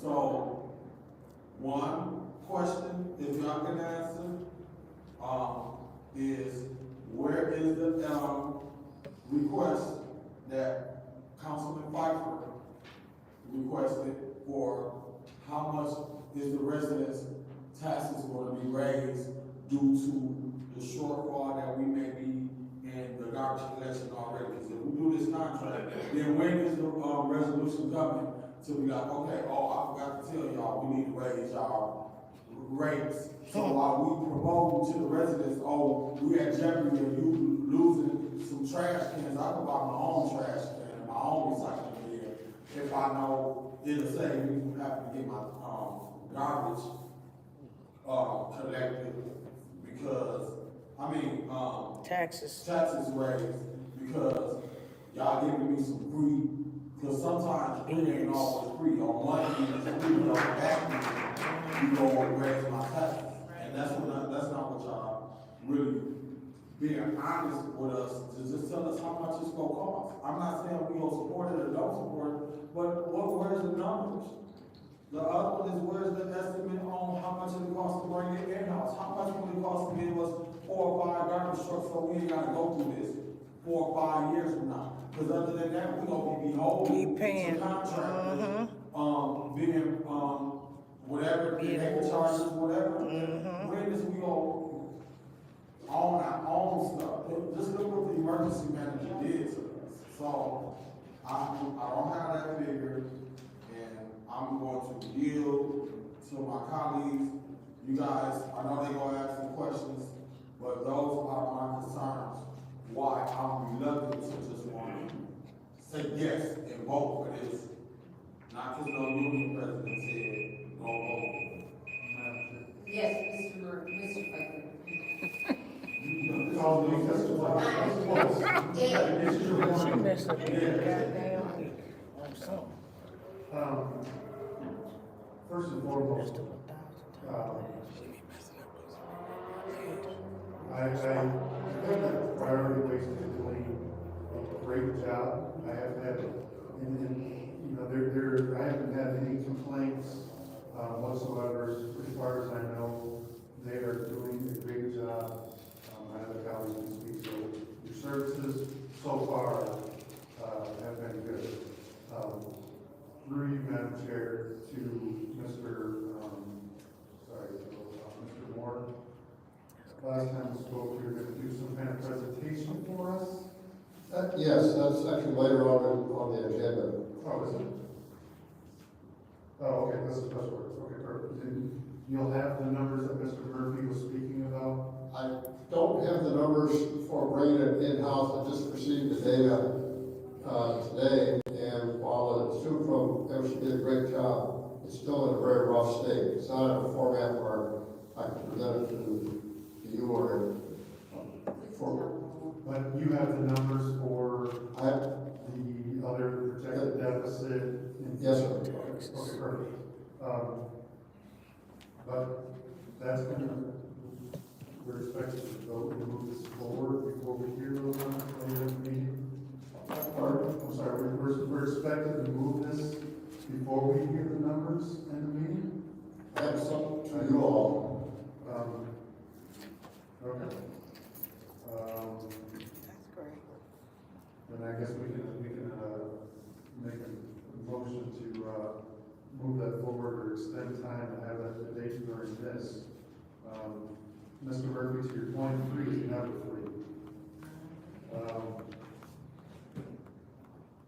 I'm interested to see the numbers to see how we're going to pay for this, or what the projected deficit is. But I keep hearing over and over that it's just a great deal. We got to move forward. It's a great deal. We got to move forward. If it's such a great deal, why do we have to allocate $2 million of ARPA to pay for it? If we're getting 3 carts and we're worried about a $2 million or I thought them came before all the funds got here. that's helping the community. Why do we have that with $2 million of ARPA funds? How is 3 carts and how much $2 million of potential home upgrades or whatever we? I'll be discussing that later. We wanna hear it, we wanna hear it.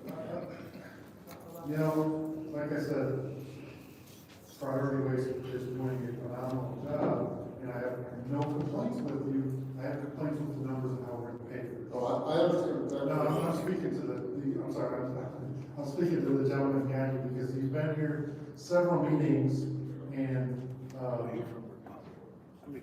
want to keep wasting your time.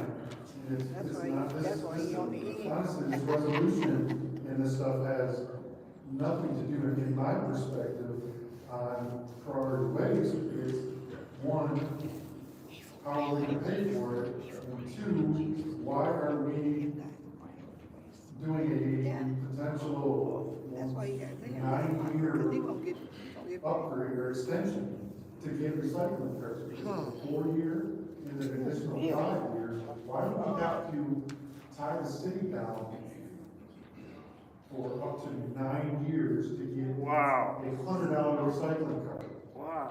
Does this make sense? I say get our own trucks.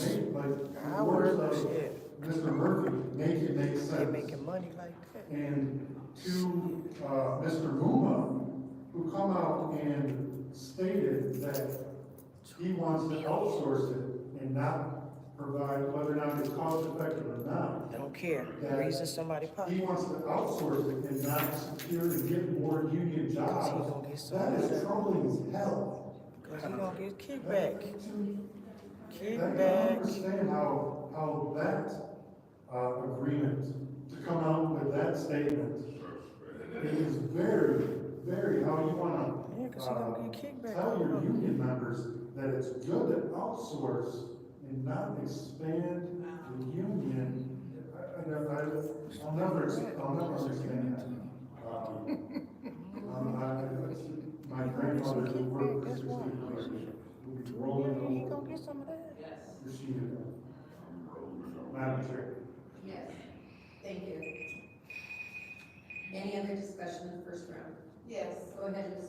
Winfrey Carter. Okay, I have been saying 6 years, an extension of 6 years, being confined to a contract. Say it.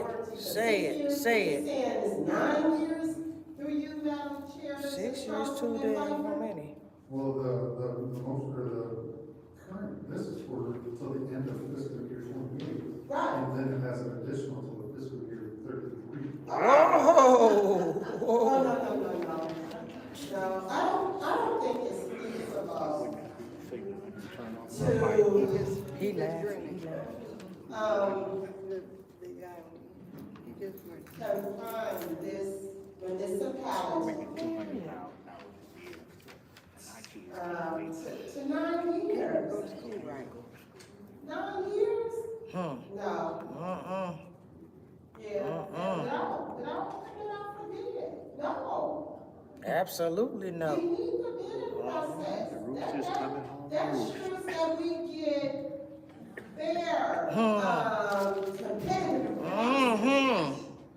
Yeah,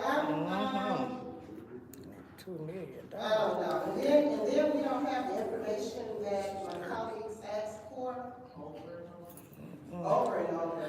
It's almost like, okay, and I just want to say, priority, you're doing a great job. They ain't doing that good of a job for 2 million.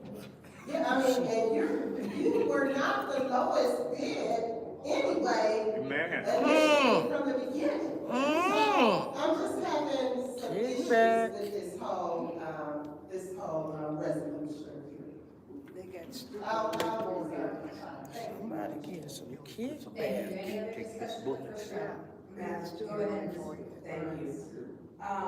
It's almost like a fire squad when it comes to this. But anybody saying, priority, we are doing a great job. You are. And so no one can dispute the quality of service that you're serving the residents of the city of Flint. And Ladies and gentlemen, please take your seats. And so, I appreciate that. So here's a couple things, when I'm listening to what my colleagues are saying. One, for the administration, if you want to be further along in this process, please give the council members, Councilman Murphy and Councilman Fifer, what they're asking for. Because the administration department, if you have not given it to them, you're holding the process up to push it out so far to where they can't get it. That's not fair to council. It's not fair to council for, and what is your name? I'm gonna call you Mr. Priority. Dan. Mr. $2 million. Dan, I know you traveled here, several times, and that it's not fair to you. He was here on the very They've been first. asking my colleagues for specific things, the administration needs to give it to you, so we can make a decision. Now, on this letter, the recycling partnership and the importance of it, which states the grant package, does not require the city of Flint to select any particular hauler or carpet manufacturer. This agreement must be completed by November 30, 2023, and with service to the public to begin no later than the middle of 2024. Your service is good, it's great. And so that is a plus. I'm listening to what you're saying about being competitive, and they're supposed to have that. And Councilman Fife raises a very legitimate question, which is mine too. If it's such a great question, and Mr. Moore, who is new, stated that he's going to explain all that in his presentation, why are we using $2 million of ARPA to make this a great deal? And so it doesn't look like a great deal. I think Councilman Mr. Murphy was saying, well, what's that? No, nothing is free. It's always something with it, if it's free. So that is a concern, especially when we get residents 5, we're giving $5 million, we're giving $2 million to a company, for a contract. So that's really not sitting well. One thing I will say, Mayor Neely has really pushed this, and he said to my colleagues, watch how they vote. Just had a meeting on Monday. Watch how they vote. He wants us to send stuff up and not ask questions. It's not fair to us. It's not fair. We have a right, and we're supposed to vet the process. And so if you keep coming, we just need simple things. This should have been done. I had a whole conversation before you were here, Mr. Moore, as our 6th or 7th CFO. You are. Maybe number 7, because you weren't the pick. It was a guy ahead of you that was in between you and Jane that didn't show up to work. And so that's why I wouldn't put you on the spot, but I had a conversation with Jane. And Jane told me it was a very good deal. So everyone goes through their process a little different, because we're locking you in priority on rate. So as much as Mary Lee taught me my process, and I'm talking talked about my kids, I'm still a little ticked about that. It has nothing to do with the business of the job that you're doing. It just speaks to his lack of character. Because he didn't know immediately what I had taught. This is the first time I told anybody out loud that, Jane did tell me our former CFO, number 5, our 5th CFO, had approved. It's, hey, Tiny's a good deal because you're locking in that price. But my colleagues have a right to get the other things that they want, and they have not received that. So as he peddled this process at a community meeting and said all kind of crazy things and lies at this community meeting, he made your thing number, one of his, watch how they vote, and they're going to support. He didn't even know I had talked to him about this a long time ago. I want my colleagues to make our final decision to get what they need, because we need to figure out how we pay for that. And one thing Flint has got down is a problem with our mayor. He needs to learn how to roll it back, because he would lose you. This is the business for me, but what he's doing is the shady business, and he needs to stop. He needs to stop. And Mr. Moore, I know it's okay, I look forward to your presentation, because we need to know, we are getting ready to wind down, and so I'm gonna leave it right there, we 2 rounds, right? And I'll come back. Thank you, Madam Chair. Thank you. Any other discussion? Seeing none, I'm the last one to speak. In the first round, that's correct, Mr. Mace. I always say, any other discussion, I don't necessarily add in the first round, although that's what I mean. So, in regard, I actually spoke to Mr. Kim about the contract extensions, and any extension has to come before council to approve. We know that. So, the additional years we have to prove, or whoever our predecessors are. Anyways, so we're not locking them in, it's saying, hey, if you extend it, this is what the price is going to be. But my concern is this $2 million in ARPA, and, Mr. Edwards, can you address why that $2 million was in that omnibus bill that we tabled indefinitely, last week, or Mr. The issue with the trash fund is that when the budget was prepared, it assumed that 100% of people that were billed for trash were paid it. The way it works, and I think you probably all know this, is that it's on the tax bill. At the end of the year, we sell up to the county, and they pay us 100%. They then try to collect it after 3 years. If they haven't collected, then they charge us back for the amount that we haven't received. That chargeback was not built into the budget.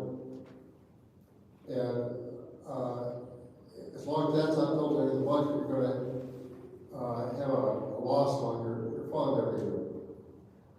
The difference between breaking even what we have right now, it'd be roughly 80 cents a month for residents. If you want a rough number. So we're using ARPA, or the mayor wants to use ARPA to balance this fund. Right. That ain't what it's for. I need a rope. Right. I have a problem with that. This is the Tell him his salary.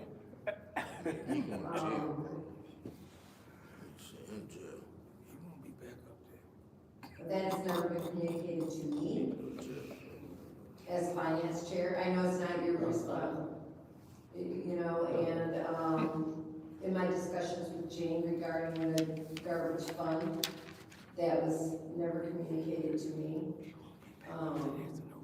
I have talked with Heather and said, we knew that this garbage contract was gonna cost us more this year. We didn't raise the rates, and that was by all of council, as well as the administration.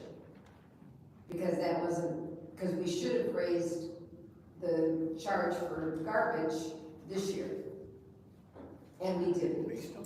That's not something that residents want to hear, but it costs us more money this year, and we have to collect that money somehow. And it is on the backs of the residents, unfortunately, but the residents are the ones getting the benefit. And, What the benefits we get? so, I have a problem with that, but I want to make a motion that we table this resolution until after the presentation. And I so move.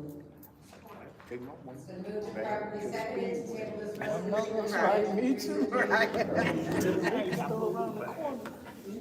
Mr. Mays? Yeah, we got a discussion on that. Yes. Give me a second, please, to write this up. And then I will ask for discussion. He can't wait. He didn't get his 5 minutes in, give him 5. Right. Okay, discussion, Mr. Mays? Yeah, Madam Chair, so that day, when we come back to it, we're on the second round, if I'm not mistaken. Correct. You know, I got a problem with the letter that Sam Loomer sent out. And I got a problem with Sam Loomer standing with management as a union person articulate this. That's just me. And so I wish he was here and I would have dialogue with him. Because see, I know from my knowledge of garbage contracts, they can be very lucrative for politicians. Now, I didn't say illegal, I said lucrative. Same thing. Because I've seen garbage contractors and people associated with it donate to folks' campaigns. And it might be legitimate donations, but it's reasons that certain folks are motivated to do business with certain folks. Kickback. And so I know Sam Loomer plays around in the political arena with candidates and votes as well. And this concerns me as a union president. Not only do it concerns me because there's no facts and figures there, but he alludes to them in that letter. And we've been talking about it for a while. I'm gonna vote to hear the presentation, but I hope that this presentation don't have the same time constraints on it as some of these council rules. If so, I will attempt to loosen up the time on it. Because I don't appreciate no politician, in this case Neely, standing on ABC 12 talking about what we need to do and when we need to do it. I don't play them games. And I can prove it better than I can talk about it. And then union folks standing with it, trying to put pressure on us. I don't play the pressure game. I play just the opposite. I have no problem with approving the grant. I do have a problem with giving 5-year options. I do have a problem with more than a 2-year extension from the original contract. Because remember, I had an investigative hearing with Green Provider Priority, and I caught folks lying, including the mayor, during that investigative hearing. And Mike Brown was scared for his job. So I know politics and garbage just as good as some folks. And it won't be no games played with me.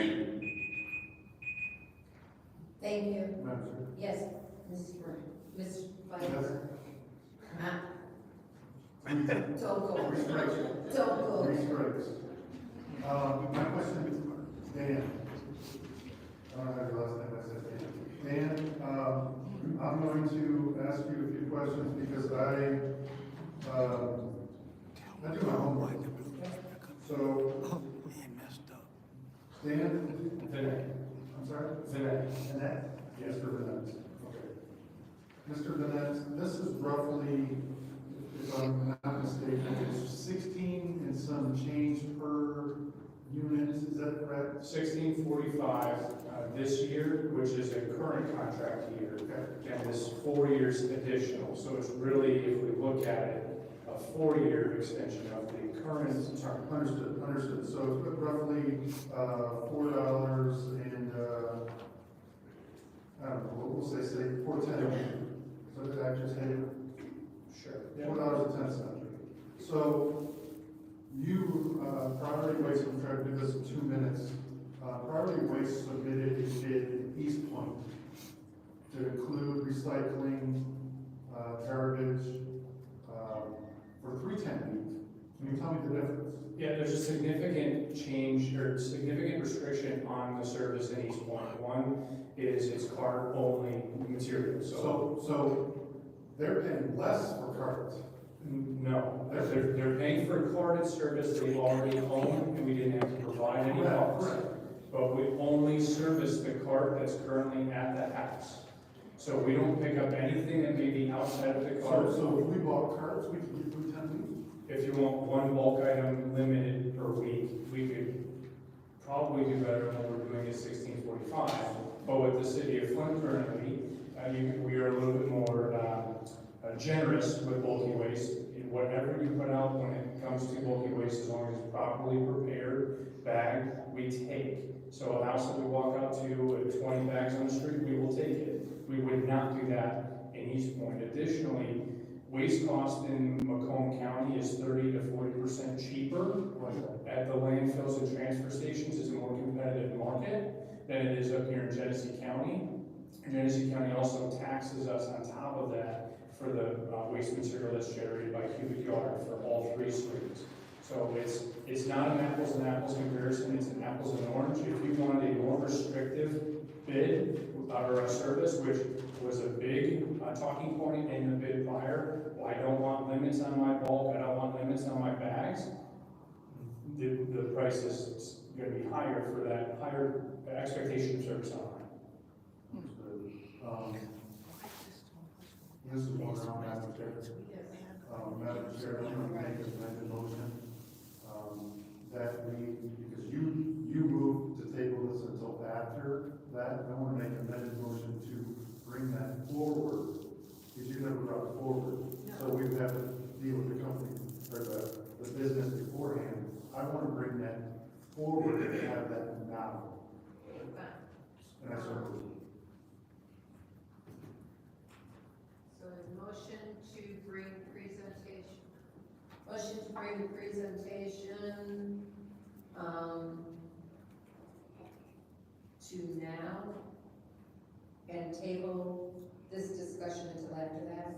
Support. I'm just getting clarification, just a second. Yeah, because your motion was to table this until after the discussion, so Okay. we have to deal with everything else, so I want to bring that discussion to have to Okay. occur right now. All right, and it's been moved and seconded by Ms. Burns. Okay. I gotta figure out how to this time. When we bring it forward, Madam Clerk, how many minutes in the rally rounds for bringing something forward? That's not in the rules. This is a standard motion, it should be 2 minutes 5. 2 rounds of 5, yeah. 2 minutes 5. Yep. See what I did there, kids? Next meeting, Mr. Ledford. So, Madam Chair, thank you for this first round. Sure. So, I guess my point is, in bringing up each point and seeing what you guys submitted there, if we are running a substantial deficit, if you look at the chart of our balance in that rubbish fund, this may be to Mr. Moore, it's been up or left, down, right? We burned through $2 million in the last few years. So why aren't we looking for cost-cutting measures to fix this deficit? Whether it be bulk item reduction, CART program, whatever it is, why aren't we looking at any kind of cost-cutting measures rather than just push forward and kick the can down the road? Because ARPA funds are gonna run out. And Yeah, before they get to us. the ARPA funds will run out by my projections before the end of this extension, using the $2 million at our current run rate. So why aren't we looking at everything on the table rather than just, you understand my question? I understand your question. I guess at this point, I haven't had a chance to look at everything. But if you haven't had a chance to look at it, why is this before us?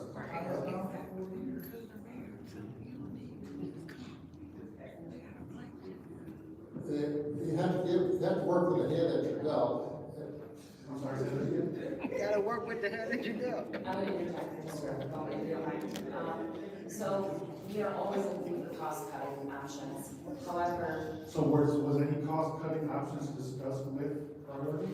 yes, And what were those cost-cutting, and what were the cost-cutting? well, it's not based on the current contract per se. Right, It's but based- we still have one more year of contract. Correct, yeah, we're in that third year. Where the cost cutting comes in is that the city of Flint, at one point during all the dynamics and court cases and things that happened, it changed that, like, everything that was out there had to be picked up. Well, a governing body or a company purchased to come in and provide services, they don't always have the ability to do all that work, or they're gonna charge you a higher amount to do that. So we've already done that cost cutting by cutting back on what it is that we're setting to the curb, so that when the numbers came in, they came in at a lower rate than what we anticipated. But they didn't come in at a lower rate. They did, they did. All the persons that provided a proposal, those rates came in based on that deduction of services that we requested. Because before that, we asked for much more service. But if we look back to the bid process, and it was, this garbage contract was approved by the prior council, there was bids at $12 per They year. weren't eligible, they were not They were not responsible. eligible. They're not because- eligible for it, right? Because they couldn't start when we wanted to start. That's Well, correct. we're not under those time constraints now, so why are we paying, no offense, Mr. Gillespie, Yeah, some offense. why are we paying that 25% more increase when we're not under those time constraints now? So, Because unfortunately, the question. there was some in the, like I said, in the $12 range that we went with priority waste because they could allegedly start when we needed them to start. Well, now we've moved past that. Question for me. What's your request? You did say allegedly, right? Correct, yes, sir. Someone When, said- when they allegedly said that they could start and when they couldn't start. But we're not under those time constraints now, and you're asking us to approve a 4-year extension at the top of the escalator fee of the already escalated prices because they couldn't allegedly start 30 days window that we needed it to start. So explain that to me if you can. So, well, first and foremost, again, you're not looking at apples to apples. I know we keep using fruit as a factor to compare. Each of the parties that provided a proposal, for example, they're basing it on that sheet of paper that we should be able to take the sheet of paper, put it next to each other and look at 111. That's not how those work. The proposals for our trash, you have to look through the documents. Is that a deficiency that we need to work on in the purchasing so that we can get apples to apples? Without being disrespectful, I would have to say that the people in the garbage industry are crafty in doing their proposals. So we have to look for the things that are hidden, and they were. Thank you. Any other discussion? Strong arm, strong arm. In the first round of this is of this amendment, correct? No, Mr. Mays, this is a motion to move the presentation forward. 2 rounds of 5 minutes. Is there any other discussion in the first round on this? Madam Chair. Mr. Mays. So, if I'm not mistaken, and I could be, you did an amended motion to postpone, and it was seconded by Ms. Brown. No, Ms. Mashat. Okay, on your motion. Right, And that was to postpone until when? until after the presentation, but Mr. Pfeiffer made a motion to bring the presentation forward, the special order. So that's why we have 2 minutes. I mean, 2 rounds of 5 minutes. Yeah, and I had to clear that up in my mind because I disappeared for a minute. Can we restart the clock? Yeah, I was just gonna suggest that. Yeah, I'm in favor of moving the presentation forward.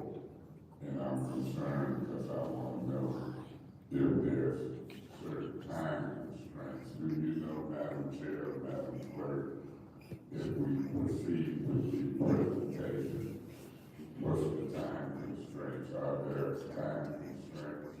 There were no time constraints placed on the special order on the presentation, and so the only time constraints. So I'm gonna support moving it forward, and I'm gonna be listening and dealing with the details because it's been highly publicized and criticized. And if when it comes to the council in my own way, I'm gonna protect this council against certain politicians. I'm gonna do the best I can, but I need the help from council. See, I sit here during the investigative hearings and questions other contractors have about when they could start it, comparing apples to apples and oranges to oranges and apples to oranges and all of that. And to this day, I'm not satisfied with all the misinformation and lies that I heard during that investigation. As a matter of fact, I was appalled. I was appalled.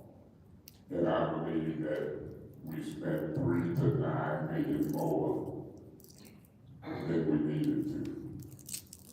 And at that time, part of my interest was picking stuff up between the sidewalk and the curb, whether people lived in that house or not.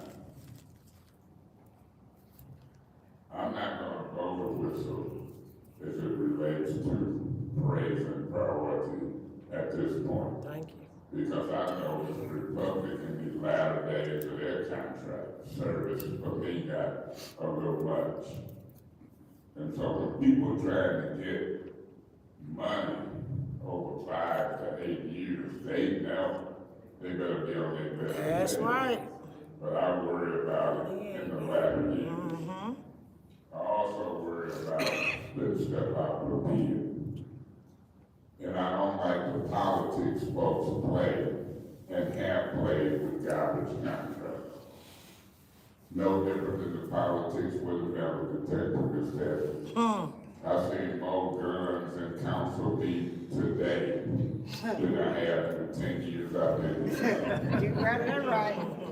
With all of that Channel 12 publicity about a metal detector. I know Nina used to work at Channel 12. And I'm knowing the politics that Ms. Liddell Lewis played. Now I'm hearing, she told the media, just talk to her. What are you gonna talk to her for that she ain't here? Her and evil word got the worst attendance record, and they listening to her and me. But we gotta do the heavy lifting. Right. We gotta do the work. That don't even make sense to me in a community. Why would you talk and interview folks who ain't here? Right. He ain't here, and she ain't here. Oh, well, maybe that voice ain't as deep as mine, but I'm here. I'm gonna listen to your presentation. I'm gonna get all the details, Heather. I'm gonna get all the details to Mr. Moore. And you're here for priority, right? Look like we're gonna have a talk. There ain't no politician gonna pressure me between now and the end of October or November. He on TV talking about October, and the documents telling me November. What's the deadline? October, November? The letter says November. You ever heard of Pinocchio? Anytime Pinocchio told a lie, he knows. We got a publicity acting Pinocchio mayor. Spreading lies across the city of Flint. But the nose ain't broke. We really get to the bottom of this. Thank you so much. Thank you. Any other discussion in the first round? Yes. Go ahead, Mr. Murphy. So, I gotta be on what at 11. What my colleagues. I'm gonna be watching y'all, presentation live on, fall hearing live. We probably move this to special affairs on Monday, or council, depending on how my colleagues feel, because you're gonna need 5 votes. And then I'll, make my decision based on the information we get from how much the property taxes will be raised. I just read the letter from Councilman Mays, that Sam Newman put in his, email about the in-house, why they don't wanna go with bringing it back in-house.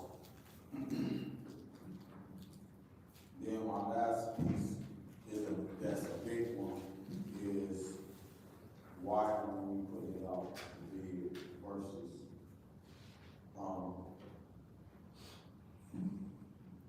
just going with a contract. So, other than that, priority, you guys are doing a good job, I have no problem. Then we got talk on the phone, I had issues, and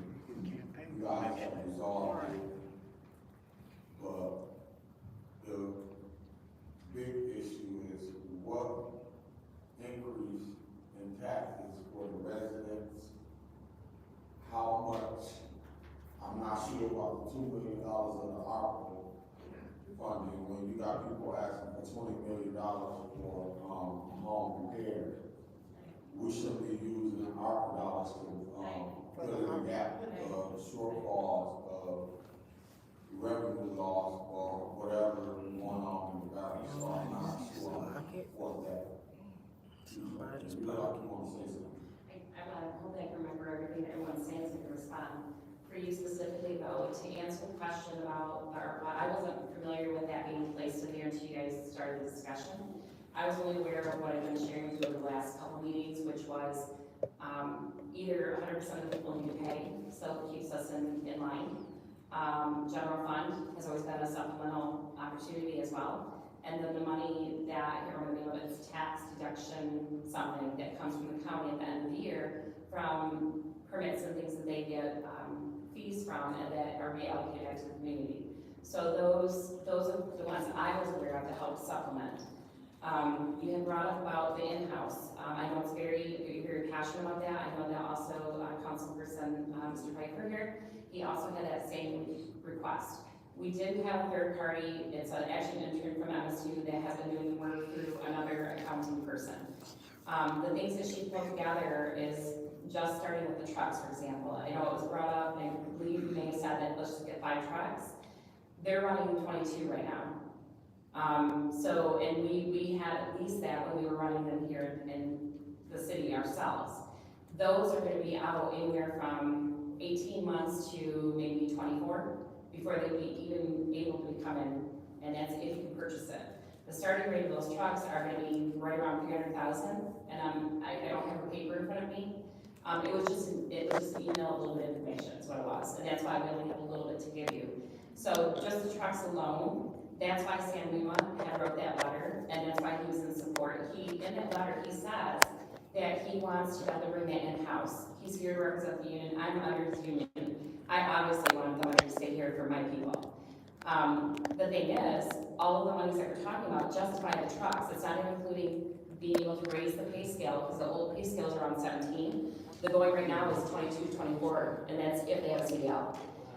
We can't get enough people to do CDL. We're already short in literally every department in Department of Public Works. We do not have enough CDL holders.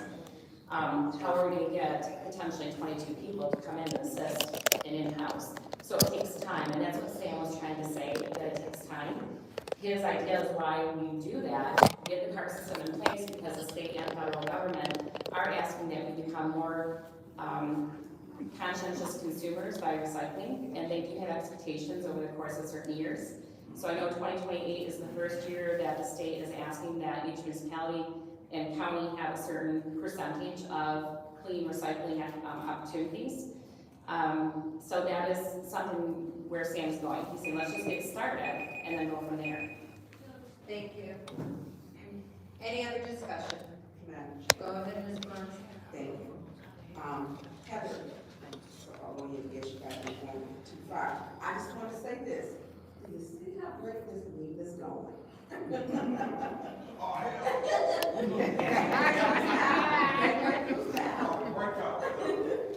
So this has been a good meeting, so we're getting a lot of questions, and I just want to highlight that.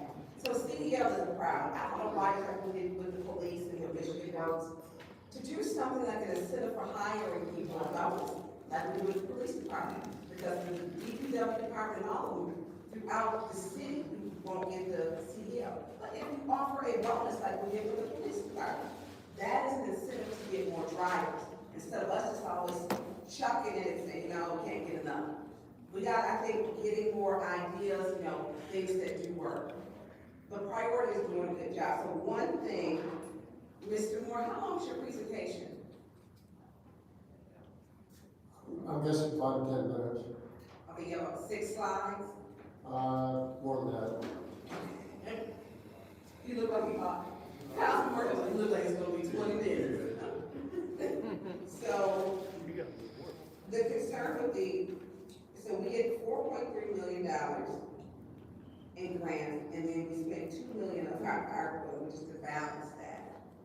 And I'm looking forward to the presentation. And so here's my question. Some people have more than, I've had those trash cans living in, Country Club Hill, Chicago. And the trash can, what if you need more, some people may need more than one. Because initially what people they go to is having, it is a one person truck that used to come. And that gate lifts up that trash can. And I can't even remember, I only had one trash can for my time I spent at my house in Illinois. I didn't have a lot of trash, because I wasn't there a lot. So, can they get a second can? I mean, how many cans are people limited to? Yeah. So with the current budgeting, they would be allowed one of each, a trash and recycling. There are opportunities to purchase one if they want to, and or they can use their other trash cans. So they're not obligated to go to complete part, although that's what we encourage them to do, especially with the recycling program. Once you get people understanding how easy it is to recycling, a lot less of it goes to the trash. So it kind of evens out once we're all into Yeah, I mean, we're already recycling, we're not doing recycling. Right. Yeah, I get But it. if it's not done right, They try to get them. that's a lower beast. Yeah, and I get it, but if you put our recycling to the curb, they pick it up. Everybody don't I recycle. mean, it's just the container we're talking about, they don't pick it up in. Whether you're picking it up in one of the blue ones, some people use Right. some degree, some people have their own. Right. You know, so it all depends.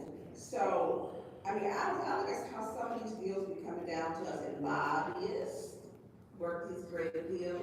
There's a lot of lobbying that's done.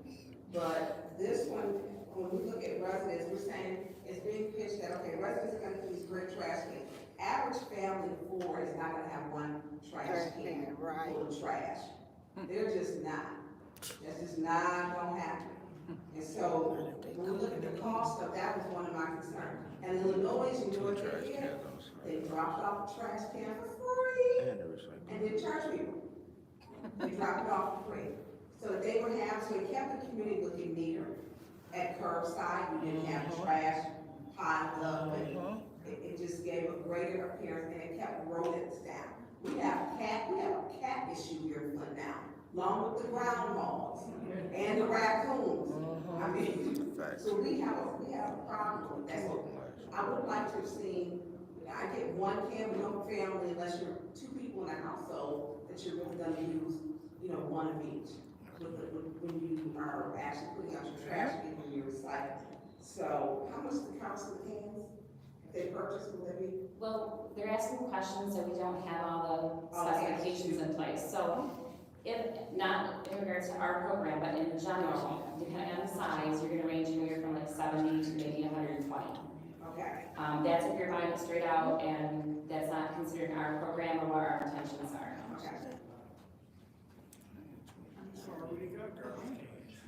All right, any other discussion? In the first round?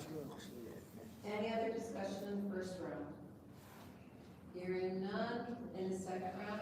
Madam Chair. Go ahead, Mr. Matthews. Madam Chair, real quick, through you, is it Mr. Moore? This is Mr. Moore, Mr. Moore, listen to me close. There's a category of ARPA funds that I know to be called lost revenue. Right. Are you familiar with that? Yes. You're the chief financial officer right now, right? Right. What's the amount of lost revenue, ARPA fund money that your office have discussed? I believe, at the table I have the actual breakdown. I believe the revenue replacement is budgeted for like $18 million. But I'd have to check that for sure. And the reason I asked that, because when we started talking, we was talking between 10 and 30 million. That was before you got it. Right. Now I'm hearing you say 18 million maybe. Right. Okay, and out of that 18 million, that's where the 2 million in my mind would come from. Right. But my point is this. We need to do that budget. See, some folks on this council believe we've done a budget and this budget don't need amending. I don't know of no fiscal year budget that I have been here for 10 years and ain't amended. It's high time to amend the ARPA fund budget money. Because that done dropped, I'm calling it lost revenue, you call it what you want. That done dropped from 30 million to 18. That's a big drop. And in order for me to intelligently allocate money, even in making up garbage shortfalls, we headed into an audit. Yes, sir. And I know what audits look like. And I've seen counsel who is responsible for the purse strings fumble the ball. I don't want to be on a council that fumbles the ball, because I've been on a council that had to put air back in the ball. Even as finance chair, $12 million deficit, emergency managers had to get it back up to $22 million. I call it a surplus. People call it fund balance. I don't even look like nobody who understands the municipal budget, do it? Don't answer that. And Judge I do understand. I won't sell it short. I do understand municipal budget. And I understand mayors, finance directors, and council people. But the buck stops with the council when it comes to these purse strings. And so when I hear all of this spending and maneuvering and folks ain't asked for updates, we should have quarterly updates. I agree. It's the law. But this administration has fumbled the ball in a number of places. Wouldn't you agree, Mr. Edwards? Even if it refers, as I refer to quarterly updates.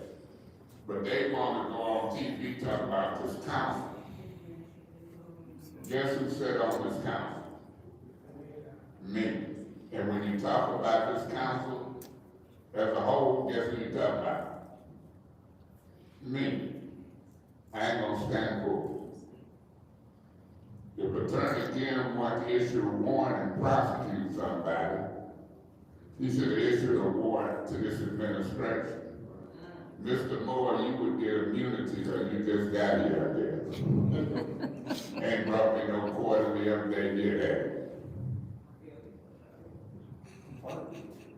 Have you brought me a quarterly update? I actually have a back on the table at the moment. No, that ain't the question. Yeah, go ahead. He's only been here 4.5 weeks. Say that again? He's only been here 4.5 weeks, so he should I know. don't got to talk, I don't know what to say. Mr. Moore has only been here about 4.5 weeks. You have to give him like You the one said you got one on the table. You trying to get that job, you been here for 60 days. He ain't studying what y'all talking about. He wants my vote. Thank you, Mr. Mays. Mr. Moore, just point of information, is that the report that I've asked you to prepare, how I've asked you to prepare? Well, that's a separate report. Okay, all right. I have worked on it, I do have it, I've got it ready to reply. All right, I want to stay on topic. Yes, Mr. May, Mr. Pfeiffer, do you want to, your 5 minutes on second round? Okay, go ahead. I want to ask a question, I'm not sure if this is a priority or in-house about the program itself. Will the cards be an opt-in or they will be mandatory to residents? Everybody looked at me, so I'll take it. So every residence, the beautiful part about this program is that everybody's going to be eligible. So does that mean they're opt-in or is it? Everybody is going to receive the trash card and the recycling card. The recycling partnership's goal is to get 100% participation of these cards for the residents. Now, of course, there are special circumstances, and we currently already do this in the city of Flint. For those that require assistance, let's just call it assistance, where we provide a special service. And Heather, a log of those as we came into this contract, and we make those accommodations, so there'd be the same level of, there'd be a qualifier that comes through Heather's office that qualifies anybody that doesn't need that assistance, and those cards would work through those, let's call them system enhancements and glitches that would occur. So if there's somebody like my grandmother, for instance, that's 87 years old, who can manage the cart, that's fine, but if she hit 90 and she couldn't, we would make those accommodations through the office of that. Again, Thank you. Real quick, time is limited on this one. So if it's going to be, every resident is going to get, are they going to be serialized?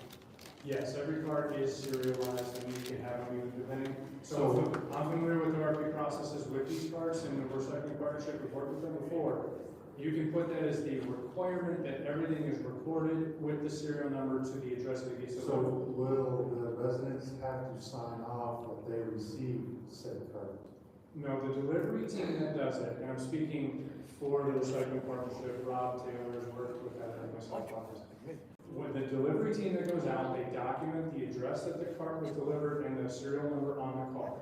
So who would be responsible for the cart if that cart came up missing? And if we're saying that this is, That's something we do when we're ready to keep the program out. We're gonna have all of those information. well, I understand we're gonna have replacement carts, but who is going to pay for that cart? Because we all know carts are gonna come up missing. It's the world we live in. So, does that mean the residents gonna have to out of pocket to get a cart to be back in compliance? So are they opting in or not opting in, but they're gonna be reliable or liable to then pay another $120 to get their trash picked up if their cart gets stolen? Every circumstance is going to be different. So for example, if one gets damaged, I'm just giving scenarios. I understand that, I'm talking about this specific thing. So if we're not putting the liability and they're signing off saying that they got this cart, if one comes up missing, because everybody's talking about these free carts, and if somebody comes up and they have a cart missing and it's stolen, whatever the circumstance may be, now it's no longer a free cart, and they, in order to get their trash picked up, they gotta pay $120. How is that going to be? So again, we don't have a program right now to give you the definitive. My understanding of what we probably will do is if it is something accidental, we're gonna look at replacing that cart because we have a surplus. We're required to. You said, your press conference, you said you're gonna have 300 extra, but I understand for repairs or maybe priorities handling the repairs that needed. I'm speaking theft, or I'm speaking now, somebody takes it up north and now it's using a different system. Who's paying for that? Again, each circumstance is going to be different. So if we have a justifiable vandalism, theft type thing, we're going to look at trying to support that resident to get a new one. We're not going to say, okay, it's your fault. There are circumstances where, yeah, they would be responsible, they would have paid the number. If they maliciously did something that caused something to happen, then it would be a different circumstance. We don't, if somebody, I'm not speaking damage, I'm speaking specifically theft or misplacement, however you want to call it. I'm not, it's pretty narrow what I'm doing. Who's going to pay for that? Is that going to be further, taxpayer dollars that's gonna have to subsidize cart replacement each year? Is the residents gonna, that's my question.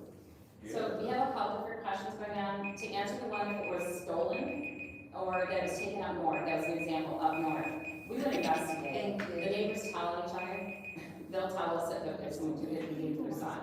Thank you. Any other discussion in the second round? Any other discussion in the second round? Go ahead. So are they not, through you to him? So once you give them these cards and recycling bins, are they not allowed to just use their own after this? They still can, so if it is stolen, if yours is stolen, or damaged or whatever the case may be, they can still use their own and you will still pick them up. the trash, correct? Yeah, so in other communities that have a carded service, they use the one that's provided as their primary, because that one's covered under a 10-year warranty. Replacement parts and anything needs to be maintained on it is covered under that.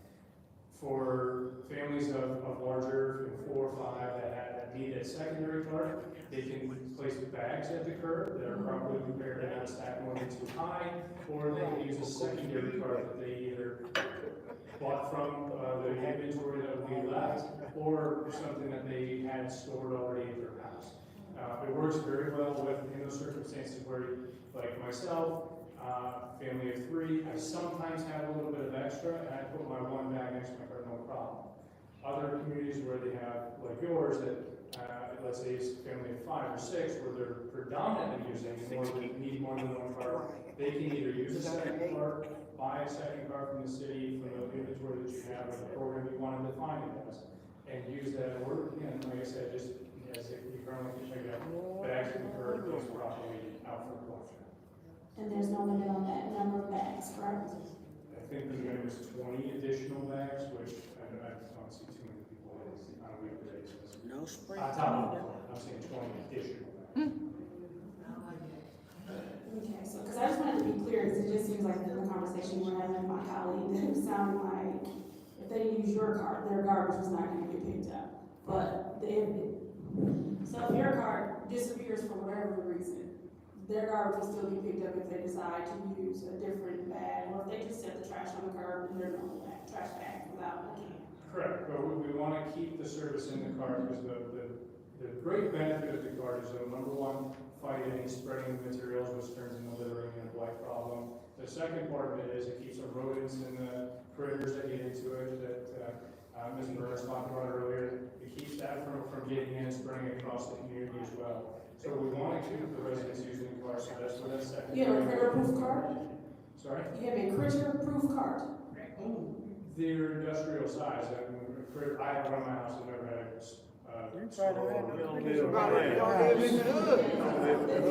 Flint raccoons are persistent. Yes. They are just as tough as we are. So if they want to trash, go get it. Yeah, they're much better than you can buy from the local store. I just know that for a certain fact, because the bid that we will put out for these cards will require to have certain classifications that the cards that we buy at Home Depot or the local store don't quite meet, and they're not required. Oh, good. You answered my question of they can still use another card or put the trash out in bags. Is there anything else? I have like a minute left that you feel the need to share that you feel is out of your department today. There's actually a couple different things, and I'm not sure that I will handle them all. But going back to the cards, that program is going to be defined. That will be brought back to you if this goes through. I want to stress that the cards are not really the main topic here. Our issue is actually for us to bring a card program, moving the contract forward so we can have it done. I wanted to stress also that with this contract, and I know when we look at how it's written up, it looks really wordy and it can be questionable. The current contract that we have with Priority Waste, it's 3 years and then 2 one-year extensions. We are in the 3rd year right now. The rate we have is what they're suggesting is this 3rd year will start this new process. So it'll be the 3rd year, the 2 extension years at the same rate again of the 3rd year. And so technically it's only 2 more years that we're asking for. Because we would have brought those 2 1-year each year back to you and asked for them to be accepted, unless they're not doing something right. Stressing again that and we've said this from day one, if they are not keeping up to the standards of our expectations, they're out. And I can tell you there's other contracts that we managed, and I've had to actually terminate several of those contracts because of not meeting expectations.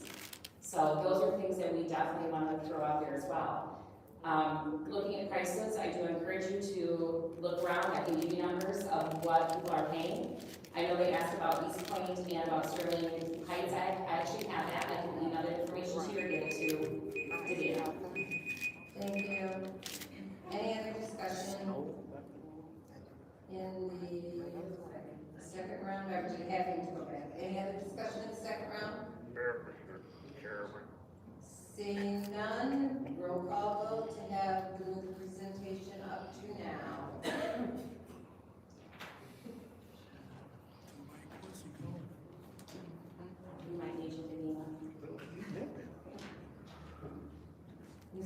So, yes. Mr. Piper? Yes. Mr. Mays? Yes. Mr. Murphy? Ms. Priestley? Yes. Ms. Winfrey Carter? Yes. Ms. Burns? Yes. The vote is 6 yes, 0 no. The vote is 6 yes, 0 no, so we can go ahead and go into the presentation.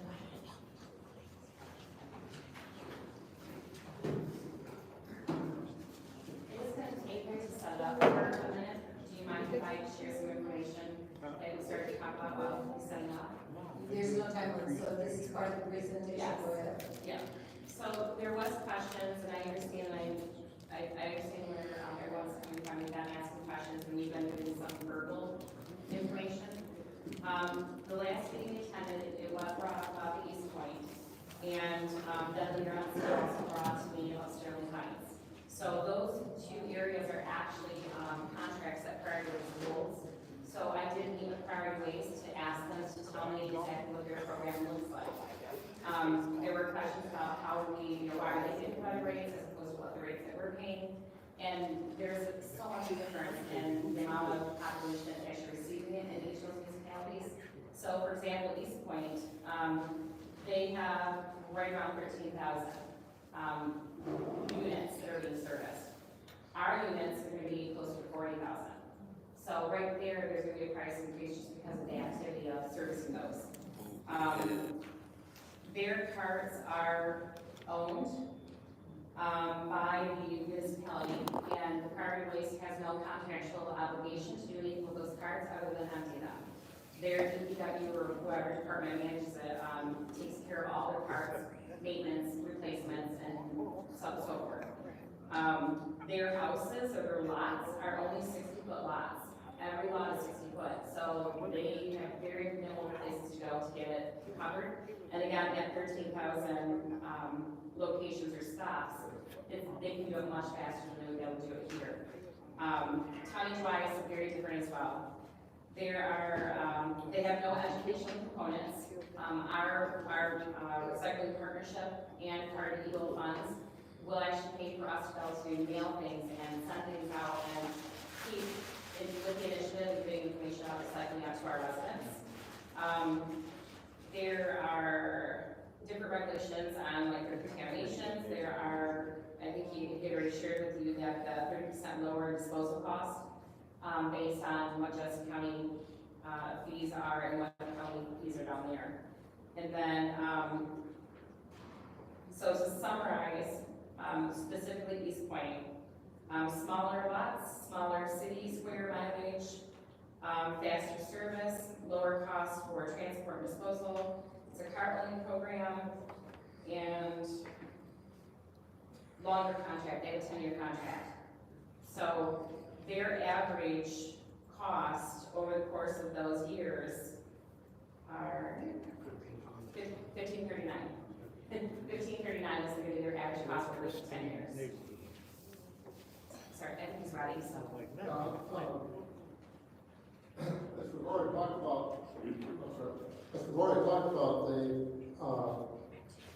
this program includes three components. One is two parts which have already occurred. The grant from Eagle and the grant from the recycling partnership. Both of those have time constraints that in order to get them, we really have to use the existing vendor in order to go forward with it. I'm going to review the current service levels, the proposed service levels, talk about the three-part solution which we've already talked about, and then at the end, financial impact. The current system, as you know, we take bags and cans. For the most part, we take anything that's at the curb.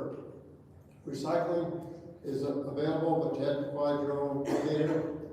We provide yard wasting if it's properly prepared in the bundles and make sure that the limbs are no more than 2 inches in diameter. And we also take more than one large item. Under the proposed plan, we still have the first three, the household trash, the recycling yard waste, well, and the large items. What we're going to be doing is adding the trash container for the household waste and a cart for the recycling bin. One of the other things that's added to this contract is there will be no fuel surcharge. So won't say it's freezing the cost when you're freezing everything. We've already talked about the three parts about this, about the $1 million grant from Eagle, the $3.3 million grant from recycling. We've already taken action on both of those. The next one is working with our contractor so that we can implement the program. At the last meeting I was asked about the cost factors, and we've touched on this tonight.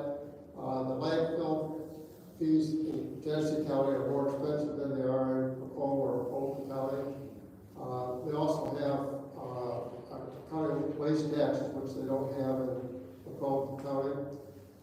The other factor that you have to bear in mind is the distance to the landfill or recycling center. Recycling goods right now go to Troy, so it's a longer distance, more time, it's $4.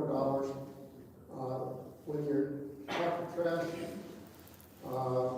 pick up the big cost are really two things. One, the time that they spend for at each house. The second is the amount of trash at the time they pick up at each house. If you have if the homes are more closely, more compact, there's less time, less travel time to clean it. If they're more spread out, obviously it takes longer. The other ones we have in our contracts, we have some additional services. We have, we get up to 30 dumpsters a year that are used. We can send around the community, fill it up, get rid of the flood. That's a service that's not covered in most of the contracts. While we do have some yard waste limits, ours are very generous compared to a lot of the other communities. We also provide it for a couple more weeks than some of the other communities do.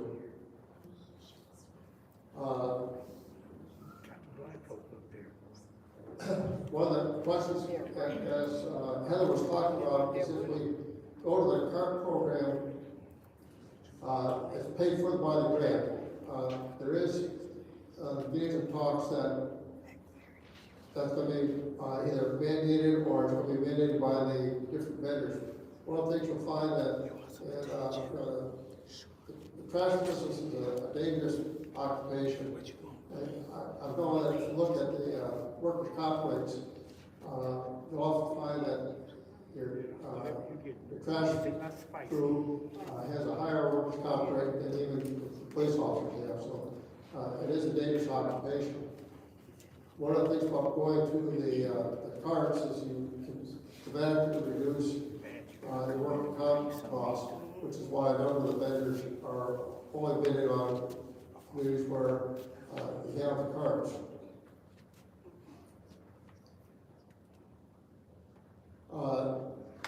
Some of the advantages of having the cart, it's easier for the residents to recycle. We're providing the cart for them. It's easier for the residents to move the wheel carts to the curb. I know that the last 6 years I went from traditional cans to the carts, and I'd hate to go back myself because it's just a lot easier. Fewer problems with wildlife. I live in an area where there are lots and lots of raccoons, and I swear they live in my trees. But they've never been able to get through the carts, which are similar to these. That's been a big benefit. Also, these carts don't go away. I know when I had cans in the wintertime, it seemed like they were always going down the street and you had to go find them. Which also reduces the trash going around and other environmental impacts. The carts are very heavy duty. They have high quality materials, and the warranty on them is 10 years. I've been using mine for 6 years, and I'm sure it's going to last at least another 6 years. They're just very good carts. The rates will be frozen. 5 years at the same rate. At the end, the city of Flint will own the carts. The other thing which we'll have with this program is Priority has agreed to maintain the carts, which will be the wheels, the lids, the handles. If you have a break, they'll take care of it. They also will collect the carts, they'll distribute the carts, and if we don't have a program like this, we might even have to do that ourselves and also destroy the carts. Can be a problem with the space. In terms of the financial picture, we're proposing to keep the brakes frozen for our residents for 2 years using the ARPA funds. As you can see, the budget that was prepared in 2024, we originally had a forecast for a higher amount of revenue, but we've actually, has been built up, and we've also reduced by what we've been averaging for the chargeback from the county from prior years' delinquent taxes. The wages are, we know the contractor, the cost that's up here is the actual amount that we're being charged. Our budget will be budgeted for a little bit higher. There are some other costs there. There's a number of different items that are in that. There's some light enforcement, there's some other costs related to the city. With the ARPA funds, if we this number just assuming the budget for the other costs and wages, that would still show a loss of $11,000. However, the outside to bear in mind, this is early on in the program. There's a chance that we can recoup that. Forecast for next year, I did show some increase in cost, which would show a loss of $28,000. But again, we haven't even started talking about the budget and the maybe options that we have to reduce that. So I want to focus that $28,000 doesn't fight me because we're so early in the budget process. I think we can recover for that. And that's essentially. Madam Chair. Go ahead, yes,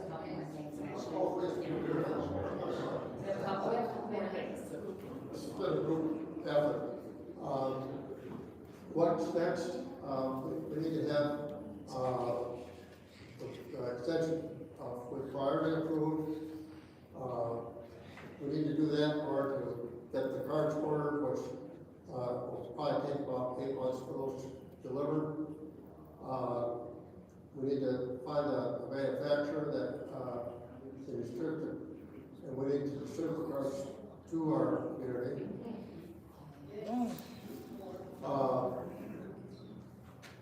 The question, which I think was already asked, what happens if the garbage doesn't fit in the cards? Can you put it in the bags right beside the cart? The answer is yes. As long as you know, properly bagged and you don't have things like tires, they'll pick up things. I know that from my own personal experiences that the cart's large enough that I rarely have things outside of the cart. You don't live in the hood. It's big enough that it handles it. A little bag. A lot of people are concerned about the carts, whether they're too fragile, whether they're cracked, break, or get damaged. And postcards are very long lasting. We have a 10-year warranty on them. If they do get damaged, they'll be repaired and fixed. But my personal experience is they're very secure cards. I've been impressed. I really didn't expect that. What's wrong with the trash cans we got now? If it's gonna cost too big. If it's gonna cost $2 million, what's wrong with it? I got a lot of people already got them. I used to be a trash man. They're trying to do that to make the job easier, so they gotta get out. One more thing too, you're talking about that. I project that the issues with that are really gonna be around a landlord home, something that's a rental, because a lot of the rental persons that are not responsible parties who do get either evicted or leave without, they may try to part with them. So I have started that conversation with the Genesee Landlord Association. I try to go there twice a year. And I did bring up last time I was there, would you be interested in carts? How do you feel about that? And would you be willing to monitor that cart to make sure that your tenant doesn't take that? And so I got this conversation started because I really think if there is theft, it's a instance. Only because when you go to other communities, you see carts out that are not the company there. I used to live in an area that had Ontario, and there were Republic carts sitting around. The only way that Republic cart got there is they took it from another community. So, or they bought it from the vendor and they have it in the location. So that's what I'm sure about the community after, so I apologize for that. I did send the East Point Sterling Heights comparable information to Davina. Unfortunately, she was gone. I'm not sure she's about to print it for you right away, but they will be in your box, so you'll have the information that compares those two municipalities. And then one other thing, I started to share as the time went out that the communities that we tend to look for are a lot of times around us, right? It's like when you have a family, and why is my sister getting better things than myself? So we're gonna look around at the people around us and see, well, what are they getting? I can tell you, for example, the city of Burton, they're pretty open, being able to find information about their program. They are an all manual collection, but they do have all three, trash, recycling, and yard waste. They do have a longer contract, but they also have a rate that's lower than what we're paying currently, which is $14.26. They also only have 10,000 units. So that also makes a difference on when they up and how much material is being taken out. Again, when we put these out to bid, the persons who are interested in putting in a proposal, they look at our tonnage. They want to know what the tonnage is.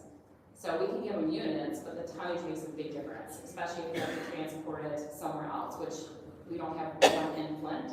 So of course it's going to be transported elsewhere. City of Flushing is carted. They pay $19.15. Again, they only have around 4,000 units. So they're paying more and they have less. So it also can be contradicted because they got the cart program. Grand Lake, $17.50.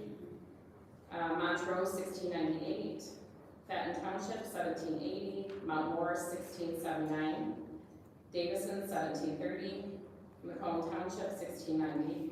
Those are all ones around us that we see, and those are their current rates. So I just wanted to throw that out to you, because even if we were to put this out to bed, and I can tell you right now, from meeting with the Recycling Partnership yesterday, one of their representatives actually flew in from North Carolina yesterday, and he brought that letter, and he wanted to stress they are a nonprofit. They are not defending, supporting, or even telling the city of Flint that they need to keep priority waste. That's not their role. Their role is to help us manage the program and have a successful deployment and usage and program for recycling in the city. The advantage is they're also bringing that support for being able to do trash cans. That's unheard of. They're a recycling company. That's what they do. They do not do trash. They've never given money for this. They are for us because they feel the only way that we are going to have a successful program from their experience of working with municipalities is that we bring a trash cart along with. If not, people are going to use recycling for a trash can. So that's one of the reasons why they brought that forward, and they actually offered that, which is something we were asking for. What they said also is because they're at a hard stop. We are done. That's where the November 30th date comes from. We have to have a plan in place and submitted to them before that date with that plan. What they told us yesterday was, unfortunately, if you're looking at putting it out to bid, we're looking at deployment in spring to summer of 2024.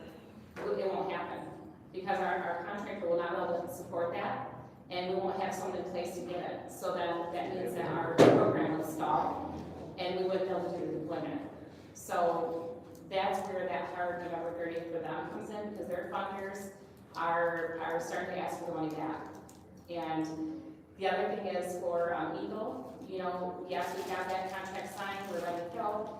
If this does fail, we do have to stop everything. And that's when that resolution did get separated for the two funding sources and the trash component, because we understand and respect your thoughts on those resolutions, but that's the reason why that contingency is in there. Because we will not have time to put it out for bid. That's what you're looking to do. We respect that, I understand that, but just understand that that would mean this program is done, and we would have to decline the funding sources. Good, Madam Chair. Go ahead, Mr. Mays. Yeah, I have this original contract was signed in what, 2021 and ended in what, 2024? Yes, yep, October Okay, 1st. it ends in June of 2024, correct? I'm so sorry, I didn't hear you. I'm looking at, The 24, I didn't hear what you said about the 24. beg your pardon? I couldn't hear what you said about the 24. The original contract ends in June of 2024, is that It actually correct? ends September 30th of 2024. September 30th. We tried to change it to move it back, so it would be on our fiscal cycle, and it didn't work out. On this It didn't work out resolution, it correctly. says that the period ending is June 30th, 2024. And it was for an amount of 19 million. So I'm just reading off of the resolution with an option to extend the contract for additional 2 years. Yes. So the original contract could be extended from 24 to 26, is that, am I understanding that right? Yes. And so now, y'all done brought something to extend to 2028. Yes. Okay. Are you here to tell me that we don't have the option to extend to 2026? I might not want to extend to 2028, and that's what this resolution is asking me to give those options. And then y'all saying we don't have time to bid it out. You got 2 years to bid it out with an extension to 2026. And you would have 2 years for this carrier to execute the grant. Am I missing something? So, in order for a waste hauler to come into the community and help deploy programs such as what we're asking, they have to generally retrofit the trucks to meet the needs of our community. It is not cost efficient. They are a for-profit organization. Let me ask you this question. I'm gonna do it this way. It's a long answer. I asked a quick answer. Quick answer. I understand. No, CEO says no. He's not able to perform what we're asking in 2 years. Okay, then they might not do Then we pass it to it him. because I'm still in the same position. Now, you might can answer this or waste or priority can answer.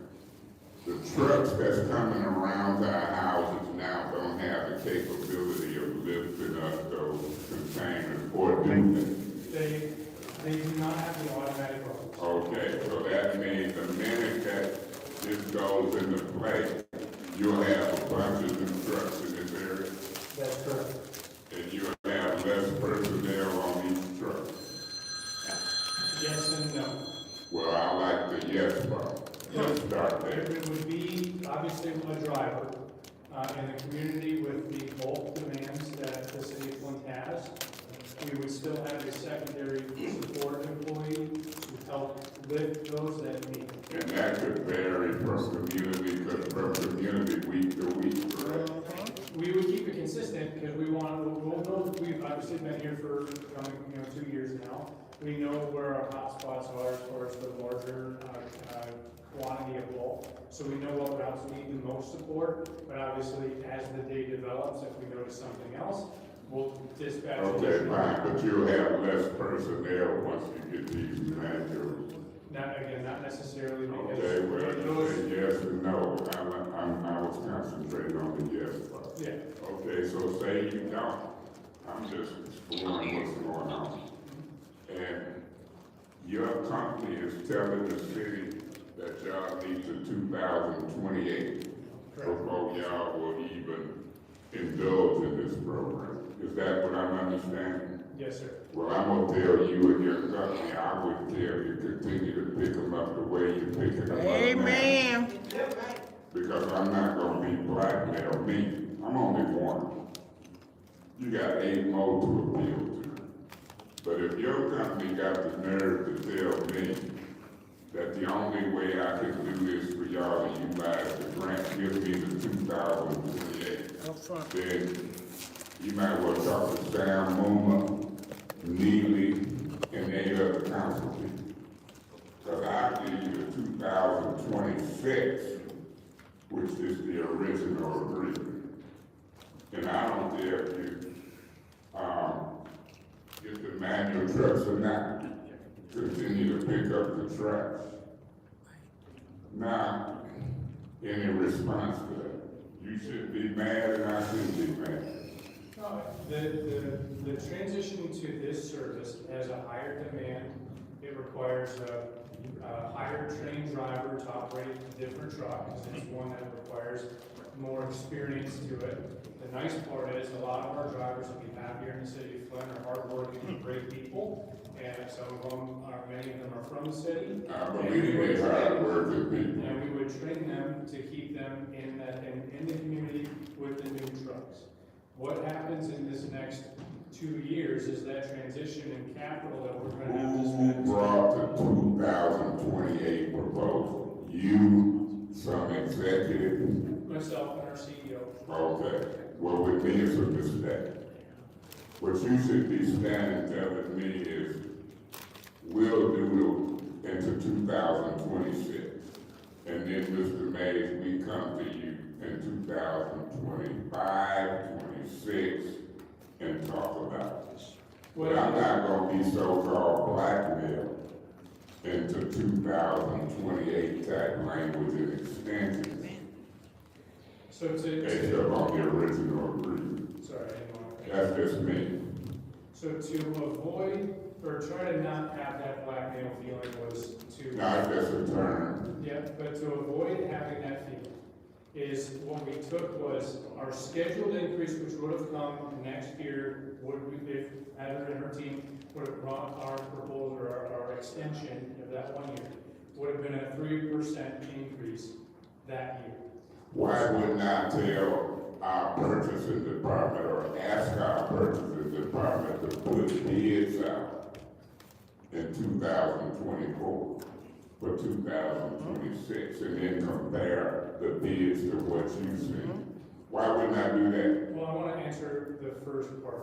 Okay, well, I'm already to the second part. Go ahead, try to convince me. Yeah, so the first part, so to avoid that feeling that you just described, to avoid the feeling, the blackmail feeling that you had described earlier, about us holding you to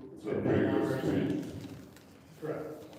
What I am saying is to avoid that, we took the rate in the third year that was approved in the current budget and locked it for the next. So instead of the scheduled increase in year 4 and 5, which would have been 3% and 3%, to help with this process, we locked it in so that it was a flat rate. What year are you in now? We're in the third year as of this month. You're in the third year as of October. Correct. And so, by you being in the third year, this would be your final year without an extension, or this is the first year of an extension? This is the final year of the first 3 with the current 2-year extension option.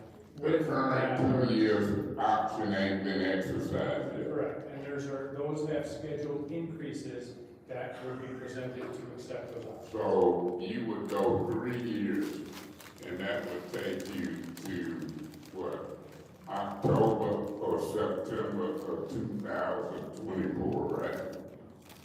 If you in the first month of the third year. Yes, so this year. The year would end September 2024, right? That's correct. And you want us to give you an option until September of 26. No, and the proposal that we have is the 28th. No, that's the proposal, but the 2-year option would be September 26th. In the current contract as it's. And so Heather, when you keep saying we don't have time to put stuff out for bid, we might not have time to put stuff out for bid for these different trucks now. But we do have time to put stuff out for bid for September of 2026, correct? Yes. Yeah. Oh, yeah, I already know that.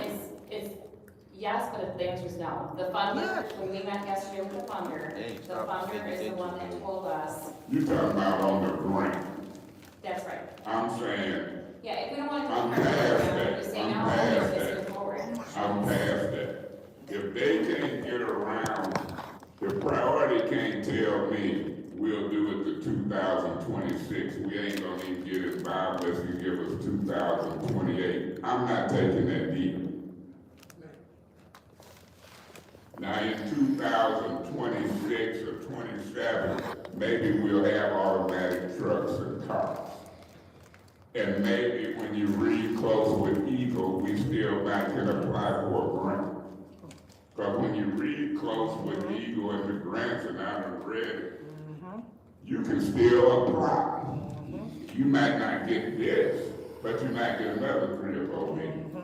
That opportunity to apply would still be there. Am I right or wrong? Not necessarily. Well, necessarily is the key word. Yeah. You want me to read it to you? Well, I'm not sure the argumentative by any means. No, I'm not being argumentative, I'm being factual. It's telling me in this letter that if you don't capitalize on this grant, you might can apply for another one, but you ain't guaranteed to get it. Right. That's correct. I know that's correct But you said because I no. don't think they're gonna send me false documentation. Right. So for me, I can't speak for you, Neely, and 8 other council people. For me, priority ain't gonna get me to give them that option because they telling you and Neely and others, we won't even entertain this unless you go past 2026. That's what I'm hearing. That's to be sort of like a blackmail. So I'm telling you, I may be willing to exercise the 2-year option if we could capitalize on the grant and deal with this. But I'm not gonna let priority, Republicans, Green for Life, or no other garbage contractor tell me what I gotta do to 2028 to 2030 and 31. That ain't how I roll. Now, with that, 2 million that you want to close the gap on with Mr. Moore, let me say this. That still will be there. From what I'm hearing, with or without this container program, that gap gonna still be there. Am I right or wrong? You're absolutely right. You be absolutely right when you talk arithmetic. Reading, writing, and arithmetic. Now, I'm gonna listen to my colleagues. Mr. Priority, and I think they said your name was Mark, right? Dan. See? Yes. You might think I just look stupid sometimes. But I can remember stuff. The Lord blessed me with a brain. You got a little me in it. You see how nice these when people is, they brought you up shit. That's my say. But my point is this. I'll continue to listen. But right now, I'm thinking my mind is made up. Because I don't like the day. Now keep in mind, I do understand that just because we approved it in this form, don't mean that we would have to give you extensions for 27 and 28 and that type of thing. Am I right or wrong? The way it's written currently, they're asking for a definitive answer up to the 20. Okay, I can't get that definitive answer. And they was doing options, but to try to lock me in for a definitive answer with my vote, and I don't think I'm just gonna happen. And $3 to $4 million, and whatever's going on in the political world with Neely, Seeley, Mealy, or Treaty, I don't know. Whatever going on with Sam Rumor, Duma, or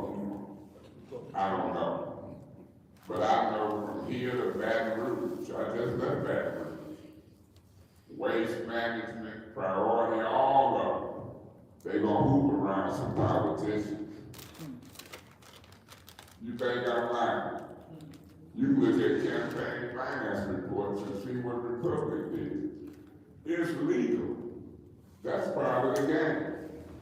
So some politicians got them believing, oh, that's the council. We just put a little pressure on them, yeah, they'll sign a 5, 6, 8 year deal. Don't get nothing out. Guess what? Mr. Moore, Heather, Mark, if I change my mind, I'll be the first to tell you. But guess what I'm going to tell Madam Chair? Take it away. Go ahead, just reply Davina, are you working this? Yeah, we don't want to see that. Davina, are you working this? I had a full here, I can turn it Can you over. can you put it back on the numbers that I was looking for? I think it's close to the last one. Last one? Yeah, the last one. Slide 11. Yep. So,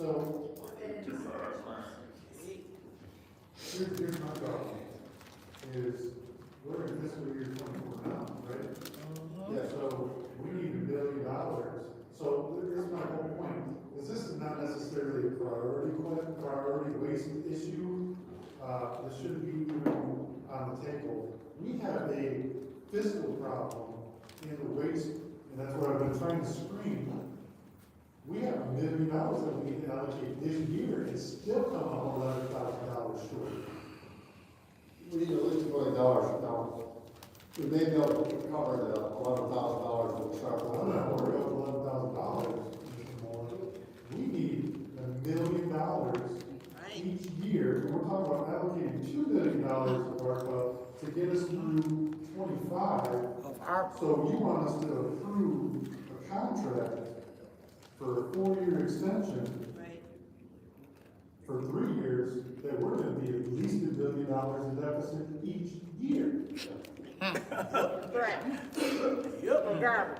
Draw me a sketch on how that's gonna work. They gonna get debt, we gonna be in debt. They gonna get it. They don't care about what they I'll got. get the deficit for the loss each year.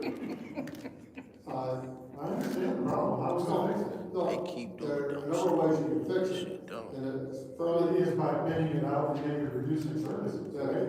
Either reduce services, you can look for money from other funds, or you can raise rates. Those are basically the options that you have for that. We can bid One of out those again. things is gonna have to happen You can bid to again. solve the problem. Raise taxes. You can rebid. I mean, people that already can't afford paying their water bill. Stay there. Stay there. We already got $72 million on our hands. Down the road, and we're gonna allocate $2 million of. Those who stay. So some trash cans, people ain't got roofs. Oh, If the crazy. political climate's a little bit better, we're gonna do raise taxes. I got a hard time with that. I just don't understand how you want us to approve. And that's what I was thinking, that was more. Sitting up there proud. How we're paying this, because They sitting up there we're proud. I thought we were only gonna be running $500,000-$600,000 deficit. You're clearly $1 billion deficit. So, a year, that's right. I'm baffled how we think that, I mean, the CART program is great and everything else, but I'm baffled on why we wanna continue to write checks that we can't cash. Because obviously we're gonna have to, here's our fixes, we're gonna have to raise taxes, we're gonna have to cut services for someone else, maybe police, fire, something else out of the general fund to subsidize for this. Or we're gonna have to, in 6 months, reallocate more ARPA dollars to can further down the road, because $2 million Cut it. work. Nope. That's like, man,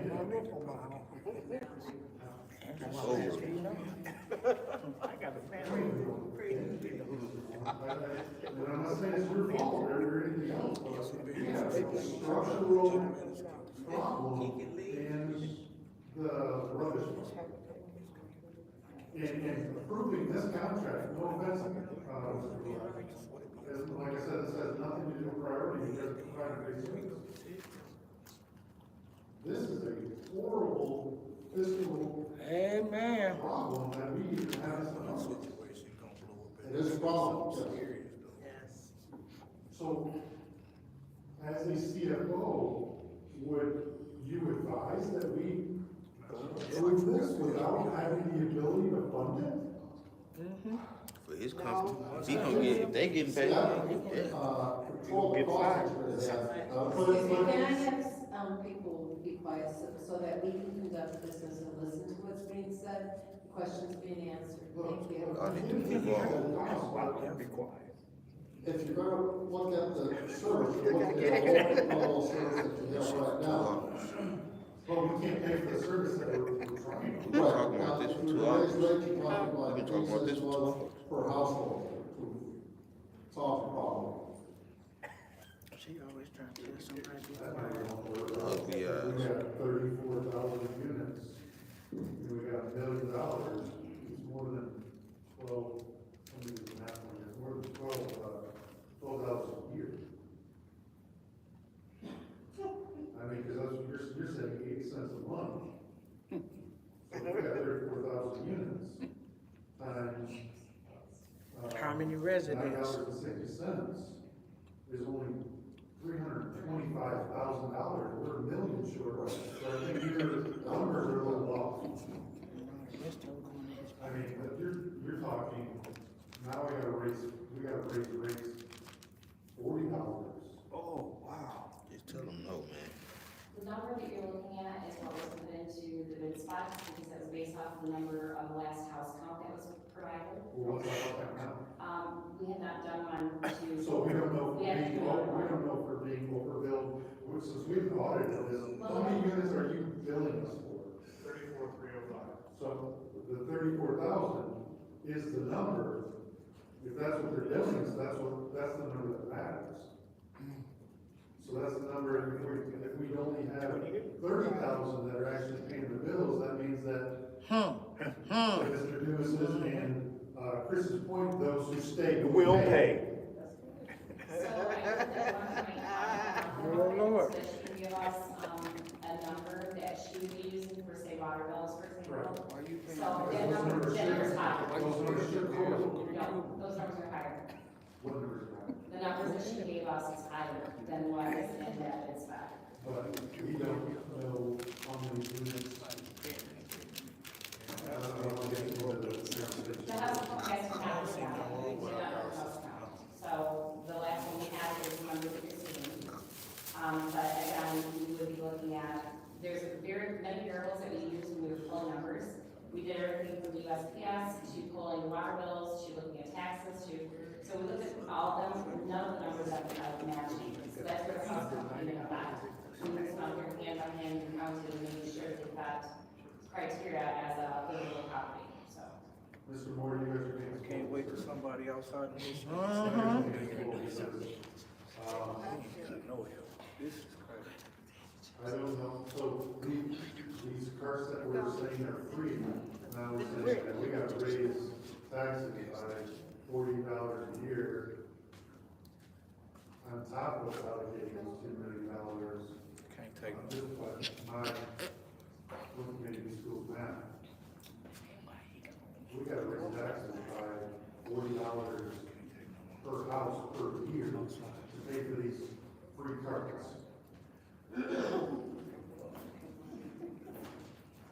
You're gonna have a problem, as you mentioned earlier, whether or not you have the cards or not. No, we do. How many times are we telling them no? The cars is a moot point, we have a structural problem. Right. Financial structural problem in this period. I just said no 50 times. But extending this contract at these dollars makes it worse. It prolongs that. Like y'all trying to be nice with y'all, no. We say no. Until at least 28. Would you agree with that? Whatever. I'm not sure, because I don't know what the bids are gonna be, I don't know what country's going to make. I don't know what the bids are gonna be either, but you don't try. But you know, part of it has to do with what are you willing to cut for the program? Because those costs are services that, we provide the residents right now, and then. Well, we're elected to make tough decisions. I understand. Tough decisions, so if we have to, eliminate bulk to 1 day a month per ward or whatever, I'm not sure what that looks like, but we can't, obviously, we can't afford the Cadillac services. Say that. We're going to blow our numbers out of the trees here. At some point, To the we have Chevette. to have a hard conversation with our constituents and say, we can't afford that given the inflation and everything else. We can't afford that. So we have to have those hard decisions. We can't just say, we're gonna continue to afford the Cadillac and then still be on unemployment. That doesn't make sense. I'm at a loss. Me too. I'm at a loss. I don't understand why this is even before us. Me too. It's for them. It's for them. They need it. This community is benefiting from Cadillac.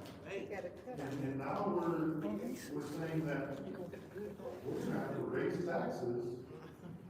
On the people. On the people for some Ain't trash. that something? When they can leave it like it is. So they can get some more money.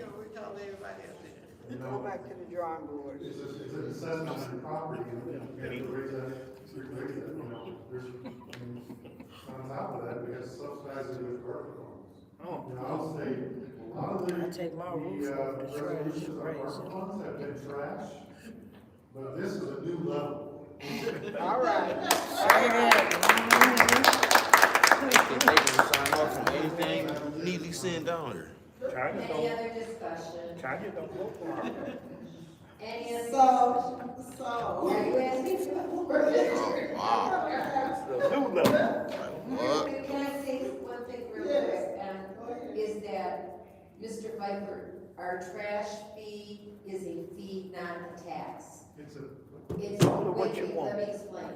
So if we increase the fees, I'm gonna do this from an income tax preparer's side track, just. Yeah, right. Nobody trying to hear that. I Fee is a understand fee. that, but we are taxes. taxed at the most rate that we can be, so anything we add is a fee.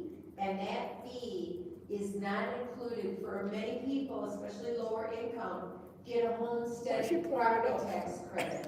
We raise that does not affect their homestead property tax credit. I just want to explain that. Yeah, from forget my a homestead. standpoint, that's your tax. Right. Well, homestead, we live in the hood. Right. This isn't a tax. Taxes can be claimed on your homestead property tax credit. It's a tax. This is. Everybody a don't file fee, taxes. Everybody don't have because homestead. we are already taxed at the maximum. That's why the emergency manager did what he did. It's a tax. Still don't make Essentially sense. it is, but it's not considered a tax, Mr. Still don't make sense. I'm glad you can interchange with the, oh yes, I like that. It is a tax, it is a tax in the fact that you haven't paid, but it's actually technically, legally a fee. Okay, go ahead. I ain't gonna pass my fee. Tax and the fee is the same shit. I I'm gotta pay. sitting I here, gotta pay. I'm tickled, because What are you talking this is what I thought about this all along, Councilman Pfeiffer. Okay, this is not a good deal. This is not a good deal. I would have the nice containers and everything. Not if we gotta pay that much. You know what? Give them a back. Something more to this. Something more to this. I've listened to the presentation and everything. I'm still not lying. I'm still not lying. Thank you, Madam Chair. That's all I can say. Any other discussion? Madam Chair. Go ahead, Ms. Burns. Thank you. Mr. Moore, I'm the CFO. I've taken the time with my colleagues like to ask a lot of questions, which is great, the limits of mine. My question, so you have a very extensive background in everything. Are you a CPA? I'm not a CPA, but I am a certified management accountant and a certified public finance officer. Okay, I did see that. Okay, so with all this experience that you have, would you tell us, would you recommend this is good for the city? No. I think there's a lot of value judgment that goes into this. The value is that right now you have a service that picks up a lot of trash. And one of the big concerns that I've heard in the communities that I've been here is the concern about blight, concern about trash in the community. If you don't have level source we have here, you're going to have more trash, which is going to add to blight. So that's a value judgment that you as a board are going to have to wrestle with. So basically we have to cream the crop service, which we would have to do to probably cut some of the services to pay for. And that's what the residents want, is to keep the services. So at some point, we're gonna have to decide to raise the councilwoman's charter state assessment. That, you know, what it is. So we're looking at those additional 5 years would cost us how much? Well, the additional 5 years would freeze the rates.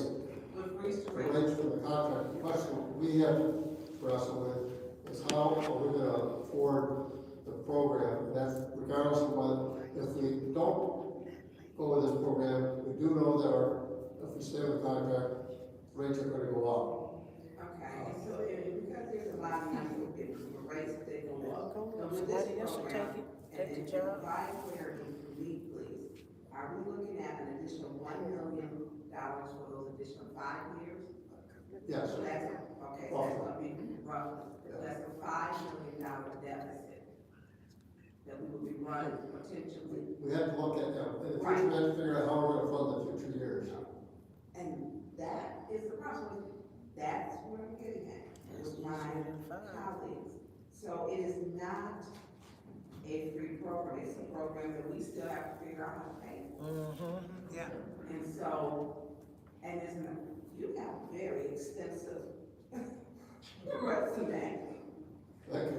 Literally, I'm impressed. So with all of this, I mean, is it fiscally responsible for us to get into a contract that we don't even know how we're gonna pay for? You're our CFO. Well, I go back to what I said before. I think you have to decide, you know, it's a value judgment that you have to decide. Yeah, we won't be able to afford to cream the crop. We don't have the money. I mean, where do we pay for it at? I mean, you're the CFO. Where would you suggest we pay for it at? How will we fund that additional $5 million? Because this is COVID money. Right. And I don't want another global pandemic. Sorry, I don't. I mean, we're balancing the waste or trash budget out of the revenue loss with the $2 million, and then we have to figure out for the $5 million. We're balancing our correct? Right. We're talking about taking too much from ARPA that for the future we'll have to look at other sources. We either have to cut services or we're going to have to look at other sources such as the general fund or another. We are basically, without grants, we don't survive. Our general fund, I mean, we don't survive. So how do you, as the CFO say to us, how are we gonna pay for it? I mean, what have you seen? You got a lot of experience. What did you see in Alma, Pontiac? I mean, I was looking at some of you, and that's off the top of my head. I mean, what would you say? I suspect that in the future we'll be looking at a combination of all of the above. Because I suspect that, if you wanna have something that's, you may have to cut some services, you may have to raise the fees somewhat, you may have to transfer some funds from somewhere. But I suspect that's what the solution's gonna be, 3 years, 4 years down. You don't have any, there are no painless choices that you are faced with. So there are no painless choices. Right. So there are no painless choices. Painless, I'm sorry. Yours is better than mine. There are no painless choices. Is that not correct? That's right. So at some point, it's gonna cost someone to have some little ouchies. Right.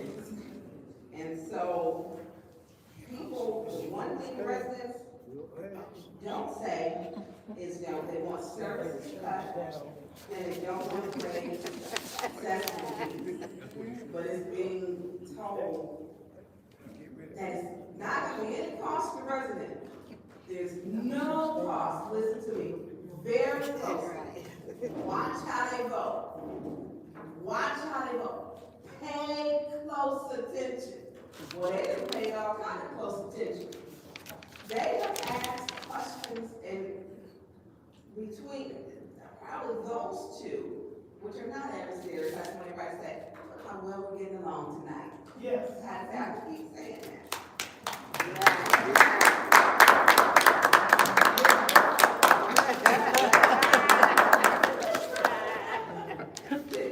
The questions that they asked are very pertinent questions. And so at some point, one thing the residents, they love priority for, is because of the type of services that you are getting. And that you do put in everything on the curb they pick up. And that 20 bags plus, or 20, you said up to with plus the 2, that you will still pick up. And so with having that, changing these services, they don't want to change that, residents don't. And no one wants to pay more. I mean, no residents come to me and say, Tanya, I want to pay more. They just don't.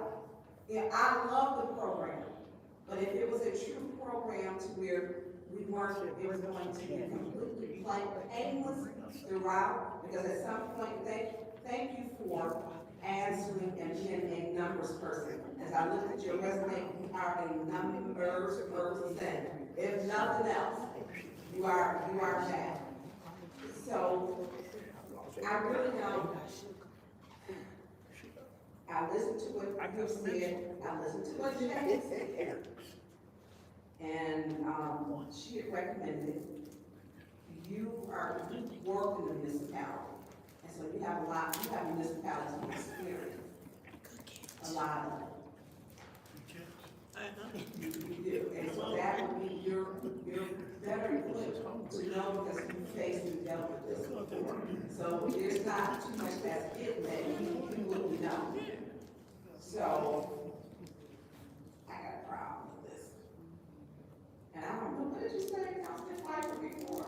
Those who stay will pay. You're ending quote. No, you didn't. So,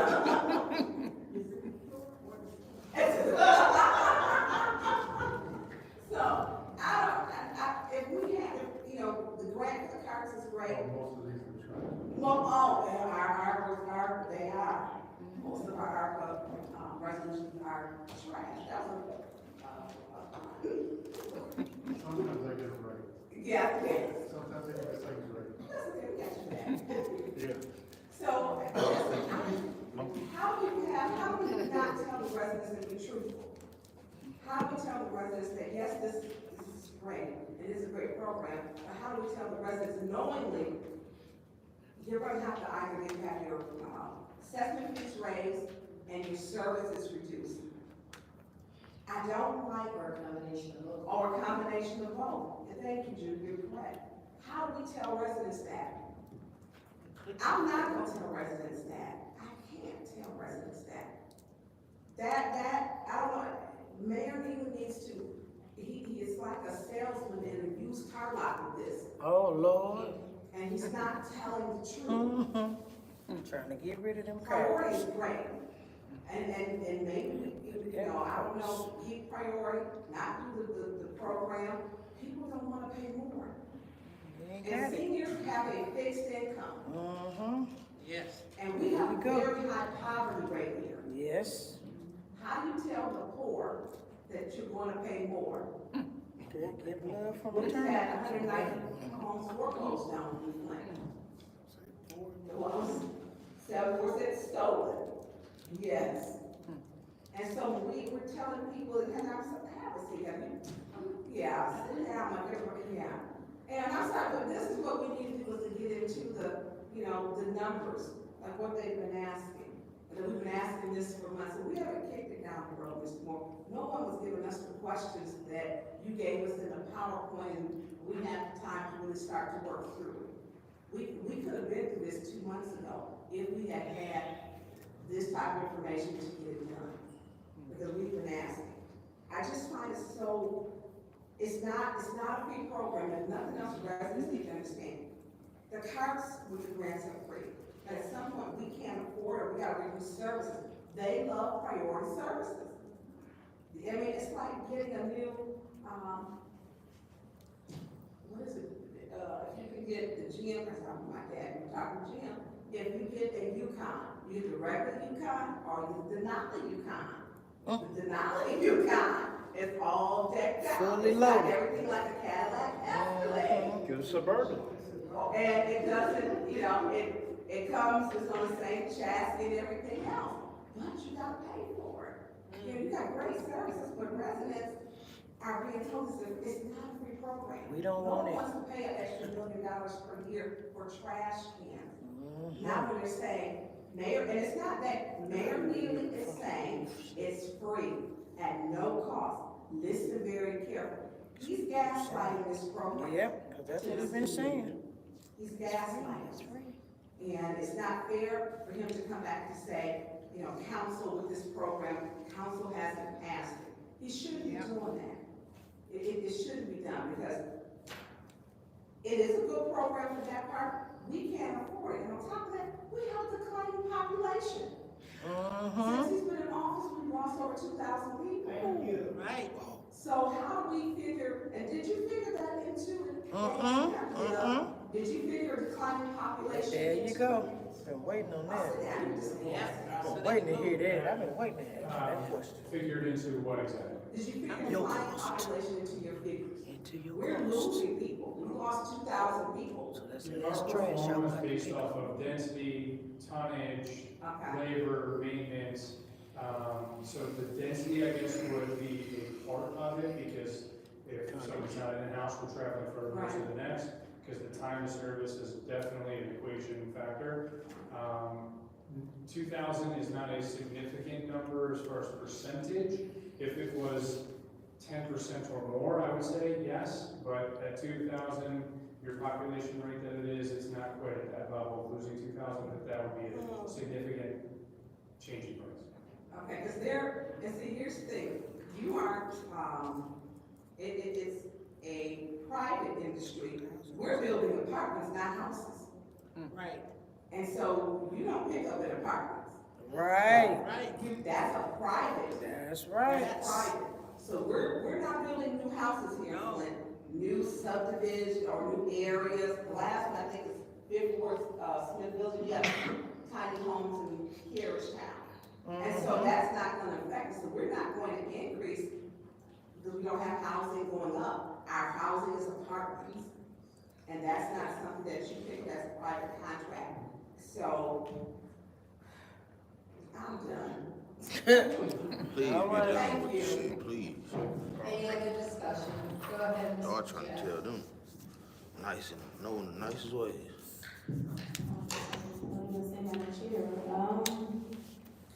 Through you to whomever. So I'm looking at this from a picture, and it's saying that we can solve any deficits during the budget process, propose $2 million in ARPA funds for looking like the trash fees. And the $2 million in ARPA, where did we say that was coming from in the ARPA funds?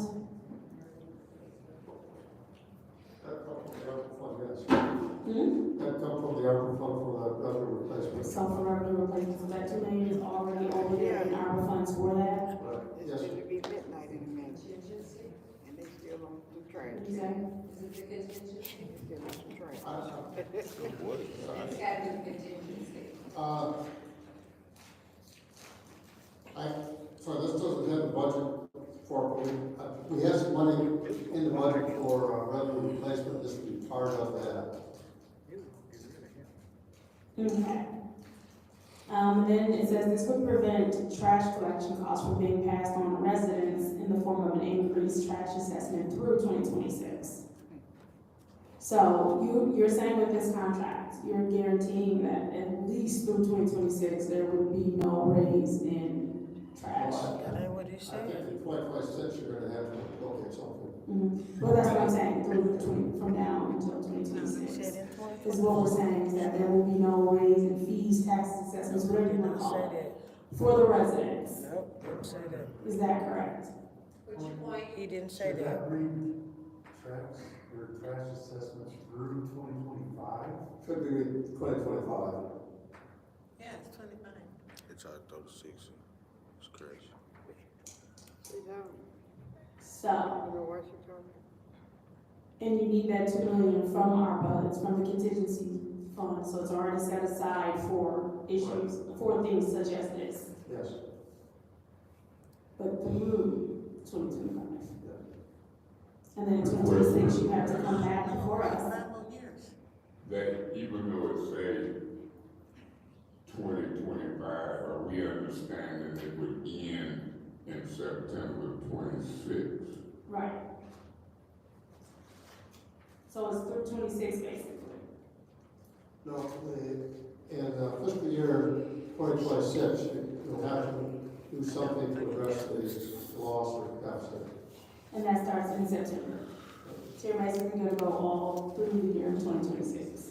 No, No. in fiscal year 2026, you'll have to do something for revenue or service, or some combination. You'll have to do something, because otherwise you will have a deficit in 2026. Request for information. So Which request? Are you aware that our fiscal year is in June? So it's through June 2025. Yeah. Contract is. And so I'm really trying here because Jane did say, this is a great deal. It's a great deal. So, She said it's a great deal. help me understand. It's at some point, we're going to have to buy the parts. That's the way the industry's going, that's the way, So you're saying this is basically us getting ahead of what has to happen anyway? right. We're going to, at some point, we're going to have to go to the cars. This provides a way of You funding gotta those do it cars. that way. So I'm gonna go back to these cards. Y'all, these cards. So I'm gonna go back to these cards. Just go back to the If bag. you're saying that they can still use their own trash bin, their own trash bags, why are these cards a big deal? I think you'll find that the trash industry is moving away from. So, with this cart program, what you're taking is the next step in what's going to come down, as you kind of alluded to earlier, in service as it's changing and morphing in this industry. More companies are out there only providing bids for cart-based services for the liability purposes. They be is of their probably staff. lower than 2 million For though. instance, it's very dangerous for one of our employees to be hanging off the back where they're going in. They done did you that know, 100 residential years, ain't district. nobody got hurt. So going to this automated service is a benefit for Go with that Flint in a bullshit. sense, because you're getting these parts that are and no, traditionally baked and into no. the price of the service over time. And I believe it was Ms. Burns who asked it before, how does one community have carts and the other one doesn't? The price you pay captures that capital for the carts in the price. So Flint is getting this $4.35 million for the carts that are now your property and don't have that increase in the rate cost. Because a cart would roughly be $1.50 per cart, per home, per month. Per day. So for 2 carts, you'd be paying $3 more to have those carts provided by the contractor. That's where that 4.3 gets you ahead of the game, so you're not financing it later on down the line. As you transition to contractor as well, that will, you don't lose that. The carts would be the owner of, the contractor would own those carts. So the next contractor would still again provide carts, their cost, which is going up, carts aren't going down because residents are flying through. So at some point in time in life, in the trash world, we will all be moved over across the country to this cart system.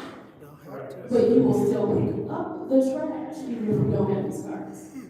The primary source for collection should be the cart. But you will still pick up the trash if we do not have the carts. The secondary source should be loose bags in the excess, not the primary source. Again, we want to be efficient in service, and we want to be safe in service. That's where the cart comes in. That's what they want. The exception is, we have a party, it's a holiday time in that season, and we generate more. We don't want the trash sitting out that becomes a blight issue or a long-term issue with littering. We'll pick those up, but the primary source for collection is going to be today. So this is Flint getting ahead of a system that the country is going to use anyway, and we're getting locked in at least through 2025 to a good rate. And then our proposed extension is 2028. If we didn't have the money, what would they do? It says increased assessments through 2026 of where they will not have to pay. So I'm focusing on the increased fees or whatever. Because the 2028 doesn't say through 2028 if they wouldn't have to pay the increased fees. So if we do this locks in all the way through 2028 with this. In fiscal year 2026, we'll have to do something to address the moving deficit. It will be there, so we just have to figure out how we're going to address it. Okay, but basically the 2028 that's proposed will be staying at the same assessment there, right? All the way through The 2028? will be the same in 2028, Okay. but we still have to figure out how we're going to fund everything between now and then. Right, so we do this now, we're locked in with them through 2028 at the same rate, and we just have to figure out on our end. Where you gonna get $1 million from each year? That we're gonna cover right now with our performance. $1 million every year. So I'm assuming, and I know you've been here a month. Right, and so I'm assuming you've had time to at least come up with a way that we can cover the rest of those years, so that there is not a deficit on our end? I've not had any discussions about that. She didn't hear none of that. She's talking about the We have a local service, the fee that you charge, or transferred revenue from another source. Because we're all hearing the same thing from residents, that they are very happy with priority. They would like to stick with priority. The trash pickup is lovely. There's not a whole lot of litter or litter left behind from them picking up the trash. It's very timely. If there are issues, priority responds quickly. And so I don't think for any of us the issue is not wanting priority any longer, that we're necessarily hearing from our residents that they no longer want priority. I think it's just making sure that we are not adding any more bills, that we're adding any more, taking any more money from their wallets. And so I think that we're all trying to figure out that same thing of how do we keep priority, how do we justify being okay with these contracts, and what are we going to do to cover it after you're putting here your $2 million proposed ARPA funds, so after that's gone, how do we do that? And so I think that we're looking to you as a CFO to kind of help give us some guidance on what you would suggest to do that. And then I have another question. I'm gonna let you finish, but then I have another question for I think that, part of before I can make a recommendation, I need to find out, get some value judgments from the board as to what your sense of, if you cut the program too much, you are going to cause problems with life, and that may be something which you don't want to do, which will affect what types of other options you might want. So how soon do you think you need to have those conversations so that you can give us something else? Like if we decided to postpone today, could you by Monday have that information available for us? Is that something you could do? I mean, and I know that's a big question, but y'all are on time frame, so is that something you can? I can try, I can't promise you, but I can try. And, you know, I'll even talk to all, the rest of the administration, to find out their value in that as well, what the choices. Absolutely, so I do want the residents to know that we hear them when they talk about how they feel about priority and the services that priority is offering. We don't want to just let this die. We're trying to see if there's some other kind of resolution we can come to where we can keep the same services, right, that we do have. And that we can look at this and go, okay, but we need to make sure that we are properly budgeted for what needs to happen as we move forward. And I know it's in there, we also talked about, one of the things that causes an increase in cost for us is because we don't have a recycling center. Didn't we at one point have a recycling center right there on like 12th and Saginaw? It's still there. So. It's still there. Recycling, I think you're talking about, it was like CBC, Okay. so again, that ended up being, a building that had to be taken down. Right, I do remember that. So, but do we have a solution to where we can, maybe, I don't understand. But for recycling specifically, you're asking? Just so that you might know, that I recently read that the county is proposing going down Dairy for a recycling center for the entire county. And so that would be something that would that be something that could kind of help us, cut costs there, or? It's a tough question for me to answer because operational costs, processing costs, employee costs, at the time in which that's open, we don't know what that would do. We also don't know what they would accept, if it would cause limitations on recycling, if they would also pass along contamination. The nice part about where we take recycling currently is we take a good amount of volume to them, and they don't pass along those contamination fees, so, which is how we're able to work our pricing the way that we are. This new building, if it's owned by a private company that is not as well funded as Sacro, which is a public company, their pricing structure could be completely different. Additionally, in priority that ourselves are looking at ways to maximize our efficiencies. We're investing in a transfer station, which is not far from here inside of Flint. And we would be looking at ways to reduce costs, but there's nothing that I could say today I could save you money on, because it's a lot of up in the air cloud stuff that we just don't have the definitive answers to. Guys, so it seems like we need to, did you have something? I'm just thinking about, as we was talking about the transfer station as opposed to a drop-off location. So the county is actually advertising as you run, as a drop-off location. So it's going to start small. They're going to look at maybe if you bring cardboard. They're going to start with a commodity that has value, immediate value. They're also looking, because they do a recycle day event or what used to be called household hazardous waste, they're looking at for you to bring your household hazardous waste there as well. So latex paint will still look at to begin to restore, but if you have some old spray cans, things like that that need to be disposed of more responsibly, they're going to look at doing that as well. The difference between that and a transfer station is, if it's a transfer station for recycling, they're going to have a container that's movable, and the recycling will come in, all the dumped in, or it may have to be separated. It really depends on what is in the best interest of the company or the entity who's monitoring or developing and managing that project. It's all going to take time. That's what I can tell you for sure. It's going to be several years before that comes into conclusion. And I think it bears repeating once again that, for the most part, our residents, they are very happy with priority.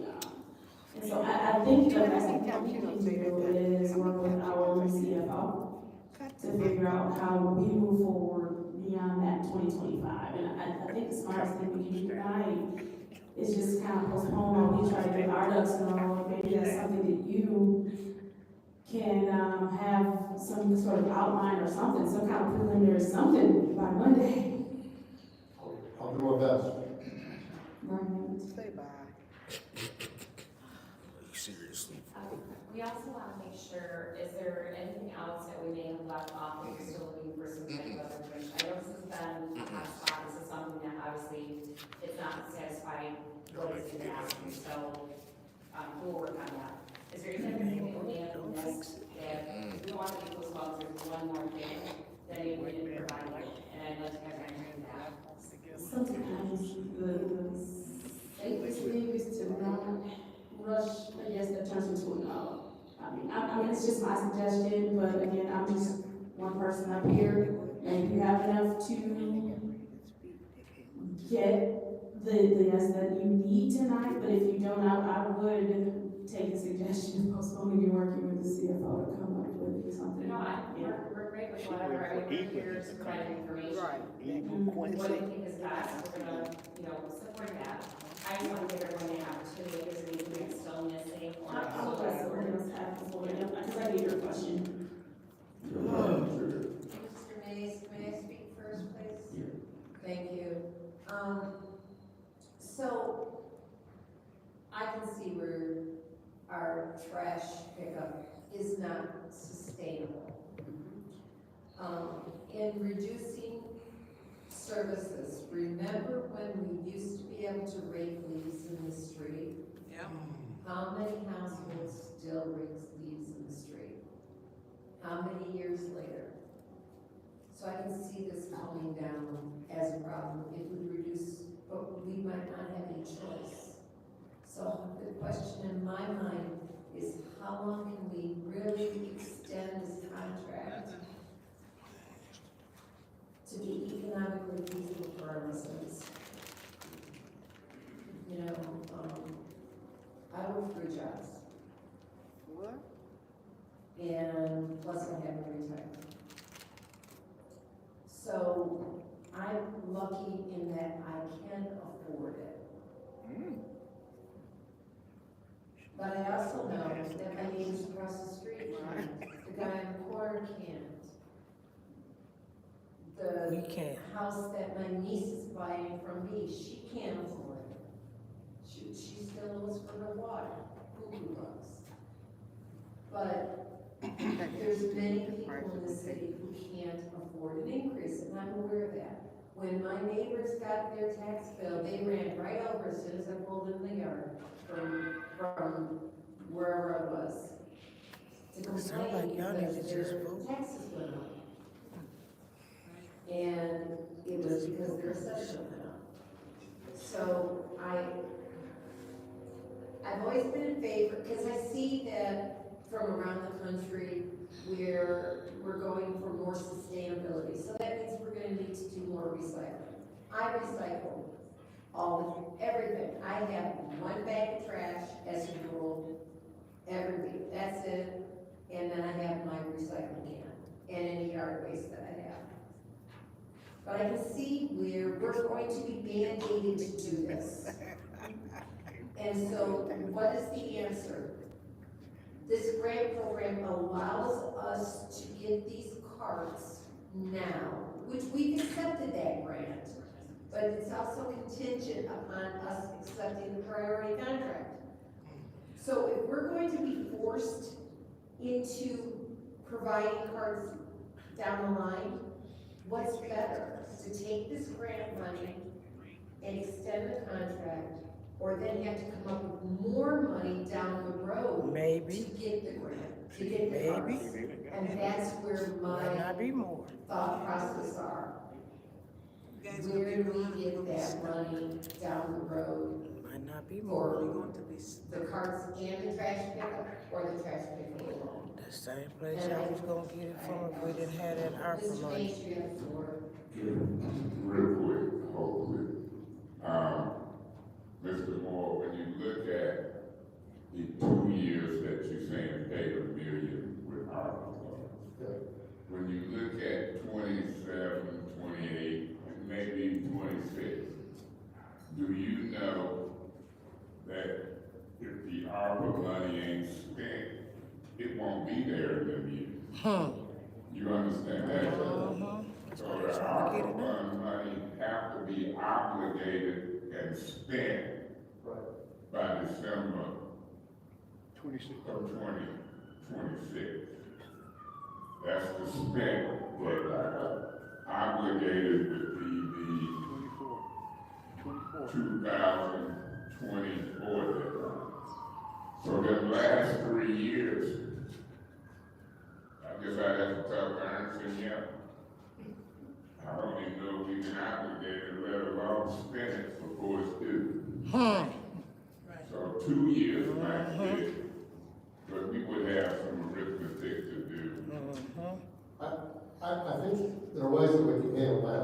worry You'll about pay that. them in advance. Well, I ain't too much worried about it. Pay them in advance.